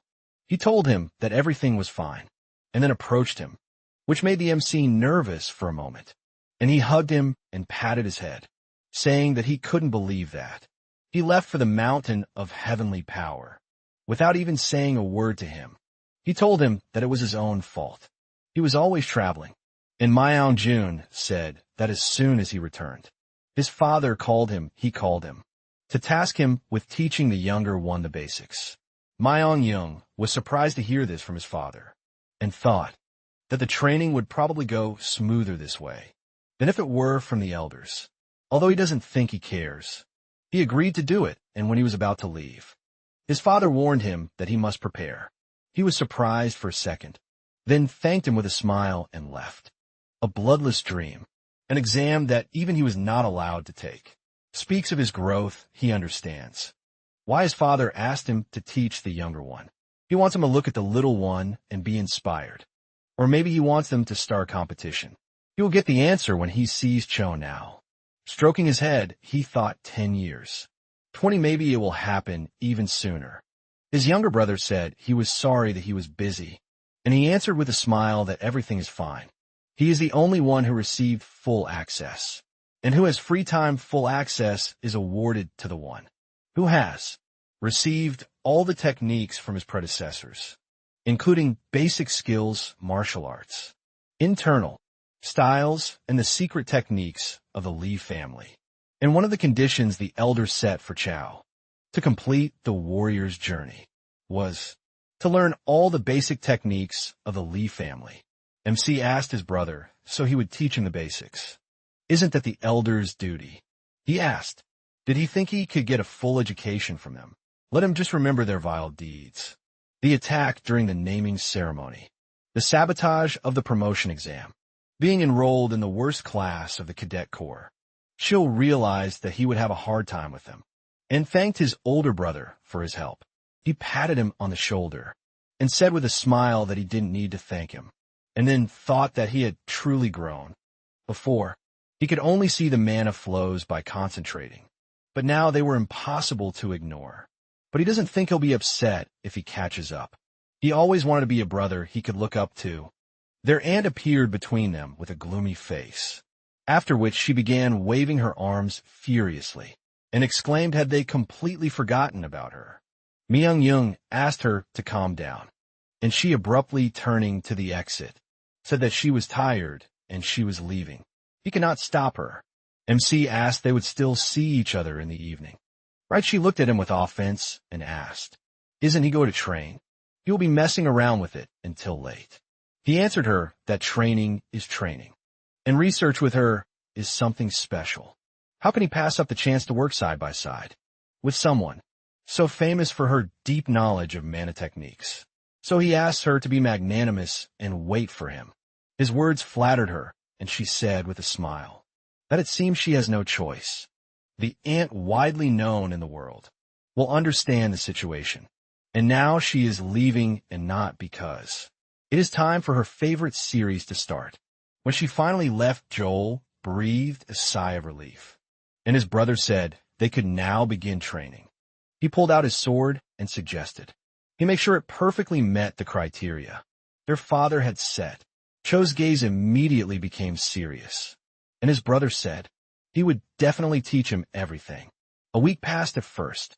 Basic training with Myung-young seemed simple to him, but now everything was different. There was very little time to learn a certain approach or theory, and the short breaks between bouts served as his rest. In essence, it was an endless duel, as close to a real fight as possible, when he fell again and began breathing heavily. His brother said that he believed in learning by doing, not by listening to lectures. Can't he see it with his demonic eyes? He needs to move correctly.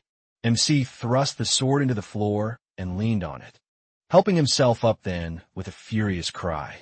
He ran toward his brother and swung the sword, realizing that, even though he could see all his movements, with his eyes he felt like he couldn't keep up.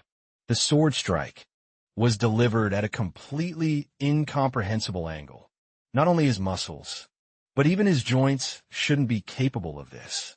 After a series of strikes, his brother asked if he thought the last move was too much right.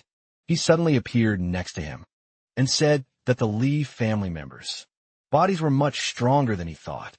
Seeing the tip of the blade right in front of his eye, Chul froze for a moment. He mentally told himself to move his body, and then immediately leaned back. Dodging the strike, Myung-jun glanced at him and thought that he was already beginning to understand. The training was going quickly because he knew the basics. This boy was not capable of such movements before. Even he wasn't allowed to enter bloodless sleep. Is this the enlightenment he attained? He took off his outerwear and rolled up his sleeves, saying he was doing well. So he would increase the difficulty now. They would see if he could keep up with him. Realizing that he was serious, the MC flinched and the fight began again. They finished late in the evening. Myung-young smiled apologetically and apologized to him, saying that he was overdoing it a bit. Chul, covered in dust and bruises, answered him exhaustedly that everything was fine. This is how training should be.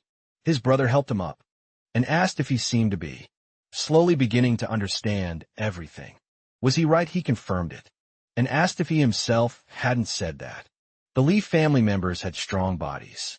He thought that they really were stronger than ordinary people, tendons like wire, muscles flexible and elastic like rubber. And this body gets stronger with every workout. He smiled and told him that it was okay to do movements that usually put stress on the body. At that moment, he realized that this was the foundation. His brother praised him and noted that he had already put the principle into the movements. The MC said that he had worked hard all week to memorize his lessons, but it was still not enough. Myonjin looked at him with slight surprise and thought that it would take months to master this level, and he had done it much faster. He picked up his clothes and said that he had said hello and that he should definitely go to the doctor for an examination and treatment. He patted him on the shoulder, saying that they would see each other tomorrow at the same time, and he replied that he understood everything. Then he would spend some time here. Analyzing their training, his brother left, telling him not to overdo it. And after that he sighed heavily. He looked at his hand and thought that it was clearly similar. The basic form of limitless, on which the movement is based, uses limitless as a theory. Infinite dimensions. There's also a core family technique that maximizes physical capabilities based on the characteristics of the body. The operating method of both techniques is incredibly similar. The difference is that the clan's core technique is based on working with the body, while Limitless' core technique focuses on weapons. Thanks to this, it became easier for him to understand the basics. Perhaps it stems from the same thing. That person in Limitless memory. He had the clan's traits. It seems that Limitless is closely connected to their family. He feels like he's discovered a secret from an unexpected side. Now time will pass quite quickly. Soon a meeting of the Li clan was held. Everyone had long since arrived, waiting only for the elder. Finally, he arrived and apologized to everyone for being late. Taking a seat, he glanced at Taehong and said that the respected, busy chief himself had graced them with his presence. He replied that he couldn't just work and skip meetings, so he decided he had to come this time. Chul Yung took a sip of tea and said that they had probably already heard the story about the youngest illegitimate son who decided to petition to be sent on a warrior's journey. The man jumped up from his seat and exclaimed that, of course, they had heard about it. How could such a young man go on a warrior's journey? Besides, he was a bastard. Did he mean to say that this impudent bastard approached the head of the family directly? He said that, after returning from the mountain of heavenly power, he had asked him about it. The old man looked at them calmly and said that he thought they had misunderstood. The head of the family had not yet made a final decision.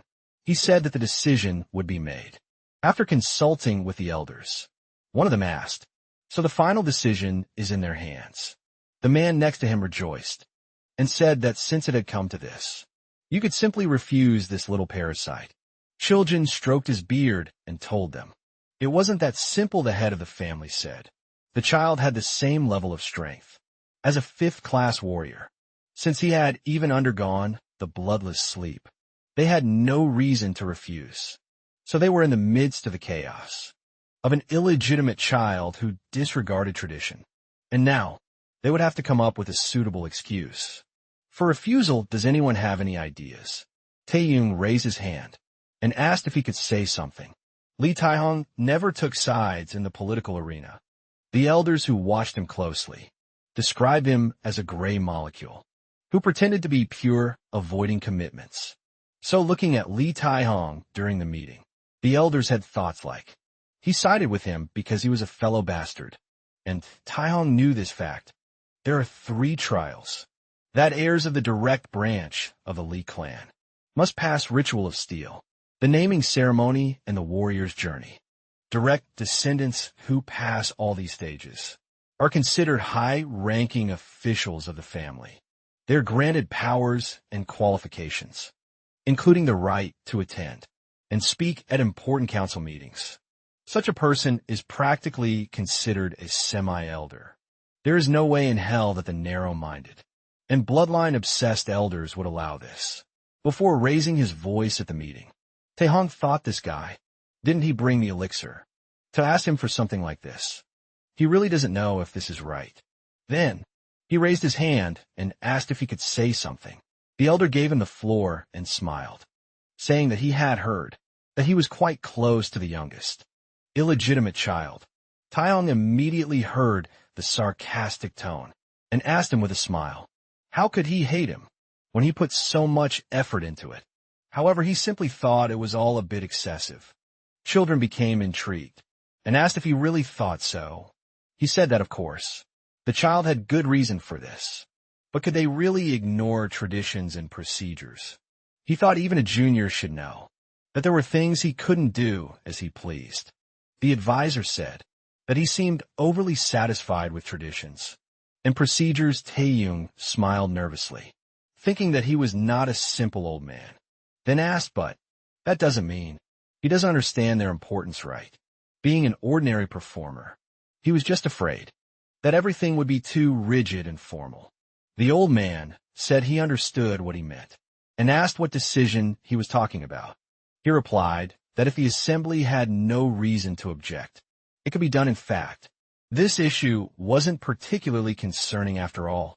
The best excuse was that the younger boy had never proven his abilities. Children asked if the head of the family had acknowledged that the boy had become a fifth-class warrior. He asked if they could confirm this publicly. The old man seemed interested, and Taehong mentally told Xiao that he would do as he wished. After that, he stated that it would be nice to let him prove it. On stage, the old man's eyes widened in surprise, and he asked if he was talking about a duel. He confirmed this, saying that given the younger boy's actions so far, they would never refuse. The other elders began to talk among themselves. They apparently liked his idea. And then the old man asked who he should fight. Taehong asked if it wouldn't be better to nominate a man who had only recently completed a warrior's journey. But the seventh, Jae-hak, would never agree to such a fight. It wasn't in his nature, Chul Jong asked. Then he's talking about. The sixth stroked his beard thoughtfully, and Taehong said he thought she would be appropriate. But if he was concerned, restrictions could be placed on her. The old man thought it wasn't a bad idea besides. He'd received word from Lady Bai that the sixth harbored animosity toward the bastard.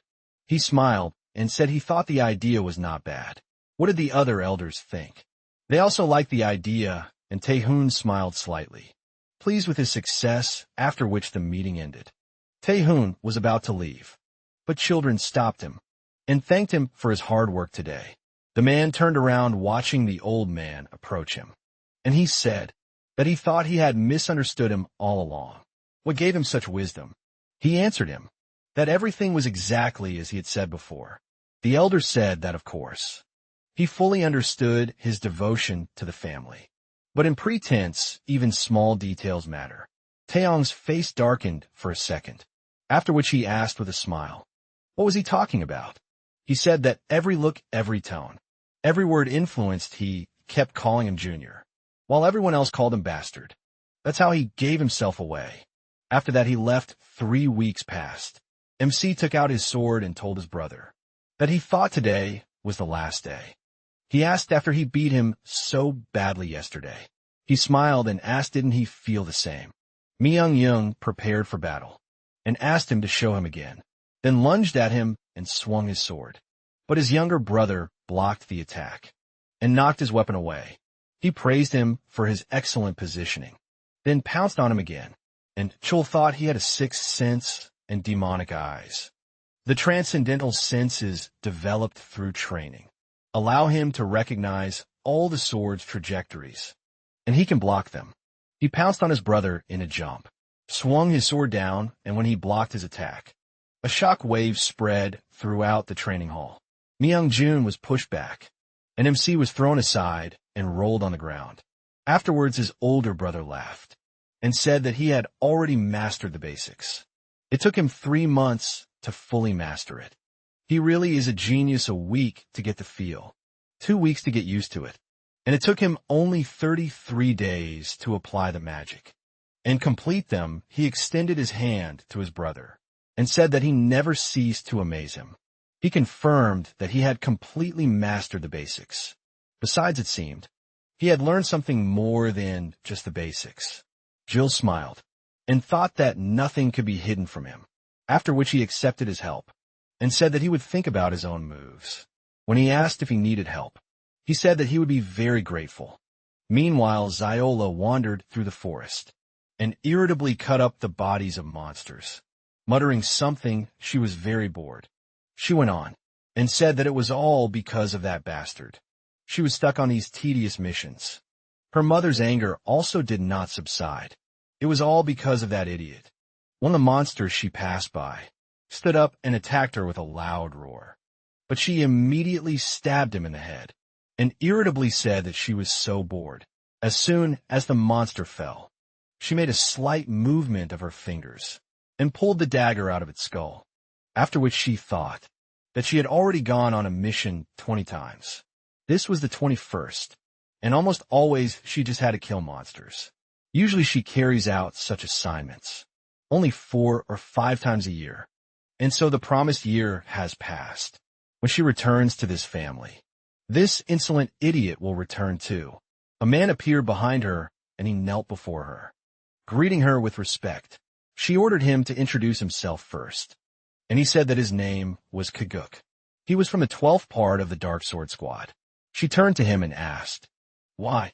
One of the personal guards of the head of the elders had come here, he replied, that he had come to deliver a message from the head. As soon as he told her everything, she laughed out loud, then in rage thrust the dagger into the trunk of a tree, said that everything worked out perfectly. That idiot dug his own grave with his own hands. The advisor is also not bad.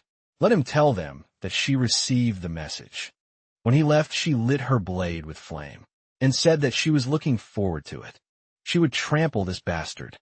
Time passed. MC came to his uncle and apologized to him for being late. The training was a little delayed. He greeted him with a smile and said that he heard he already learned the basics. He confirmed this and said that there was something he would like to try. Tahong said that a detailed schedule was announced, and he came to discuss it. Cole sat down at his desk and said that if an official document was issued, he would come to him himself.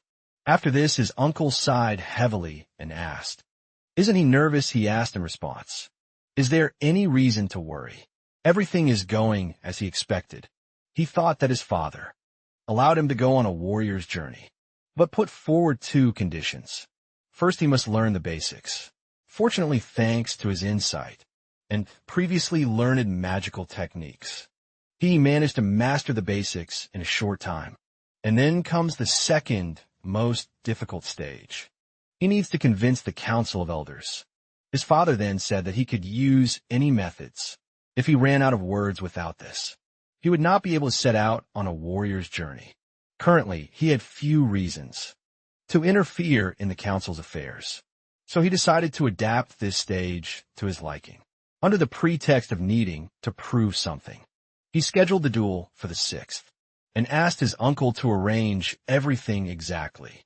That way the elders would have no reason to refuse. He would personally create a situation in which he could embark on a warrior's journey. The ability to adapt a situation to one's needs is necessary for those involved in politics.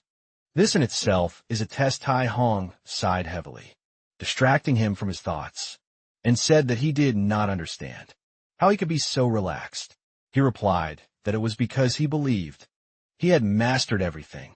He grabbed his head and tiredly said that he was not talking about that now. The 6th one he heard did not get along with him. No matter how much he fought with Sola, knowing her personality, he could say for sure that it would not end well. Why her? He answered that he was indebted to her, and his uncle could not restrain himself, and jumping up from his seat, slammed his palms on the table, and exclaimed that this was exactly so. Isn't this something he can figure out when he is older? Why in this situation he nervously clenched his fist, and said that he was not saying this because he thought he couldn't do it. Having calmed down a little, he sat back and, clutching his head, said that he was worried that he might somehow get hurt. MC smiled and thought that he was truly worried about him, after which he thanked him for his concern. The 6th will try to almost finish him off, and the Council of Elders will have a great excuse to put a leash around his neck. So this battle is not just for the journey. Of course, if he loses, everything will become even more difficult. But he should not worry because he will definitely win. The Council of Elders quickly published the final documents and began preparations for the duel. And soon after, a decision was made on the location. This place was the Central Training Hall. the largest and most extensive training ground in the Lee clan. It is also the place where the ritual of steel took place. MC threw on his outerwear and thought that they did not plan to deal with this quietly. It seems that this is the work of the first elder. The central arena consists of spectator seats, located around the perimeter. It is obvious that they are trying to break his spirit with public humiliation, but that is not a problem at all. He was distracted from his thoughts by Jong-ah. Entering the room, she looked at him worriedly, and he thought that she had the same expression on her face. All this time he approached her and asked why she was acting like this. She asked him not to pay attention to it, and he noticed that she was like this all day. How could he not notice it? She exclaimed with displeasure that this family does as it pleases. She hates it when someone gossips behind their back. She is already a 4th-rank warrior, and he has only reached the 5th. It's like heaven and earth. Chu said that this is why the 6th one has magical restrictions and is not allowed to use secret techniques and methods. His aunt said that she knows this, but she is still worried. Her hands trembled, and she asked if there was a chance of losing. She grabbed her head and said in a panic that if she had taught him just a little bit, a little more diligently, if only she had told him earlier about the limitless family, then he would have been stronger. Gao's voice pulled her out of her dark thoughts. He asked her to calm down with a smile and said that the master would handle it as always. After all, she personally taught him. Maybe she should cheer up her nephew. Gemma looked down, lost in thought again, and MC thought she looked like a frightened animal. She must have lost something to the Lee clan too. He doesn't know her past, although if he wanted he could find out. But he didn't want to do that on purpose. He believed that someday she would tell him everything herself. He approached her and said with a smile that now was not the time to worry. She looked up at him with a confused look, and he asked if today wasn't the day when the techniques they developed together would be revealed, including the ones with their own special features. Her mood immediately changed. She looked up at him in anticipation, and at that moment a servant informed the young master that it was time for him to go out. He told his aunt to watch closely. He wouldn't lose, then took his sword and told her not to hesitate, to cheer him on in the stands. He would be sad when everything died down after that, went out into the corridor leading to the arena, and thought that it had been a long time since he had been here. From a moment he was born, he had been trying to prove himself. Now it was time to complete it. When the gates opened, he walked into the arena with a confident smile, where the 6th one was already waiting for him. He looked up and saw that his father, Lady Bake, as well as his uncle and the elders were watching them. Ciola called him an idiot and asked if his neck was stiff. She didn't like the way he looked at everyone. With arrogance from the beginning, she tossed the dagger in her hand and said that such behavior was too much for a bastard. Today she would make him bow his head. He smiled and told her that he would look forward to it, after which the referee entered the arena and loudly announced that the duel between the 6th young lady and the 9th young master was about to begin. He told them to prepare, and they both drew their weapons. Xiao closed his eyes, and as soon as the start of the duel was announced, he used his demonic eyes, and at that moment, Sola appeared behind him, so quickly that he didn't even have time to follow her. She immediately went on the attack, and he felt 3 daggers flying at him from behind, and 2 from in front. It was unknown how many more she threw at him. Throwing a dagger infused with magic and aura is a unique technique created by the 6th. The technique got its name because it resembles a flame in appearance. Xiao pulled out her dagger again and used the falling flames technique, throwing them at him again. He thought this attack was unavoidable, but in that case he'd use something else. His sword was engulfed in solid energy. Then he used a modified form of lightning, and dark sparks spread across the arena.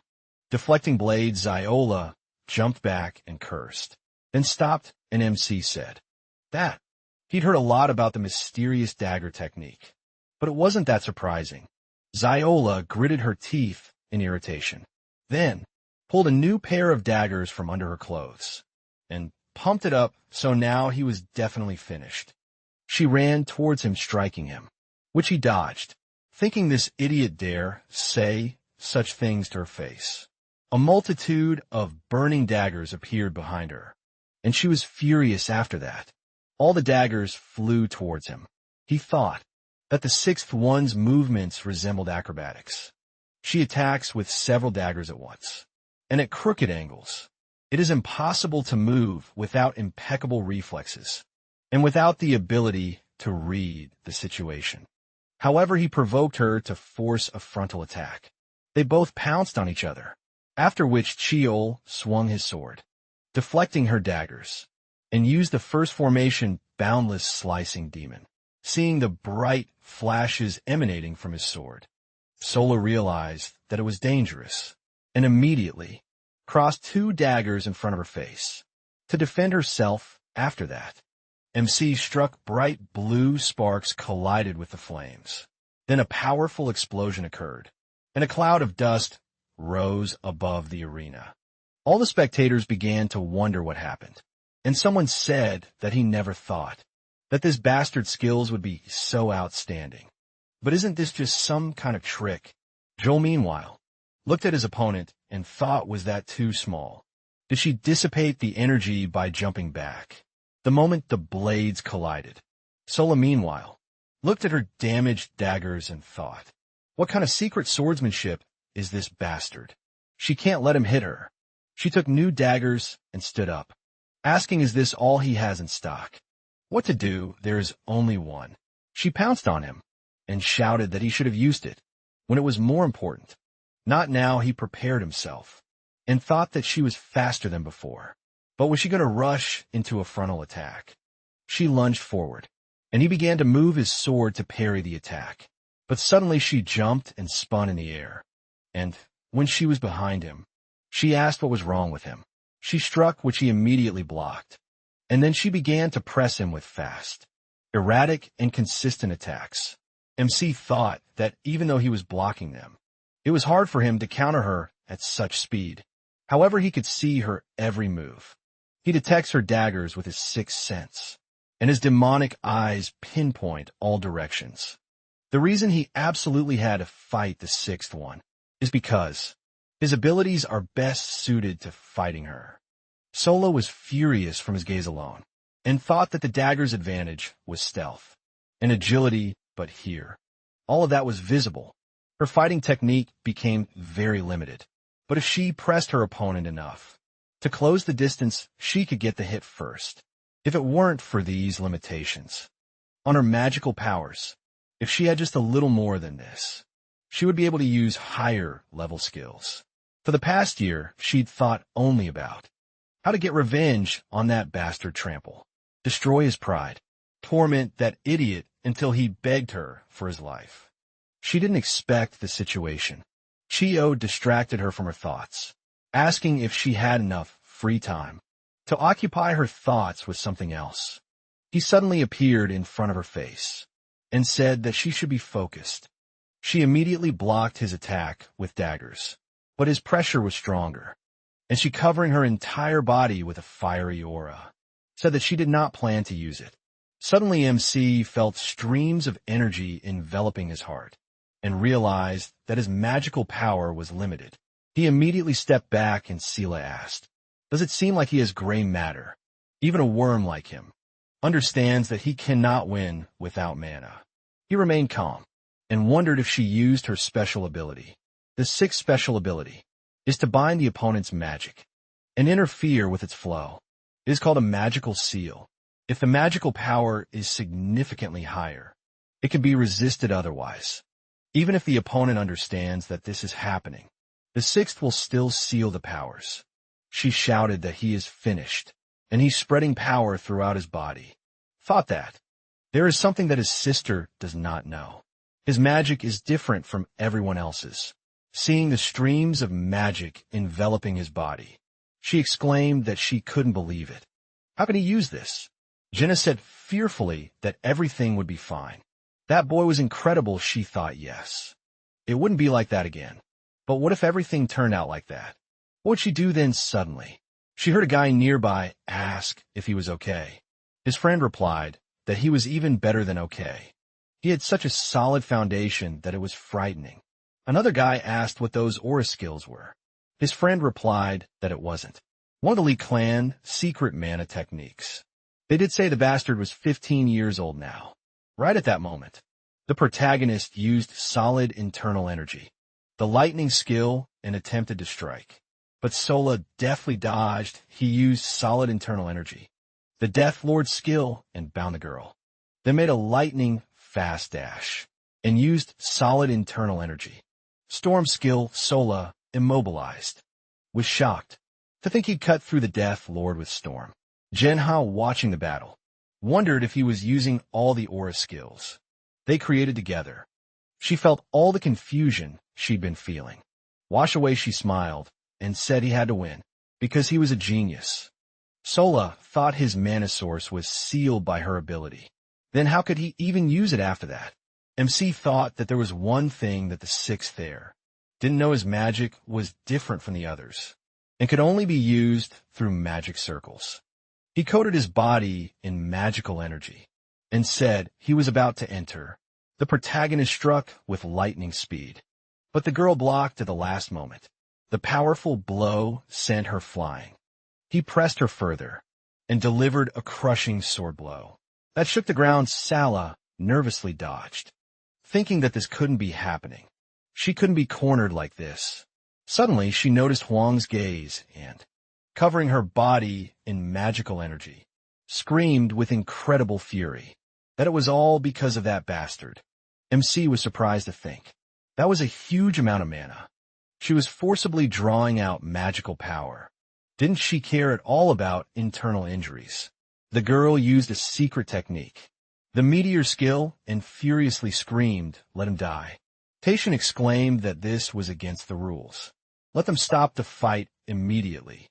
The protagonist imbued his weapon with magical energy and, sighing, began deftly deflecting the blades straight at her. She shouted mockingly, "Where is he hitting?" Suddenly, one of the blades fell right next to her. The protagonist reflected that there are things in this world that are considered immutable truths. Magic power never disappears. Magic power dispersed in the air returns to nature. Magic power is infinite and never fades. However, the ancestor sword, Black Twilight, cuts and destroys mana. However, he didn't expect her to use meteors. In any case, it was a success. With his current strength, he couldn't completely stop the meteors. That's why he used the sword to cut the dagger's mana. Threads and see man aligns with his demonic eyes, and both required immense concentration. Having repelled all the attacks, he announced that it was his turn. Soa worriedly wondered if he was trying to use the same strike he used earlier, but if she increased the distance, he wouldn't be able to use it. With these thoughts, the girl jumped back. MC, in turn, assumed a fighting stance and began preparing to attack. Seeing this, she wondered why he was taking an attack stance. Even at such a distance, he smiled and said that the demon slash was originally intended for fighting monsters. Distance didn't matter. The protagonist used the limitless technique, the first formation in the demon slash skill, and unleashed an incredibly powerful attack, sending a shockwave straight at the girl. The destructive force caused thick smoke to rise across the battlefield. The protagonist put his hand to his eye and wondered if his eyes were hurting as he overextended his demonic gaze. But that wasn't the end. The demon slash had worked well, but he needed to refine it. Suddenly, a dagger flew out of the smoke, lightly grazing his leg. Following the dagger, Soul attacked him with lightning speed. Protagonist nervously considered whether this blow was dangerous. He dove back at the last moment and neutralized the attack as best he could. She stabbed him slightly with a dagger and lost consciousness. MC wondered if he'd been even a second late, blocking with the Black Twilight. The blade would have pierced his heart. She must have lost consciousness. The moment he touched her, his body instinctively reacted as it sensed hostility. He truly had a terrifying bloodline. By that point, had entered the arena and simply stood there. He sheathed his sword and asked, "What are they doing? Aren't they going to transport her? If they left her here, she'd die of internal injuries." The protagonist turned around and wondered, have they seen the family warriors? The old-fashioned elders, even his half-siblings. For the first time the bastard they thought would fail, was able to prove himself. Suddenly the pitch-black silence was broken by the sound of Tai Shin clapping. Following him, all the other spectators began clapping and cheering. Jin had joyfully shouted that their baby was incredible. She believed it afterwards. His relatives descended onto the arena. Taejin approached him and said it was excellent. MC thought he shouldn't be so happy. As a father, would never praise his child in front of others. The man himself reflected that this child had chosen Taihong and set the stage. He had chosen the sixth heir and allowed the battle to unfold. According to his calculations, she was the opponent, against whom he had the greatest advantage. People who didn't know might think the sixth heir would surely win. Easier said than done. But how many people here could do that? He said he had proven himself, so he recognized his right to embark on the warrior's path. MC bowed his head and thanked him. Dai Fan noticed that he looked as if he had something to say. He replied that as expected. I couldn't hide everything from him. The protagonist considered that. The official reward for this test was permission to walk the path of a warrior. He wouldn't be able to get anything more from his father, but that was only from his father. He'd said to let him have his say. He developed enough skills to graduate from the academy early, and he confirmed it himself, visited the mountain of heavenly power, and passed the bloodless sleep test. MC considered that since he delegated the decision to the Council of Elders, you should speak up about their reward. He continued to say that he'd proven everything, and even fulfilled the requirements. Had the council really distrusted him and tested him for no reason? His sister had been seriously injured in the duel, and now he could barely stand or speak. And he couldn't shake the feeling that the elders were persecuting him. The protagonist considered that at 15, could be forgiven for being a little abrupt and rude, if he didn't take advantage of this opportunity. At that age, he'd never have it again. Taeshan called out to Chul Jun and asked if he could answer his questions. He replied with a smile that he thought there was some misunderstanding. The Council of Elders always made decisions regarding the warrior's path. Family rules clearly stated that there was no distinction between illegitimate and legitimate children. Would he break this rule in the council? The protagonist smiled, thinking that he had mentioned the word illegitimate. Anyway, he hadn't mentioned his identity once. He said that no one would do that, not in the council or anywhere else. Children remarked that embarking on the warrior's path at such a young age could lead to unexpected problems. The MC wondered then why his sister. Anyone could see that. The sixth heir was much stronger than him, and there was a large age difference between them. He read the official document. It said he would test him with someone who had recently returned from the warrior's path. Then shouldn't the seventh heir be the one? If not him, then it should have been the other warriors. Taishin thought with a smile that he himself had orchestrated this whole thing, and now he was using it to corner the head of the elders. Great, what a smart guy he was. Perhaps he had chosen the sixth heir just for this occasion. Cheol Jung explained that they had concluded that the sixth was the best fit. The protagonist replied that, if that were indeed the case, shouldn't the test have been conducted in some quiet place, not in such a public space? So he wanted to know why the Council of Elders had decided to conduct this test. He wondered if it was checkmate. It might seem like the council is persecuting a child. Suddenly Tae-shin stopped them and pointed out that the head elder is the oldest member of the family. He understands that his emotions are running high. But this is rude. The MC bowed his head and apologized for his words. The man added that leaving things as they are wouldn't have been the best ending either. What did the head elder think about this? Children, wondered if some bastard had taken advantage of him. He said he acknowledged that there were some difficult to understand aspects of this test. The council would take this into account, and he would receive a bonus. The protagonist apologized again and added that he simply did what he had to do and wasn't expecting any additional rewards. He simply wanted what he deserved. A few days after the match ended, the protagonist, lying in bed, remarked that he never thought he'd miss Mount Heavenly Power. He mused that he didn't know. He wouldn't be released until he fully recovered. If only he had some restorative water. He'd recover quickly suddenly. There was a knock on the door. The MC rose from his bed and allowed entry. 3 cadets then entered happily, remarking that they hadn't seen each other in a while. Han asked with a smile, "Have you been doing well all this time?" Ina remarked that they wanted to see him as soon as he returned, but it turned out he was busy with other things. So they only arrived now. The protagonist asked, "Do you think he wouldn't have found the time to see them? They should grab a chair and make themselves comfortable. Are they all doing well?" And Ha agreed, adding that although they had pointless confrontations, they saw it as a sign that they were being tested. So it wasn't all that bad. Han delightedly asked, what kind of training did he do over the past year to become so strong? He was talking about the battle with his sister. He saw everything. The MC angrily replied that they would soon be entering their 3rd year. So it seemed they had a lot of time to spare. Han excitedly exclaimed, how could they have missed such an important event? He was sure everyone had gone to watch this battle, not just him, right? He looked at his comrades, who in turn remained silent.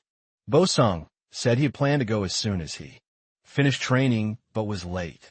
Ina pointed out that since he was also in the fight, he was the protagonist, interrupted him, and said they didn't need to apologize. Everything was fine. Han hadn't relaxed just because he wasn't there. Had he, the guy replied that he hadn't. He thought with a smile at how much they had grown. Inha and Biasung were assigned as trainees to the Blood Tiger Corps and the Heavenly Bow Corps respectively.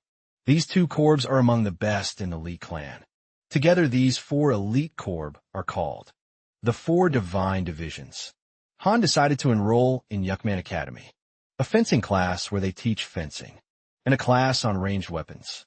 Taking classes in 2 places at once is always difficult. Besides, half of the 5th grade cadets were accepted, which is truly rare. The protagonist advised them to keep working hard. They would have to help him a lot later. Bo-sung replied with a smile that he could rely on them, and Ha added that they would reach a level where he wouldn't be ashamed of them. Well, then he would go. MC agreed and remarked that it was nice to meet them. Han asked if he was going to receive his reward today. He asked how else could he? Did he really think he didn't deserve it? The guy replied with a smile that it was good for him. So he decided what he wanted. The protagonist only agreed with a sly smile.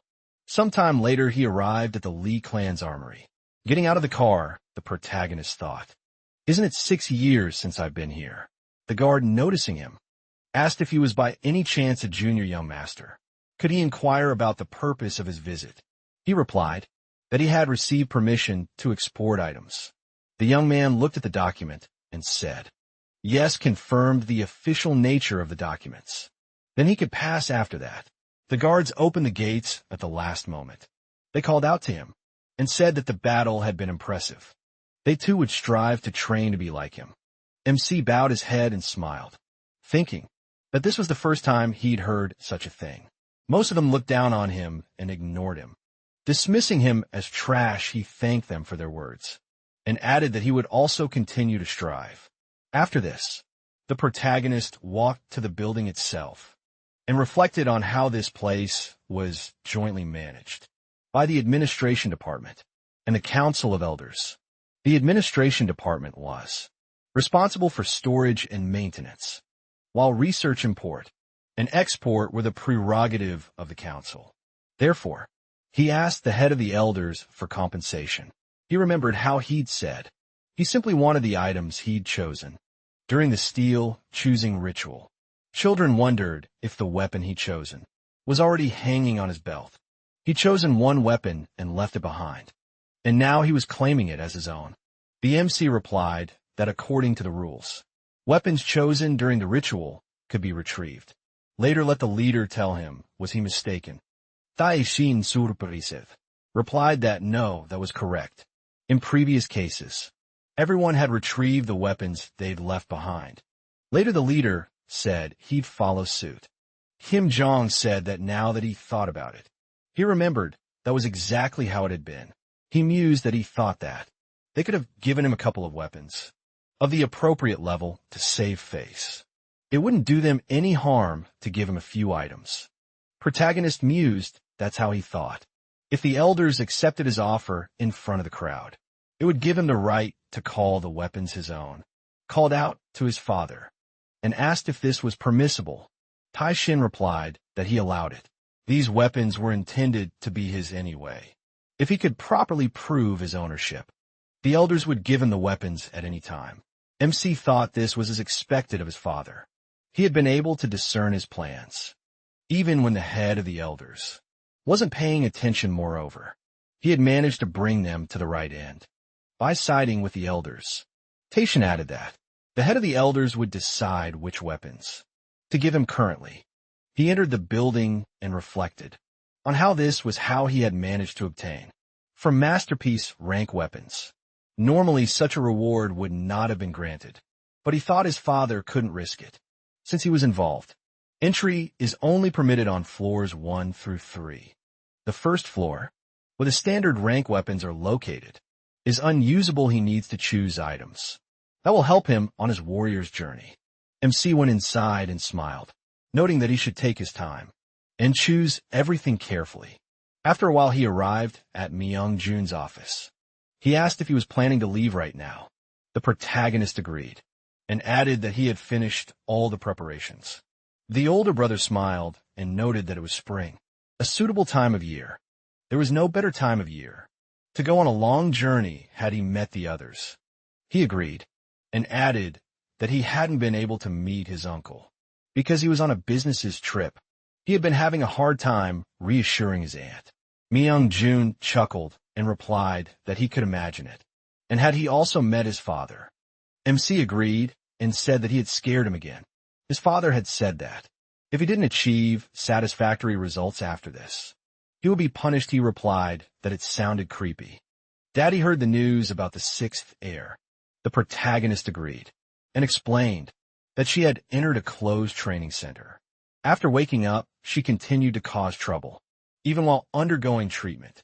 And once her body had recovered, Lady Huayan sent her to the closed training center. Myung-jun replied that firstly, she couldn't interfere with someone on a warrior's journey, so for now she couldn't take revenge on him. The protagonist asked if he could ask for a favor. While he was on his journey, he would like to ask him to look after his nanny. He mused that the 6th heir wouldn't be able to target him, but it wouldn't be difficult for her to choose someone from his circle. In his past life, he had lost his nanny that way. Myung-jun replied that he understood. He would ask his nanny to stay here with him. No one would dare touch her. Bowed his head and said that he would definitely repay this favor. The boy asked with a smile, what kind of brother would he be if he couldn't do at least that? He looked forward to seeing him. After his journey was over, MC happily agreed and then headed back. Stepping outside, he reflected on the fact that it had been 15 years since his return. There were places he should visit, things he should have, and there are countless people he must meet. His first foray outside the family home. It's time to act as he pleases. It's just beginning some time later. Wyong, sitting in her garden sipping tea, motioned to her assistant to report. He apologized and said they'd lost him. It seemed he'd expected to be followed all along. They'd lost him the moment he entered a busy street. She set her cup down and replied that it was complete nonsense. Even if his appearance had changed, his unique mana aura should have remained. The assistant explained that he'd received a weapon as a reward. Apparently, it could alter the owner's appearance and mana aura. Currently, he was untraceable. Wyong exclaimed indignantly. He's just a 15-year-old bastard. He'd managed to throw off the Dark Sword Squad, which she personally trained, from their trail, but if he hadn't been able to do that, would have been eliminated long ago. She tried to find out his plan in advance. But she didn't think. He'd managed to escape in just a day. Let them keep an eye on the situation. If there was even the slightest clue, let them tail the suspect. Sometime later, the protagonist, disguised as a man, entered the bar and approached the bartender, saying he wanted a glass of craft beer. The guy remarked that it was the first time he'd seen him. The protagonist replied that he came from the north. In their day, the Chinese part of Kowloon was in utter chaos. The bartender said he sounded like he was from Seoul. If he was Korean, and why did he come from the north? He explained that he'd fled before he knew anything. The guy asked what his name was. MC wondered if people in this place revealed names. He thought that the more he looked at it, the more flawless it seemed to him. He was talking about a masterpiece-level mask. The iron skin of 10,000 faces. It creates an illusion over the mask. When filled with mana, this thing requires a lot of energy, but it's extremely useful. It's how he managed to change his appearance. With more mana, he can change his voice, making it the perfect disguise.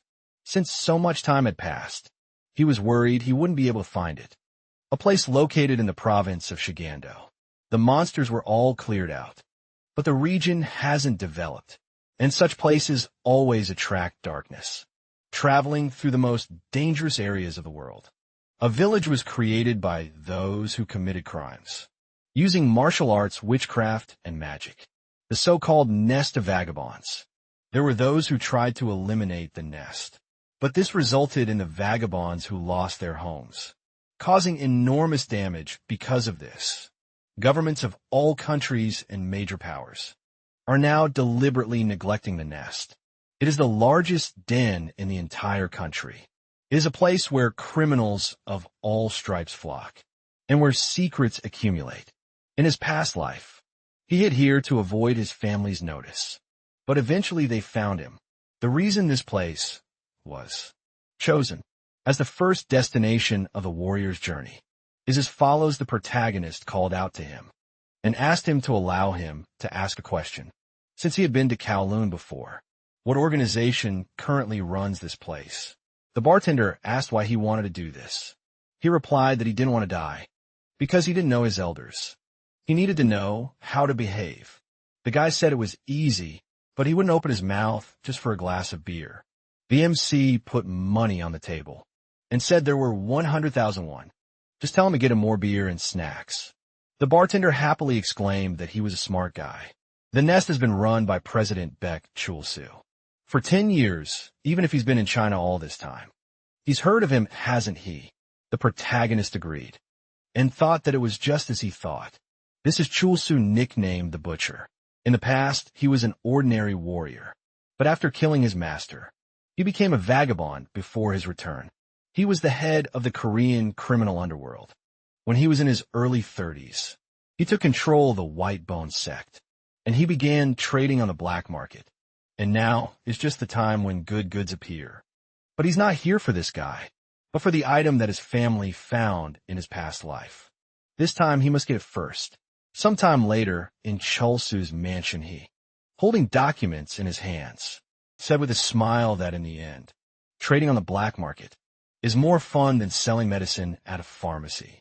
Director Young Jun-soo had a hard time. He's glad he brought him here. He looked at the floor with a sad face. Jun-soo called out to him and noted that he needed to control his expression better. Didn't he tell you before?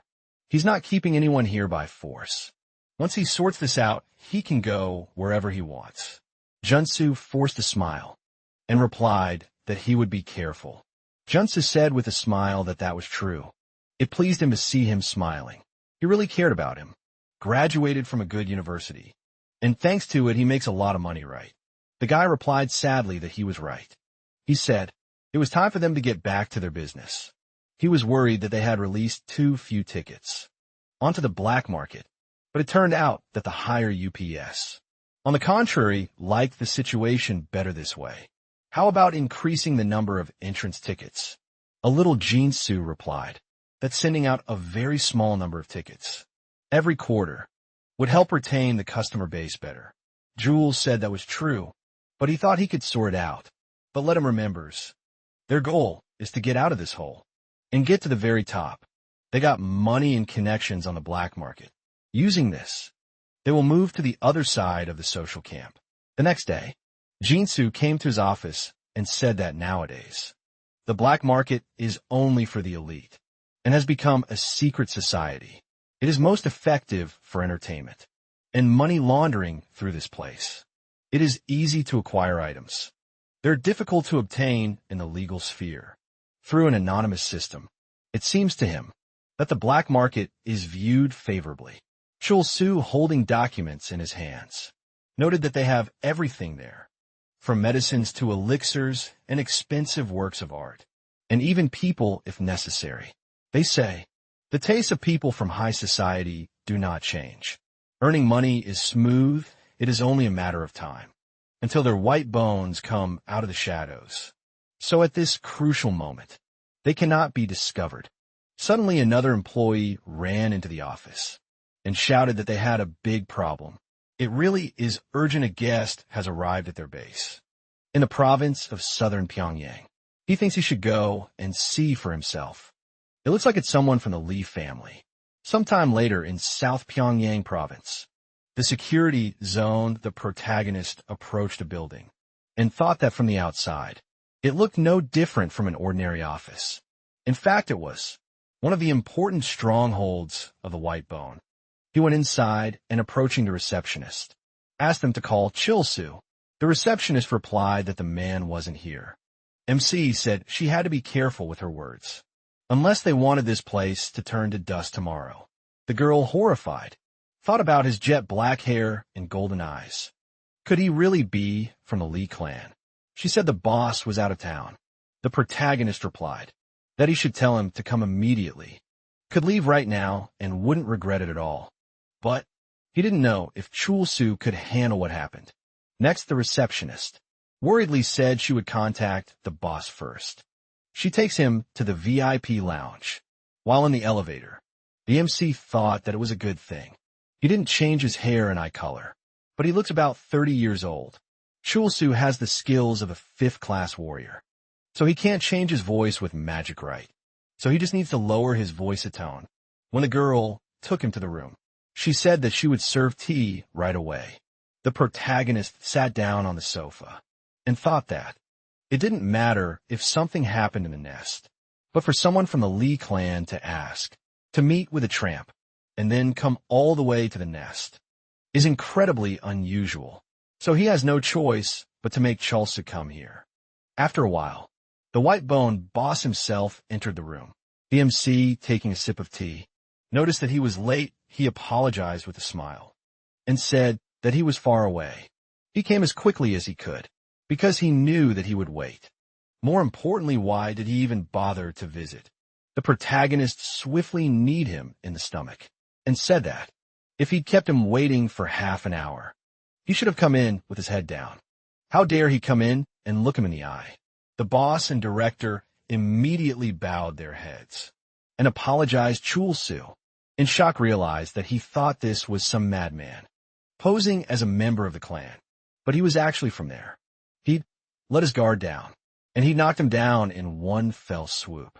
Besides, this domineering, tyrannical aura is unique to the clan.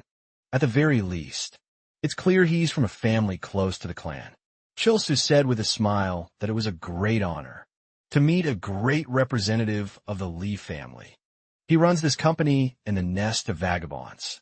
MC replied with a serious face that he was doing interesting work.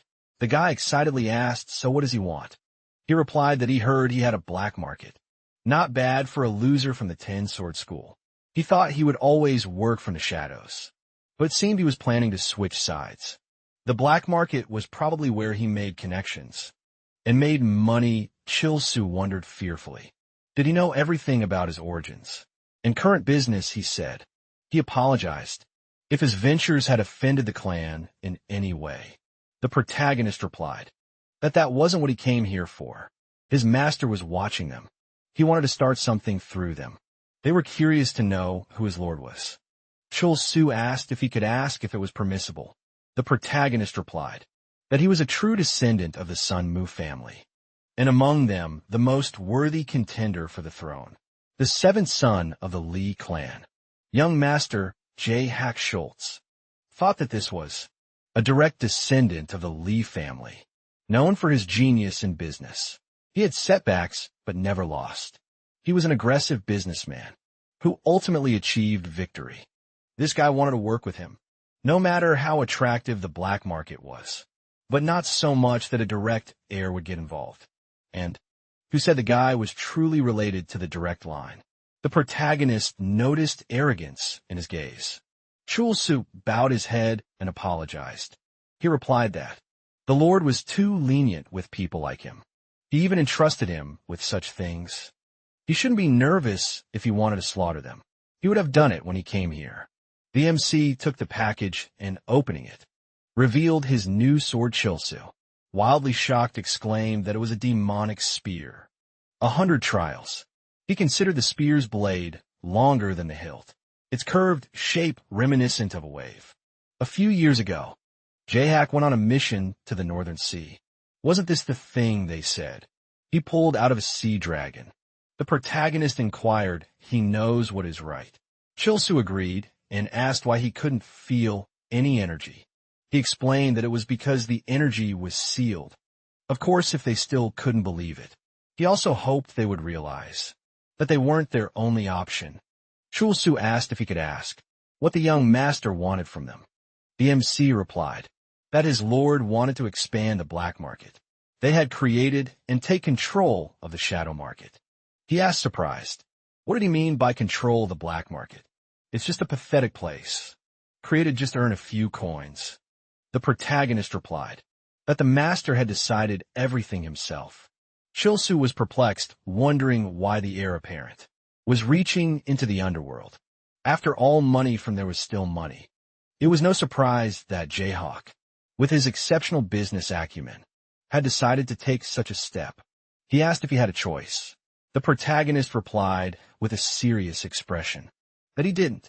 Chul-Soo nervously considered that if he refused, then tomorrow night, no. Right now, he would have a whole bunch of problems. The answer was predetermined. The moment J-Hawk's name was mentioned, MC said that, however, it would be a completely different matter if he became his master's loyal dog. In the public eye, he would become the chairman of a respectable company, and in the shadows, he would have his own kingdom that no one could touch. Of course, his master would be behind it all. Chul-Soo asked what he should do. The protagonist said to let him understand. He intended to test him now. Sometime later in his office, the white-bone boss said that Jack, the Lee family's seventh son's assistant, had 100 trials, which they say he himself obtained in the Northern Sea. But he still didn't trust him, so let the director check it out. Jin-Soo asked hadn't he been trying to avoid contact with the Lee family. All this time, what if they had some ulterior motive? Chul-Soo took out a cigarette and replied that if he really was J-Hack's subordinate, it didn't matter if not. It would be good if they caught him if not, nothing would work. Just let him think about what they were going to do with him at the next black market event. Jin-Soo became nervous and agreed. Sometime later, the protagonist returned to his hotel room and wondered in surprise, this is a suite, and they've taken care of everything. They're probably racking their brains right now. He set 3 conditions, first of which was selling the 100-trial spear to see if they could sell such a thing. This was a condition intended to test their abilities. In fact, it wasn't the real 100-trial spear. What he gave them was a fake, crafted with the power of Limitless. The real 100 trials, the magical spear that devours its wielder, had already been sealed by the 7th brother. No matter how much Chul-Soo investigated, he wouldn't be able to find out anything. Even a Lee clan's technique couldn't fully investigate Limitless. Furthermore, no one but him could use it, as he had fed it his blood.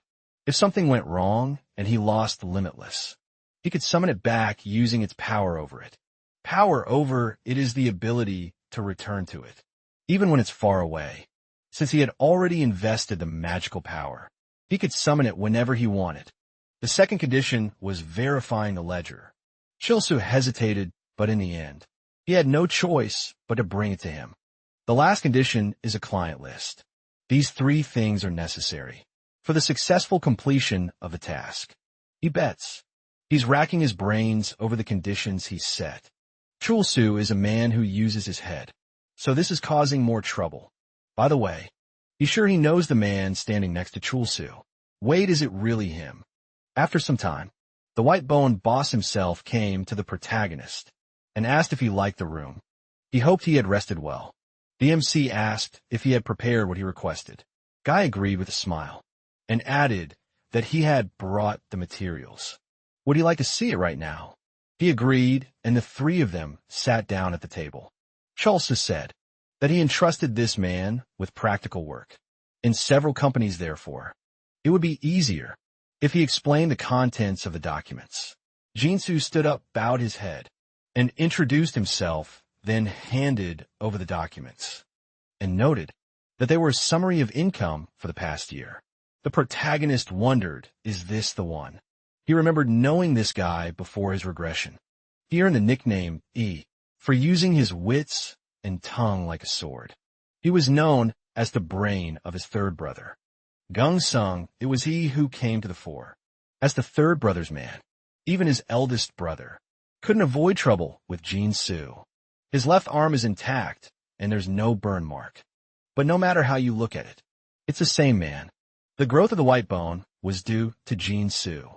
Being with him, Chul-Su could have managed the nest and the underground business on his own. But the process of coming to light and increasing profits from the black market is undoubtedly Jinsu's doing. It doesn't seem like he's already connected. To the third brother, what should he do? Protagonist called out to the white bone boss and asked what he planned to do with the 100 trials. He replied that he wanted to auction them off. On the opening day of the black market, it will be an auction where only confirmed buyers will participate. He doesn't need to worry about security. The MC asked when the black market will open. Chul-Su replied in 3 days, mentioned that he would participate in this event. Before that, he would like to see what will be on display. Chul-Su, shocked, asked will he participate. The goods are in a warehouse far away from this place, and everything there is squalid. It is not a place you want guests to see. The protagonist replied that he already knows what goods are in the warehouse. Of a nest of tramps. Did they really think he didn't know? The white bone boss said that he would personally escort him. Then does he want to go right now? He agreed and got up from the couch. After some time, the three of them arrived at the warehouse. Chul-Su said that everything that ends up in the black market is stored here. He invites him inside. Upon entering, the MC thought about how enormous the warehouse was. Security here is so strict that even the most notorious thieves wouldn't dare venture, and all sorts of magical defenses have been installed. This is astonishing for a vagabond. Chul-Su asked what he wanted to see first. He replied that it wasn't him.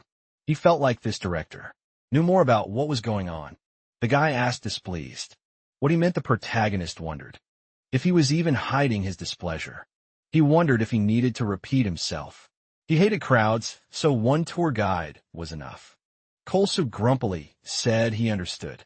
Jinsu said he should let him explain the goods in the warehouse. After that, they went into the warehouse itself for a tour. The director began explaining that the first floor mainly stored medicinal herbs, art objects, and relics. MC, looking around using his gaze skill, thought he hadn't expected to see this here. From hallucinogens to prohibited herbs that can't be imported into the country, even potion prototypes and monster byproducts. He wondered if besides these things, there was anywhere where old or classified documents were stored. He'd like to see something like stone tablets or monuments. Jinsu replied that those were more on the second floor. He wanted to see them. The protagonist nodded, and then they went up to the second floor. He began to look around, and, fixing his gaze on one of the shelves, wondered what he'd found. The ends were rusty, but he'd still managed it. It was incredible. All the goods in the warehouse combined weren't worth this. The MC picked up a stone tablet and thought it contained information related to astronomy. It was a stone tablet, engraved with the movements of the constellations and the positions of the sun and moon. He wished he could take it, but it wasn't time yet. Suddenly, He felt an animal in the cage and asked if it was a spirit beast. Jinsu explained that it was a snow white fox cub that the president had personally captured. In the north, the protagonist angrily asked, "Are they crazy?" A spirit beast is literally a creature possessing spiritual power. It maintains the spiritual balance of the place it inhabits. If it were to disappear, the place would be filled with nothing but disaster and misfortune essentially. It would be tantamount to destroying the region's ecosystem. Jinsu bowed his head and apologized. He continued to examine the area, contemplating the presence of poison, combat magic bullets, and even magical artifacts. He couldn't believe they'd even preserved all of this. He was afraid history would change because of him, but perhaps it would be better to destroy it all now. MC wondered if the weapons here were also sold on every black market. Hinsori plaidno. They were items usually only produced by special order. He wondered if something like this had always been available. Neither the clan nor the government would have left them alone. The protagonist said it was time for them to return. But before that, he had a few questions. Was he left-handed by any chance? The director seemed a little nervous, and then surprisingly agreed. He remarked that working with the vagrant, he seemed to have never even learned the basics of self-defense. What was the reason? Jinsu replied that it was because of his congenital chronic condition which prevented him from using mana. MC thought he'd been hesitant because his facial features were different, but now he was certain this was the same guy he knew. He wondered then, why was he under Chilsu's command? He didn't look like someone who belonged here. Was there a special reason he followed him? If he didn't want to say it, then he didn't have to. But perhaps this was his first and last chance.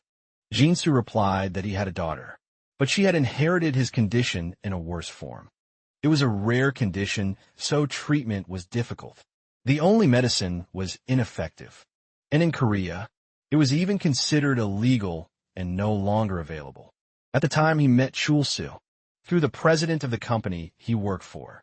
At the time, then he proposed a deal with the chairman. He would help her with her work, and in exchange, he would receive help with medicine and money. MC wondered if at first, it was probably some kind of money laundering or speculation.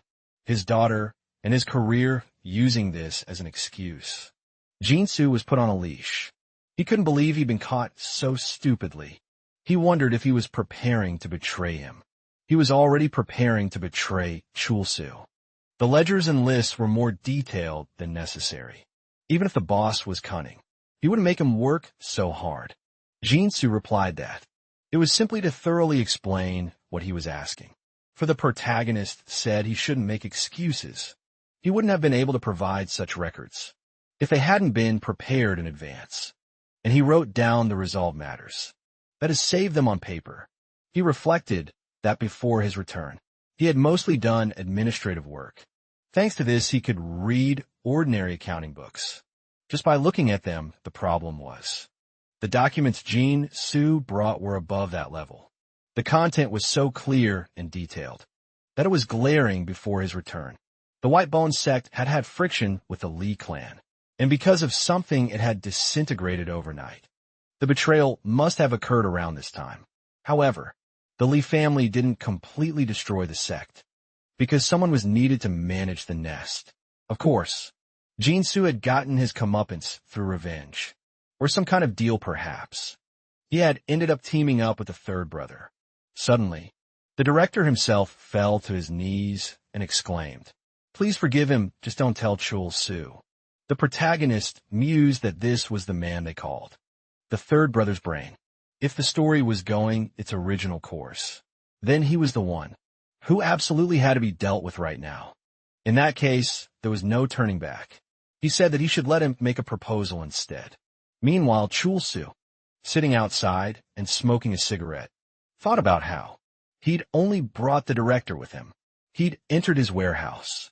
And then even if he was from the Lee clan, it was outrageous, just don't tell him.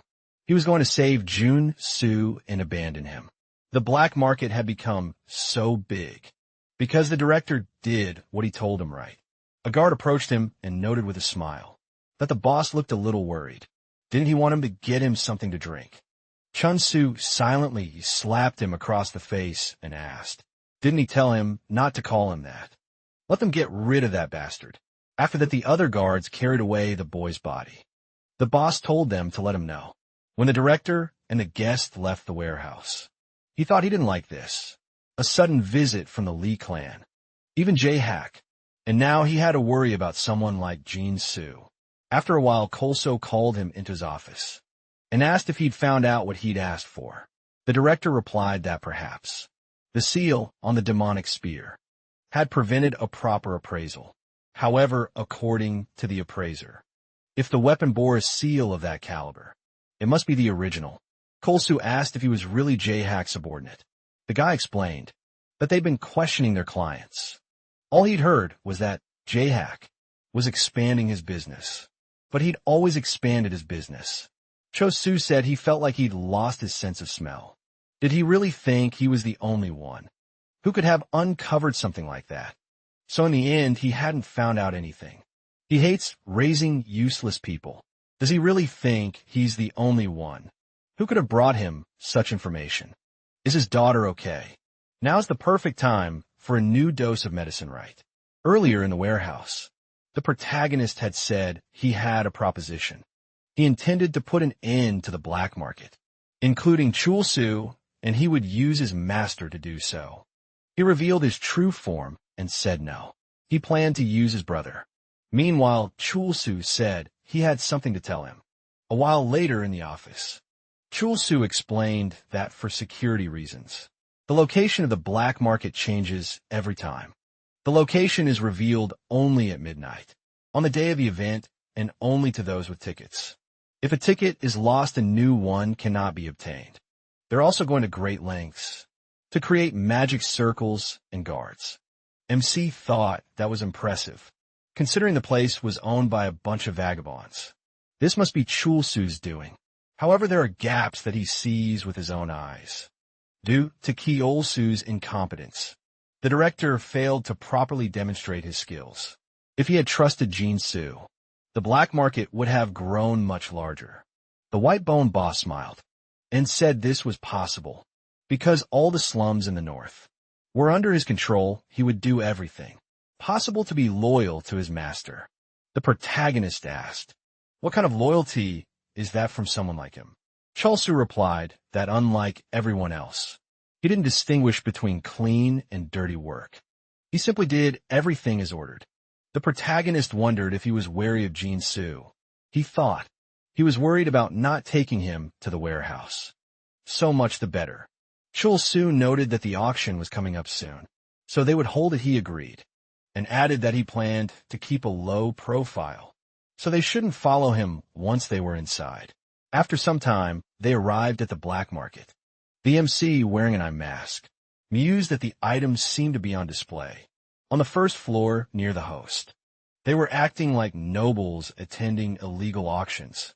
All the security guards involved were level 5 or 6. Whitebone was more powerful than he thought, but their purpose was likely surveillance, not protection at that moment. The host entered the stage and shouted that they had collected only the most valuable items today. He's sure many have been eagerly awaiting today. Once they know what they've prepared, he can guarantee they'll be completely satisfied. Well then, without further ado, let's begin. The first lot is a spell book. Ancient curses are listed here. They'll start at 10 million won. The protagonist thought this was a good, confident start. He checked it with his demonic eyes, just in case. It's just a decent-looking artifact that's currently being well publicized, but he doesn't plan on bidding. After some time, the host announced that the moment had finally arrived. Many people have been waiting. This is the last lot for today. There are many truly valuable items today, but nothing compares to the price of this item. They say the seventh son of the Lee clan personally brought this back from the Northern Sea. All the spectators began to mutter among themselves in surprise. Could this really be the spear? It looks exactly like the one in the newspapers. The protagonist, watching this, smiled and thought, this is it. This is it, then he too needs to prepare. Meanwhile, Chul-Soo, sitting in the security cell, said he'd seen plenty of things before, but never on this scale, Jinsu remarked. He'd let the clients know that today's auction would be a little special. He'd set personalized notifications. He replied with a smile that he'd done an excellent job. The director, a little nervously, asked that once this was over, he joined the Lee clan, right? Chulsu inquired about his decision. He seemed quite motivated. Once he became part of the clan, he'd be responsible for all the aristocratic work that suited his refined tastes. Seeing his hands shaking, he thought that no matter how nervous he was still under pressure. He wanted to see how hard he worked on something he hated. He was trying to break free from all this by clinging to the clan. But would everything really go his way? He'll only dig himself deeper into the dirt. Jaehack will put him in charge of the underground economy. And it's not that. He saw some huge potential in the black market. Basically, the director confirmed that he was Jaehack's subordinate. If the deal went smoothly, he'd have a chance to move up. Suddenly, the guards noticed something strange. On the security cameras, Kill Sue, confused, asked what was going on. He shouted that it was entry area. Intruders had appeared in the north wall. A moment later, a powerful explosion was heard. The boss nervously grabbed him by the collar and asked what was going on there. The guard replied that they didn't know. They didn't look like the police or government special forces. Chu Su threw him aside and shouted that he didn't care. Even if they were birds, let them get rid of them. Let the director start with a list of participants. In the ledgers, he turned to tell Jean Su what to do, but he had already run out of the room. Chul Su shouted furiously, "Let them grab the director and that freak right now." At that moment, Jahak himself came to the northern wall, and using his magic destroyed the wall. His subordinates informed him that all external movement was restricted, and the video equipment was disabled. Jayhawk said that teams 1 and 2 had broken through the outer wall and torn it down. They were leaving all the items behind. They would serve as evidence later. Let them arrest everyone immediately. He thought the Nine Dragons group was behind this, but it turned out to be some rabble. His subordinates said with a smile that just a bunch of vagabonds had the audacity to tarnish the Lee family's name, and he decided to avoid publicity.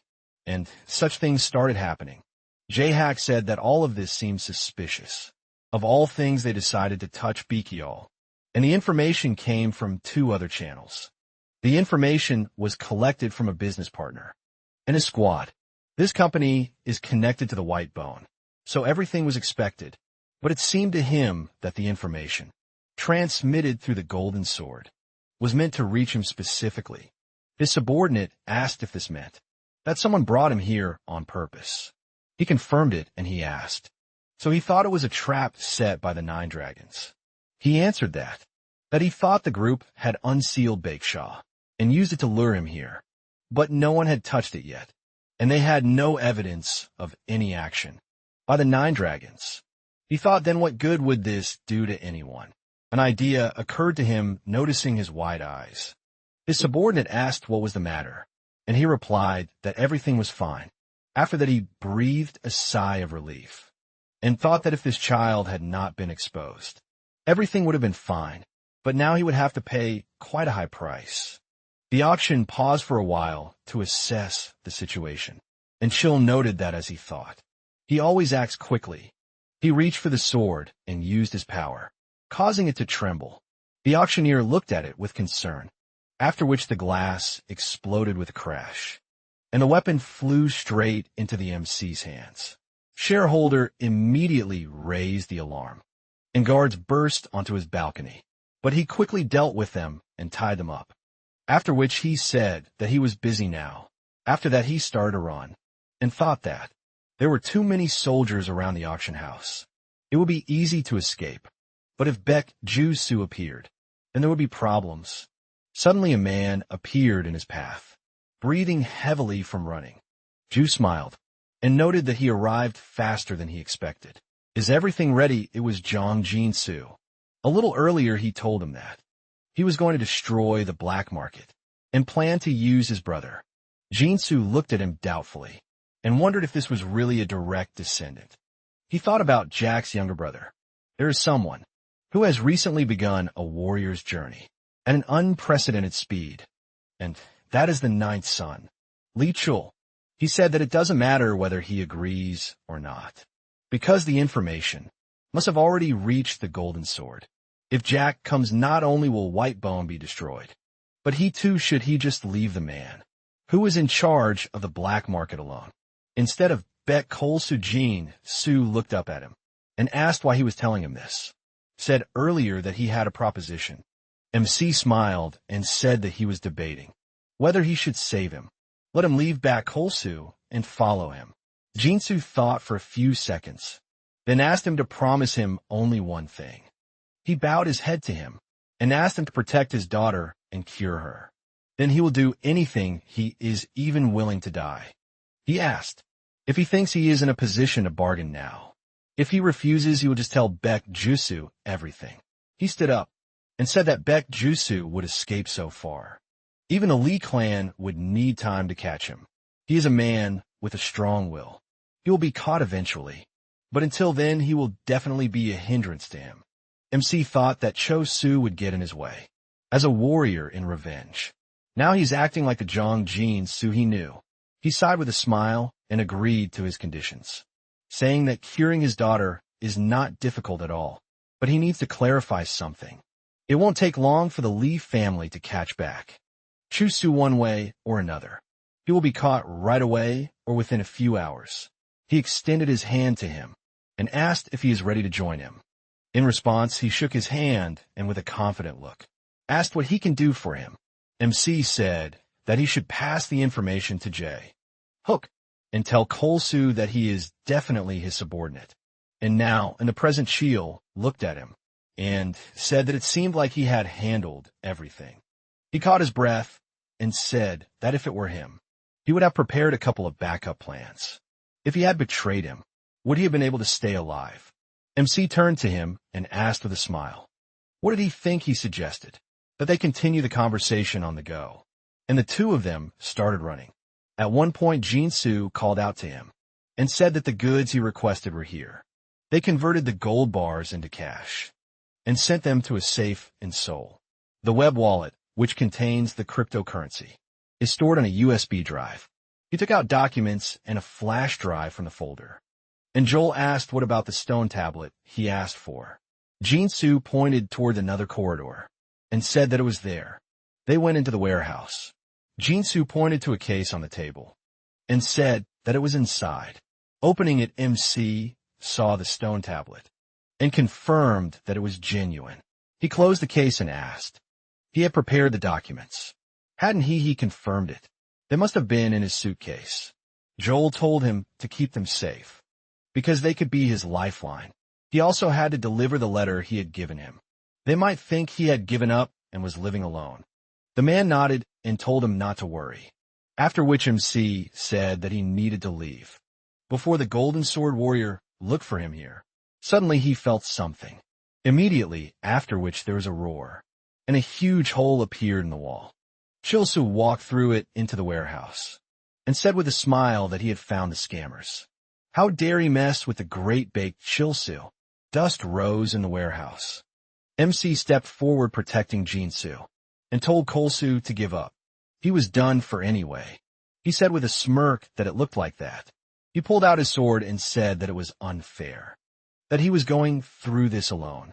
He rushed towards them furiously, shouting that he would tear them both to shreds. And Chul jumped aside, dodging his blow.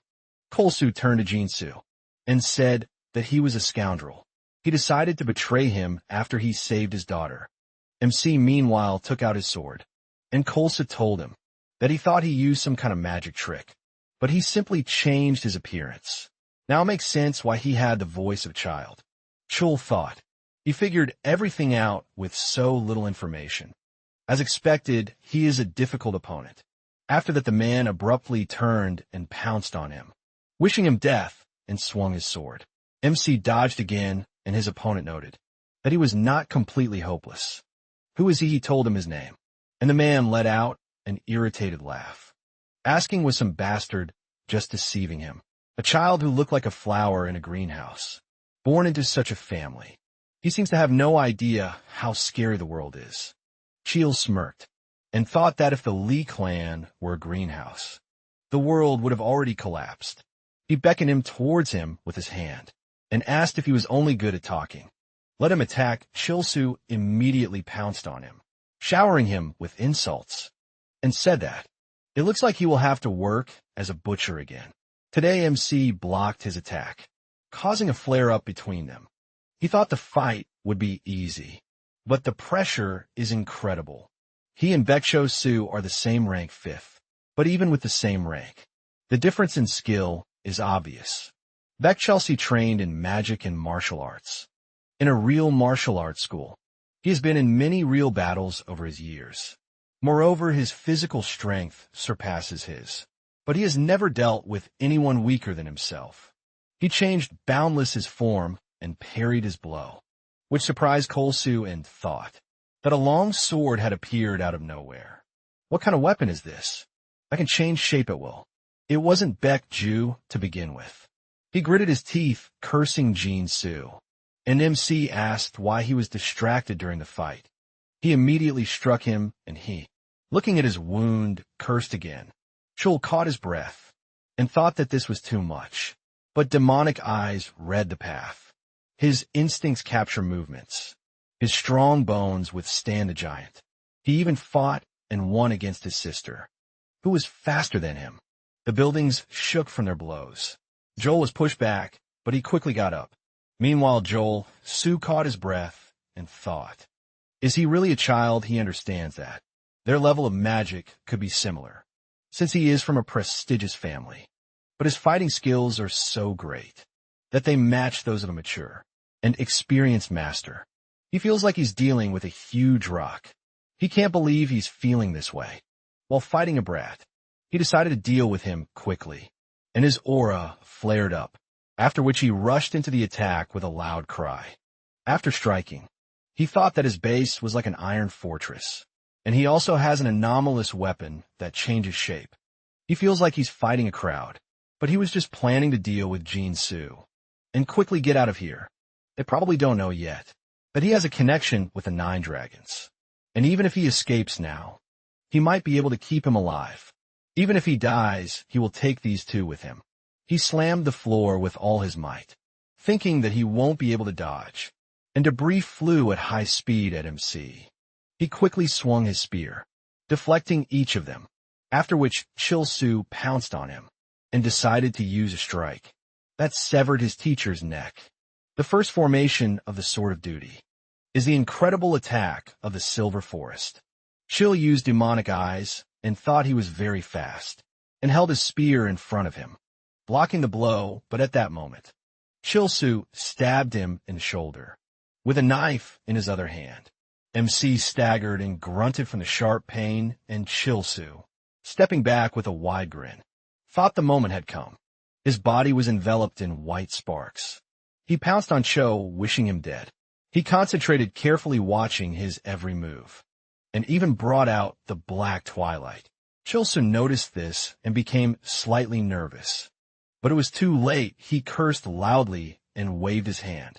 And MC meanwhile sharply twisted and swung his whip, wrapping the cord around his arm. After that he pulled him towards himself and raised the sword above his head, declaring that victory was his.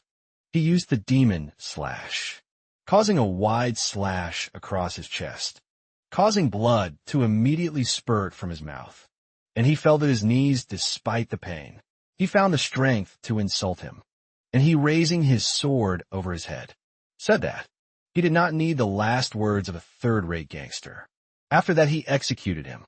He looked at his body and caught his breath, but his wounds took their toll, and he staggered. Good thing Jin-Su was there. He caught him and asked if he was okay. Joel smiled faintly and said that he was better than he looked, after which he looked at the body and thought, this is his first kill in this life. Isn't it Jin-Su? Meanwhile also looked at Chul-Su, and then glanced sideways at Chul, and thought that he was only 15 years old, a little older than his daughter. However, he is strong. His knowledge that Chul-Su is not just some average guy makes him better aware of how strong he is. He bowed his head and thanked him, and the MC said he shouldn't thank him. He did it because he could get something out of it. Jinsu asked what his next plans were, and he said it was good to have motivation, but first he needed to finish this business. Then he would deal with his daughter, and that would be the beginning of their deal. Jinsu was slightly surprised, but he still hadn't forgotten what he'd said. He had a premonition bordering on certainty, and it was that he was different from Baek Kolsu. If this guy contacts him later, he would really become his hands and feet. Suddenly the building shook, and the MC said that it looked like the White Bone sect was making its last desperate attempt. Jinsu handed him the briefcase and asked if he could get out of here. In this state, he better not show himself to anyone. He confirmed it and told him not to worry. They would assess the situation and get out right away. He frowned and thought that the Golden Sword's powers were incredible, but they had a stealth technique. But there was another option. Jinsu said that there was an underground passage here. There was a sewer there, but the passage was large enough for people to come and go. He could lead him there. Looking at his confident look, Chill smiled and thought, has he already made a decision? He knows that he cannot back out of his deal with him, so he must honestly keep his promise. But now he is sincere and not offering this out of necessity. Before his return, he was known as the Tongue Sword, the smartest man, and now he has it in his hands. He told him that he will gladly accept his help, after which they ran together into the underground passage. Meanwhile, the seventh heir was informed that all the members of the White Bone sect were trapped under the rubble. He said that most of this sect are ordinary vagabonds. They will not bother to treat them. If anyone continues to talk about excessive force, he should break a few of their limbs. And if anyone resists too much, he can kill them. His subordinate said he understood everything, after which a man approached him and asked with a smile, what should they do? With those who visited the black market, it's chaos there. They constantly threaten to call a lawyer, even after they found out that the Lee clan is behind everything. I continue to yell, it seems. These people still don't understand the real state of things. The state has already granted them the authority to deal with them, but this only applies to those with special abilities. Jaehyuk said he thinks they don't realize that their own lives will be in greater danger. When they get to court, his subordinate looked at the group of tied-up men and said that the family's legal team has nothing to do with it. Even if they just raise his personal legal team, it will be a huge battle anyway. At that moment, another of Jaehyuk's subordinates ran up to him and informed him that they had also captured the White Bone sect guys who had escaped. He asked him about the evidence, and he handed him a stack of documents, saying that this was all that was on the black market. Jaehyuk read them and said that he didn't see any precise ledgers or arrival lists, so it was all stored in the nest after all. He fell silent and thought that it would be a good idea to shut this place down, but then the vagabonds would just run away. His subordinate said that he knew something about it. The Golden Sword Squad, which was combing the area, captured one man. He seemed to be in charge of everything here. And then he passed this on to them. He pointed to the guy who brought the bag to them and added that he insisted on him looking at it. Jaehyuk opened the bag and found documents inside, which greatly surprised him. There's transaction information and names, fake accounts, and even personal information about visitors, routes and sources of smuggled goods. He asked them to bring this man, and soon Jinsu appeared before him. He greeted Jaehyuk and introduced himself. His meager greeting made one of the heir's subordinates angry and was about to say a few words to him, but Jaehyuk stopped him. He looked him over and thought he was too good to be a simple manager. A confident look, a straight posture. He doesn't feel the presence of mana, but there is power within him. After that, he introduced himself to him, said he had a couple of questions, and he nodded confidently, ready to answer everything. Jaehyuk showed him the documents and asked why he didn't destroy this data, but saved it. He thinks it just looks like some kind of trick. He said there was a letter in the pocket of the bag. The man told him to show it to him. Jaehyuk pulled the letter out of his pocket and discovered it was written in type. probably so he wouldn't recognize the author. The letter stated that these materials were enough to cover expenses. The author asked him to give him the rest later, and also to take care of the guy standing in front of him for a while he has a daughter. So he asked him to also take care of her treatment. Jayhawk chuckled and thought that it was immediately obvious. What kind of idiot wrote this? Younger brother exploiting the older one. But the information provided is certainly valuable. This will allow them to recover the funds associated with Baek Chul-soo.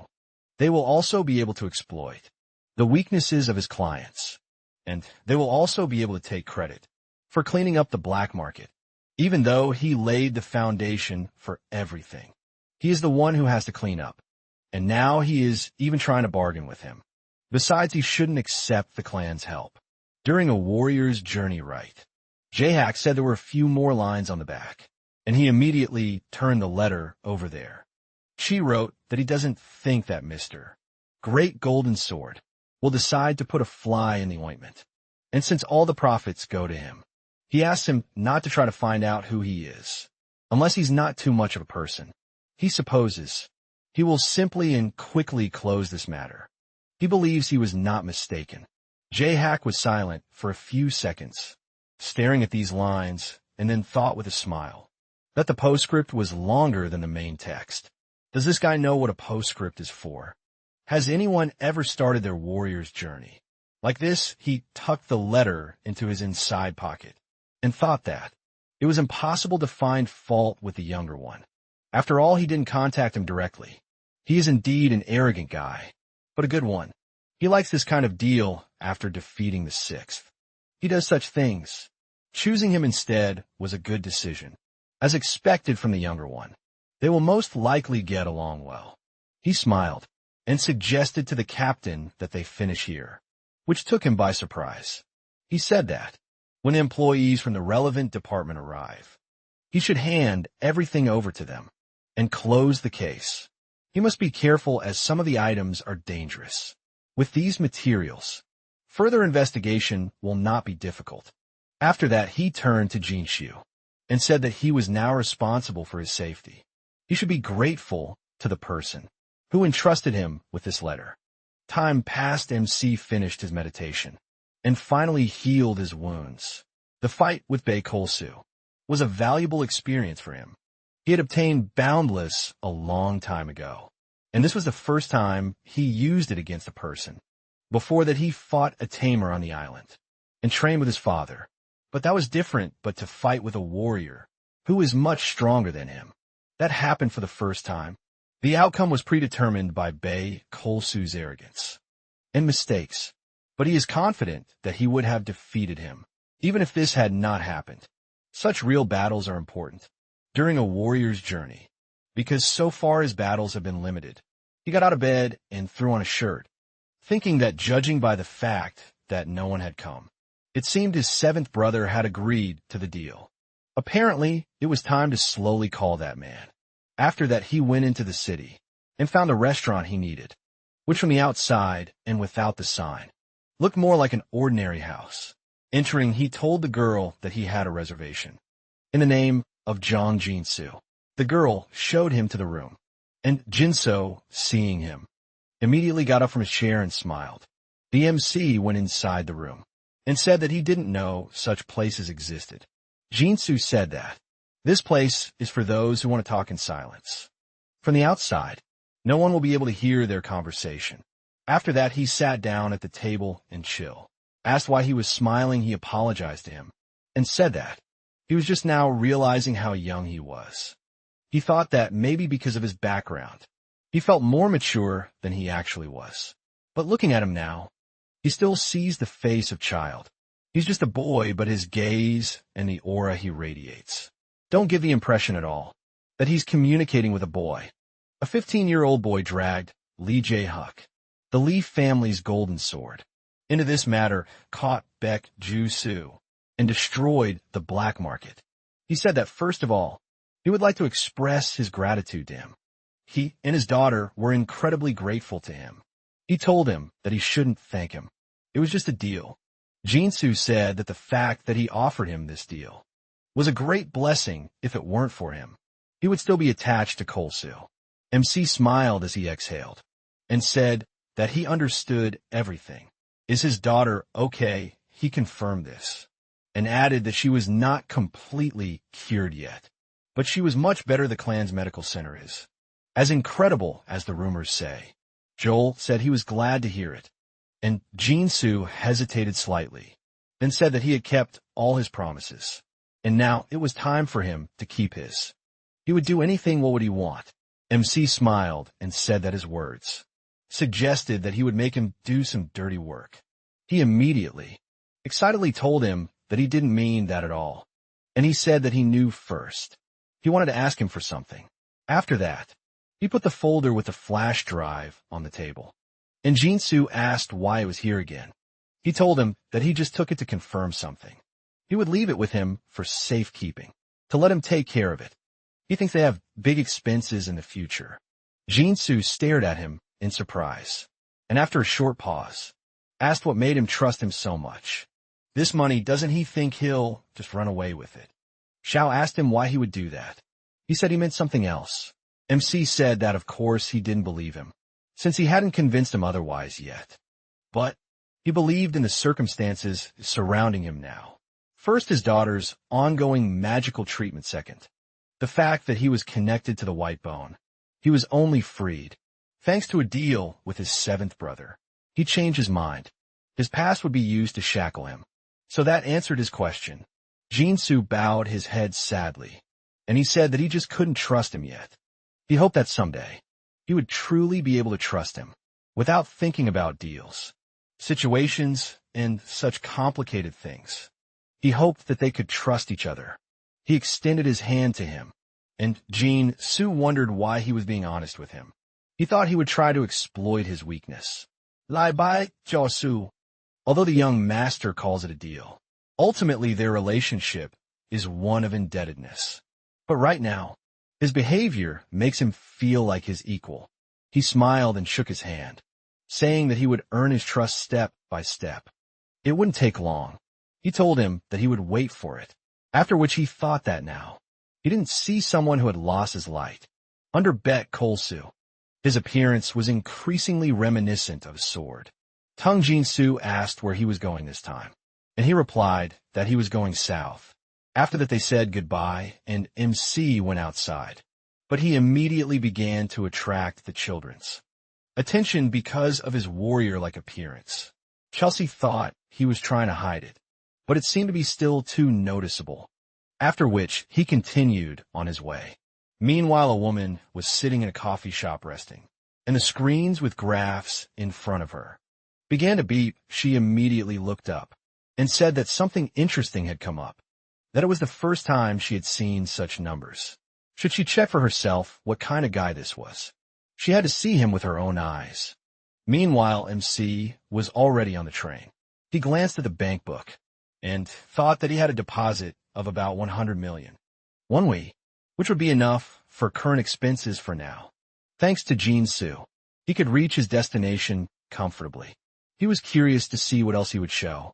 Since his talent had already been proven, he should just let him use his abilities however he wanted. If Jinsu showed the same abilities as his tongue sword, he would play a good role in creating a circle of trusted people. And now he should spread the word among everyone that he has such a circle of people. So far he had been accompanied by luck and excuses. Many things were possible since he knew the future, but he should be more careful in using information from his past life from now on. He should be guided by logic. The station stop announcement sounded, and he stood up thinking that he should start worrying about his own affairs. Instead of Jinsu, he arrived in North Gyeongsang Province, Gyeongju. He activated his eyes and immediately clutched his head in pain and thought that he hadn't lost his composure since his training on the mountain of heavenly power, because Gyeongju is home to many relics and ruins. It has become a city where antiquity and modernity coexist.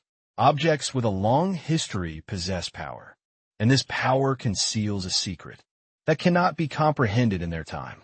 An artificial spiritual land that miraculously achieved balance. Jeonju traces of that place are hidden right here. Lee Hyul-hyun, the founder of the Lee clan. Most of the stories that have reached them are passed down by word of mouth. In scholarly circles, there is even talk about whether he is a fictional character. On the Lee clan mountain, there are only altars with a memorial plaque. Lee Hyul-hyun's remains are not there. But in his past life, a relic associated with him was presented. References to the Black Twilight were also found here, and another of his targets is also located here. The same woman appeared behind him, calling him a child and asking what he was doing here. In fact, Chu came here to meet her. She looked him over and said it was quite interesting. Suddenly, detector in her workshop recorded something strange. Does he seem to have something similar? He thought that it was very rare in the world for a person with magical eyes to appear, but it coincided that in Korea, besides him, there is one more person, the great sorceress of the French Eiffel Tower, Valérie de Belle, a French aristocrat. In his past life, she was one of the great magicians who managed to reach the second rank. Her magical eyes have the ability to read information from a wide variety of objects. Interpretive eyes, he wanted to meet this woman, but he didn't think it would be like this.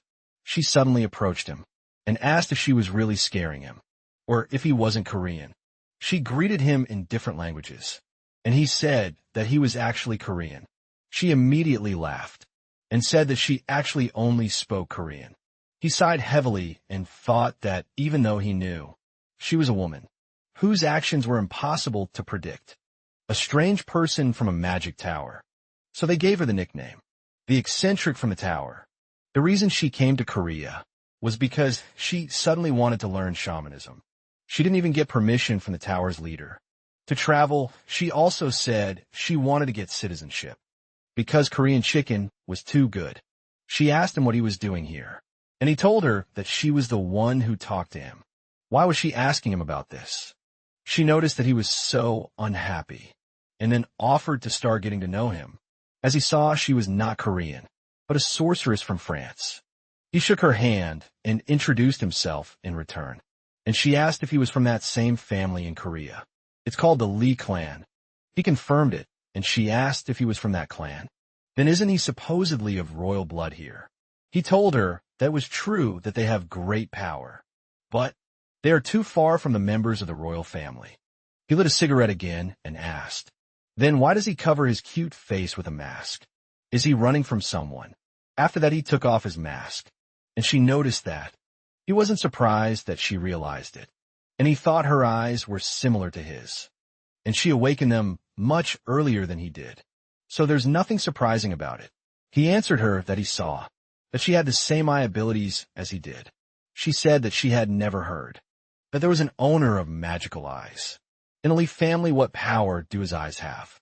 He asked why he should reveal his special ability, and she told him with a smile that she had interpretive eyes. They turn all objects into information that she can read in his eyes. He remained silent, glaring at her with displeasure, and she said, slightly irritated, that then she had no choice but to find out for herself. She activated her ability, but his eyes prevented her from getting close to him, and this caused him sharp pain. He immediately grabbed his head and exclaimed, "What is she doing?" She apologized to him and said that she was just too curious. However, it was strange. She couldn't read anything. Let him not be so angry with her. As an apology, she will tell him something more interesting, but he will also be frank in response. After that, she LED him to the gate of the old building, and looking at it, he thought that. She said that they were going to go and drink coffee, so they will drink it here. From the outside, it looks like an ordinary abandoned house. She invited him inside, and he looked around, after which he suddenly froze in place. He felt something similar to goblin magic.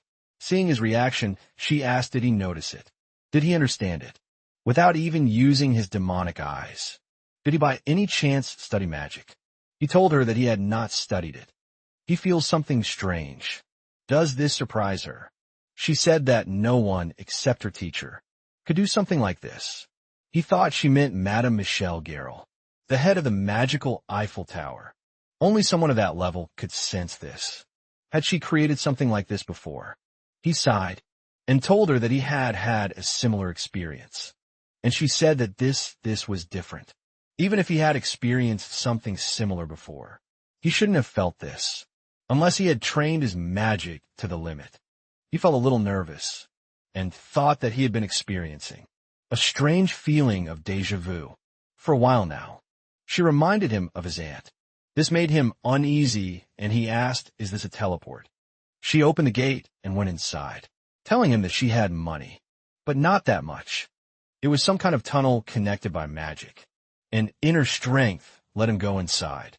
As soon as he passed through the gate, he found himself in a coffee shop, and looking at the barista, he immediately realized that this was not a human. He sensed magic, but didn't sense any signs of a living being. She noticed him staring at him, and said that it was a golem, just a vessel into which a mana core was inserted. This is where her workshop begins, so he'll be surprised by all sorts of strange things. She sat down at the table, and asked if he'd like to order something to drink. First he asked her to give him some warm tea, and she beckoned the golem towards her with her finger, saying she'd like an espresso. After that, MC asked her if it was okay for her to have this kind of workshop, and she told him that she loved this kind of atmosphere, but it was a hassle to constantly go out. She lit a cigarette and looked at him with interest, saying that she had so many questions, but she didn't even know where to start. He asked why she thought he'd answer. She remarked that he was so petty, and then suggested that he do the same 3 things. How about each of them? Asking 3 questions and answering them one by one. A triumph of 3 questions.